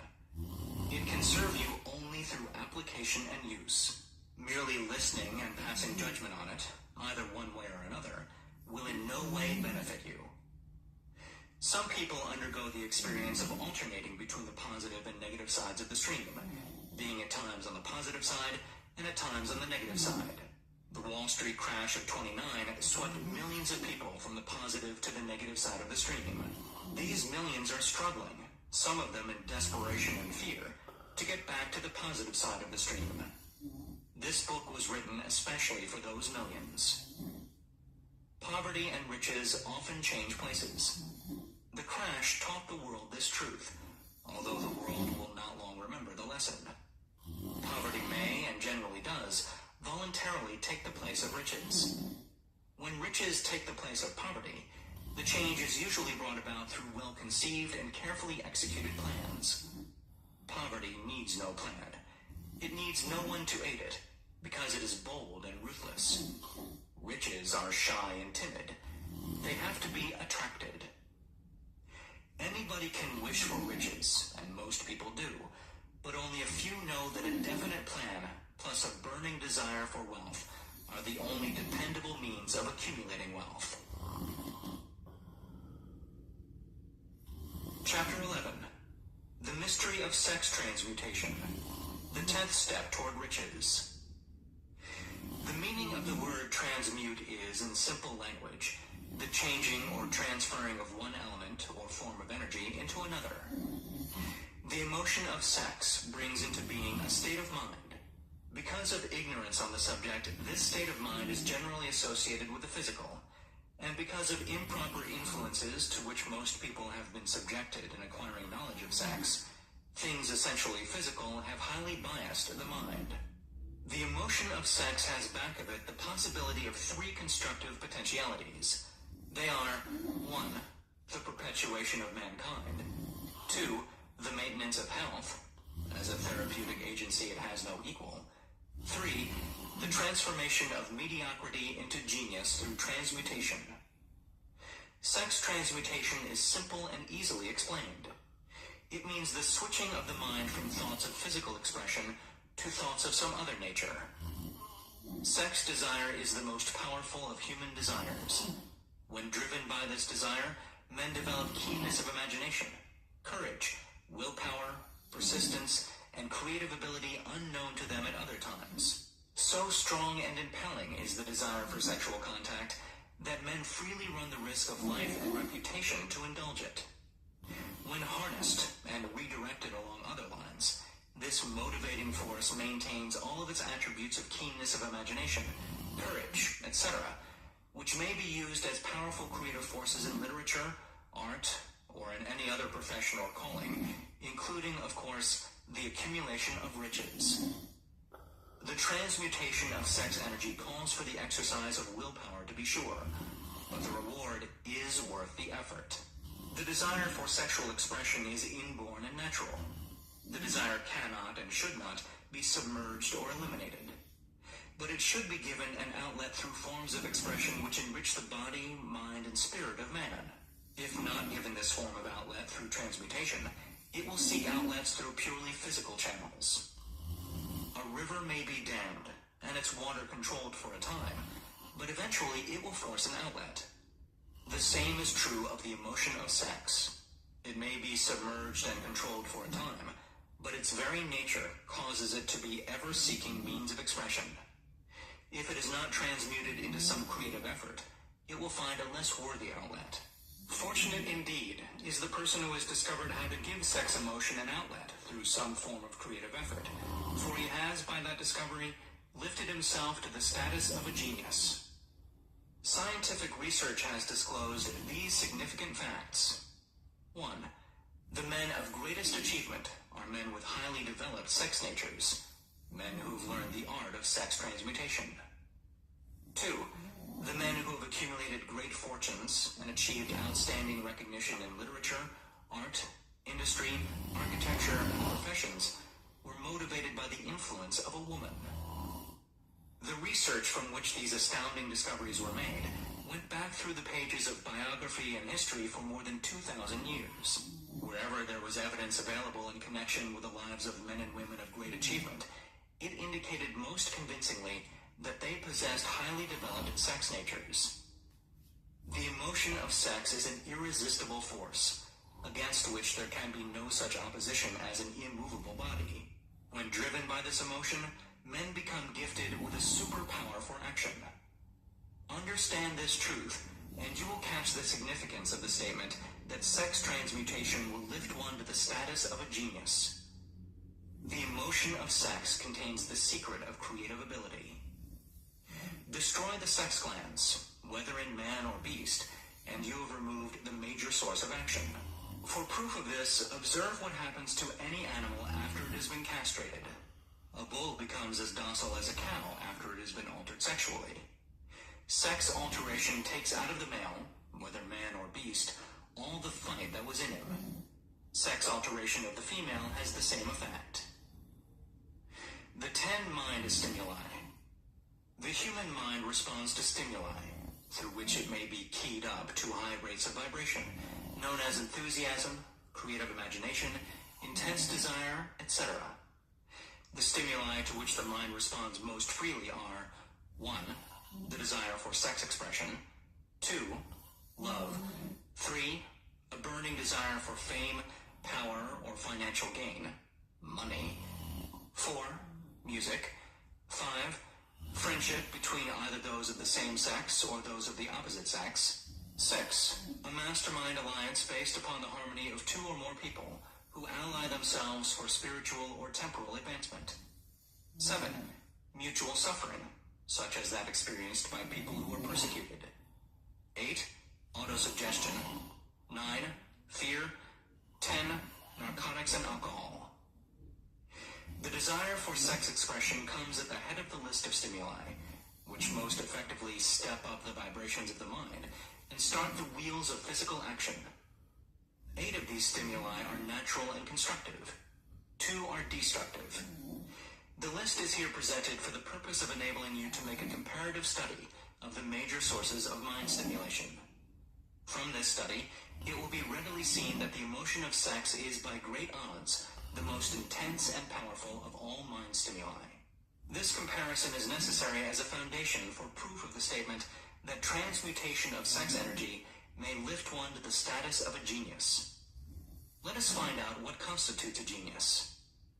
Some wiseacre has said that a genius is a man who wears long hair, eats queer food, lives alone, and serves as a target for the joke makers.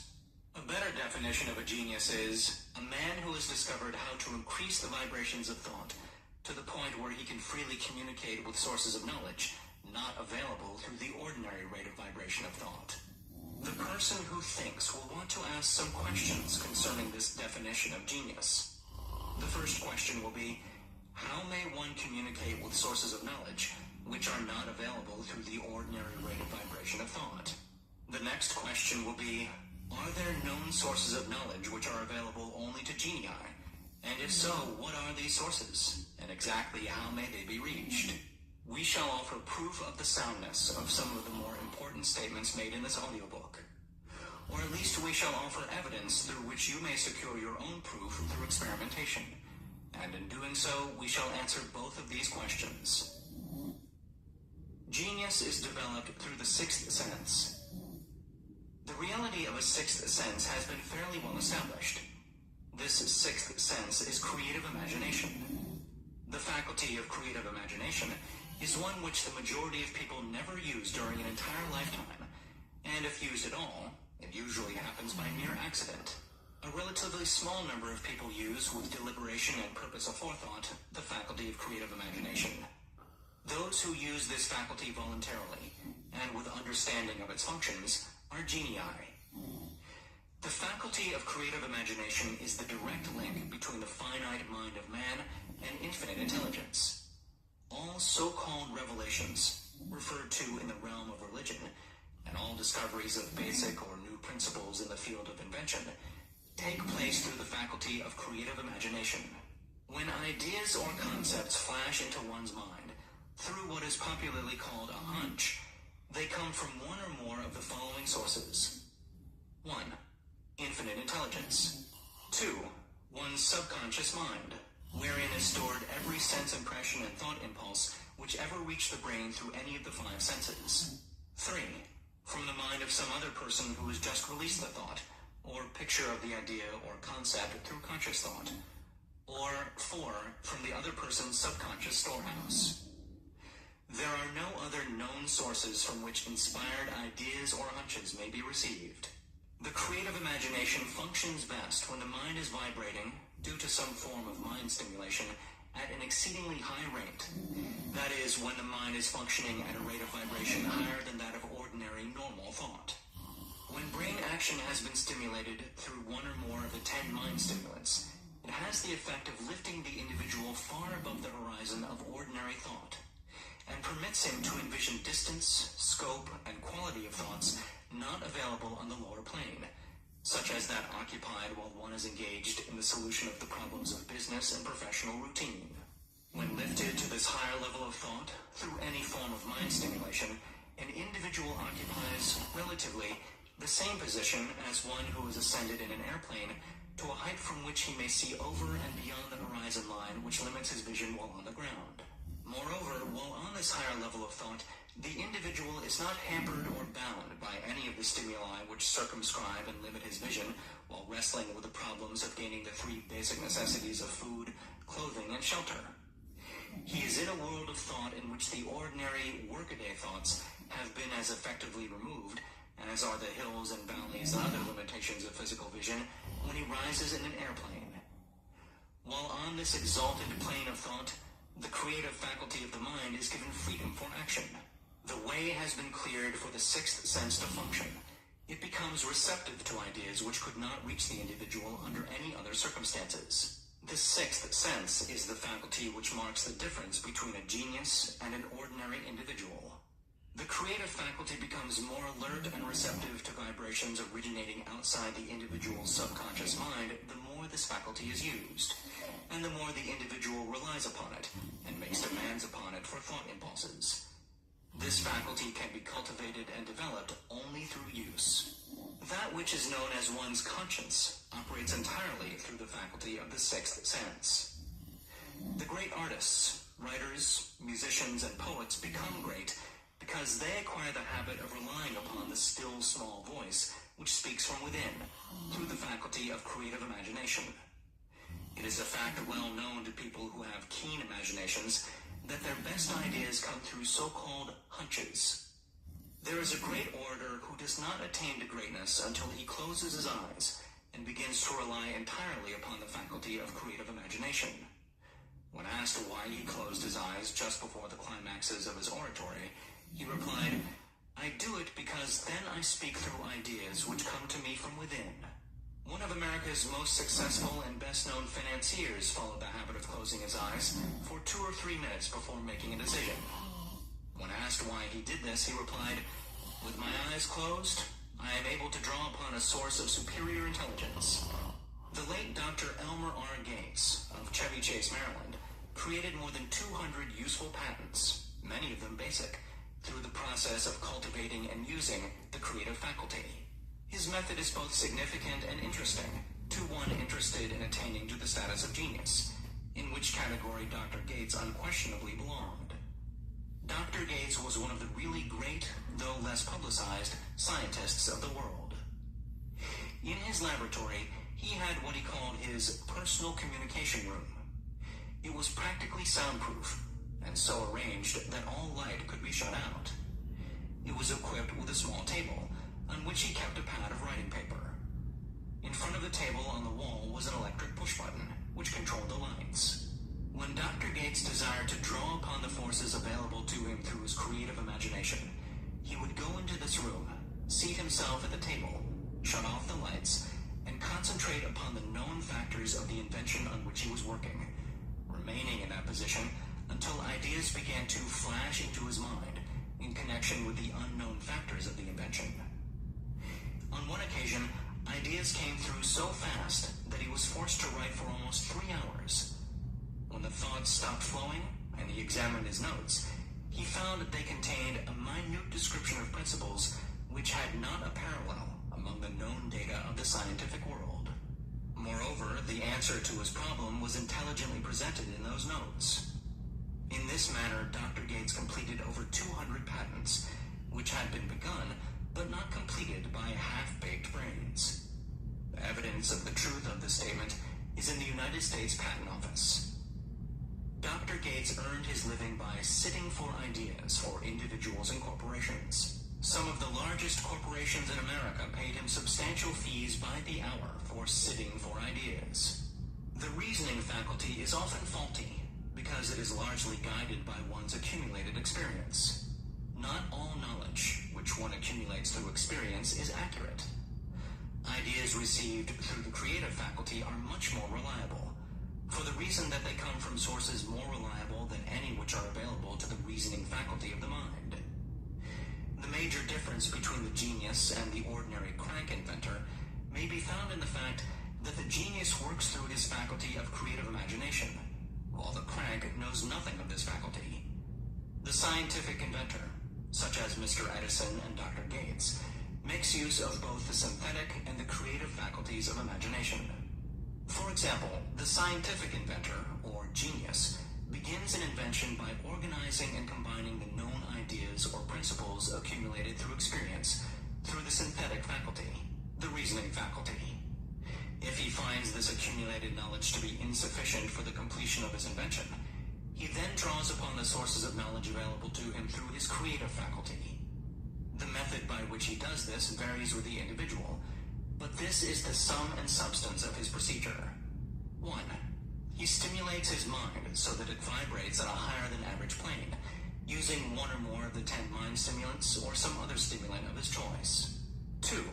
He concentrates upon the known factors, the finished part of his invention, and creates in his mind a perfect picture of unknown factors, the unfinished part of his invention. He holds this picture in mind until it has been taken over by the subconscious mind, then relaxes by clearing his mind of all thought, and waits for his answer to flash into his mind. Sometimes the results are both definite and immediate. At other times, the results are negative, depending upon the state of development of the sixth sense or creative faculty. Mr. Edison tried out more than 10,000 different combinations of ideas through the synthetic faculty of his imagination before he tuned in through the creative faculty and got the answer which perfected the incandescent light. His experience was similar when he produced the talking machine. There is plenty of reliable evidence that the faculty of creative imagination exists.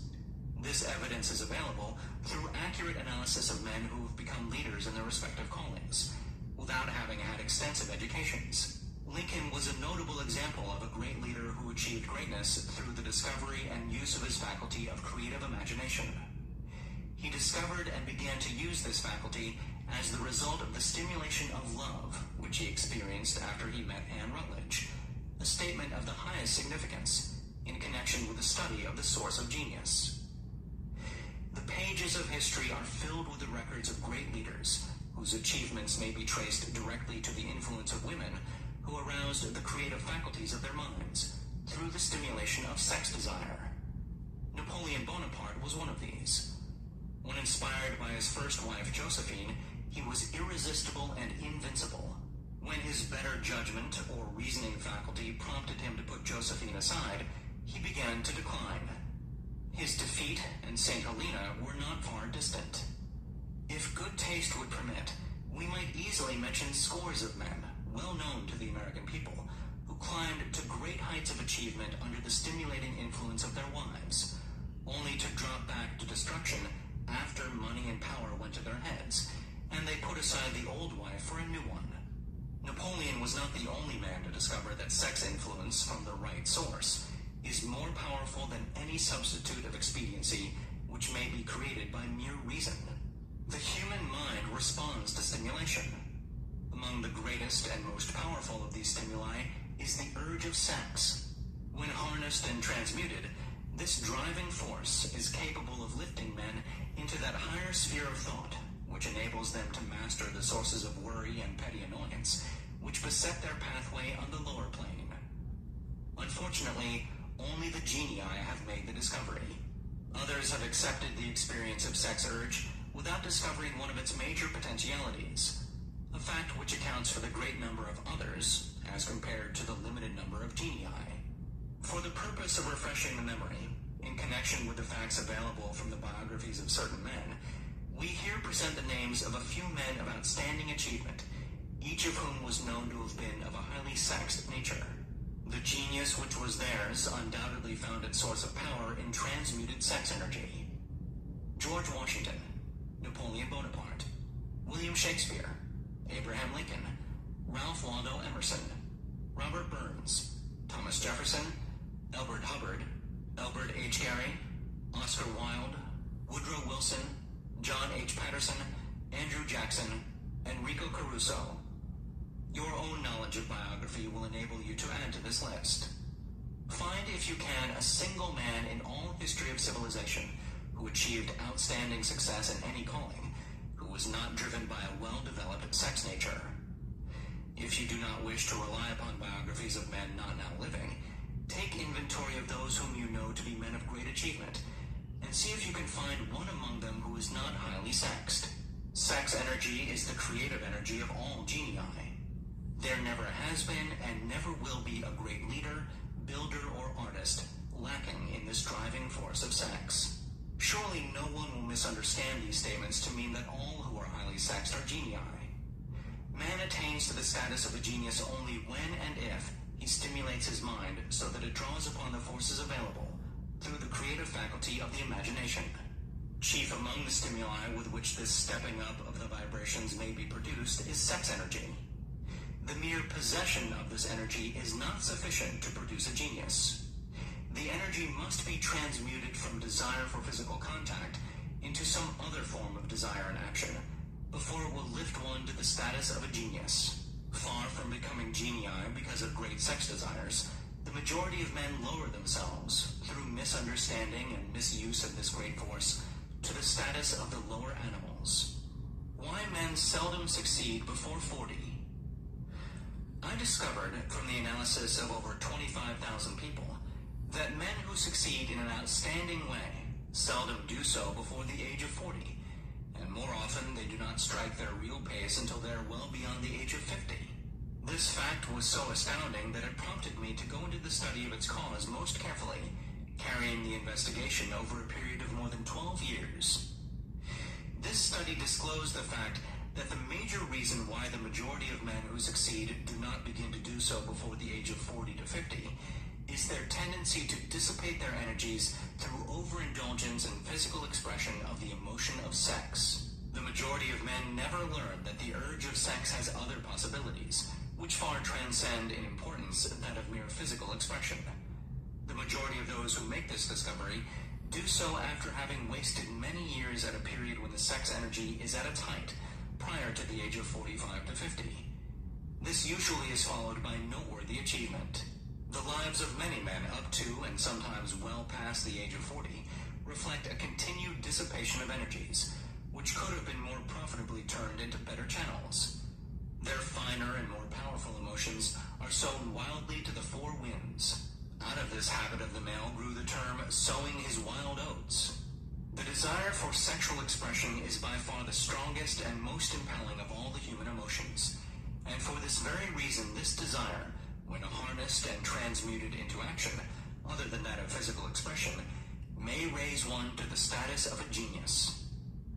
One of America's most able businessmen frankly admitted that his attractive secretary was responsible for most of the plans he created. He admitted that her presence lifted him to heights of creative imagination such as he could experience under no other stimulus. One of the most successful men in America owes most of his success to the influence of a very charming young woman who has served as his source of inspiration for more than 12 years. Everyone knows the man to whom this reference is made, but not everyone knows the real source of his achievements. History is not lacking in examples of men who attained to the status of genii as the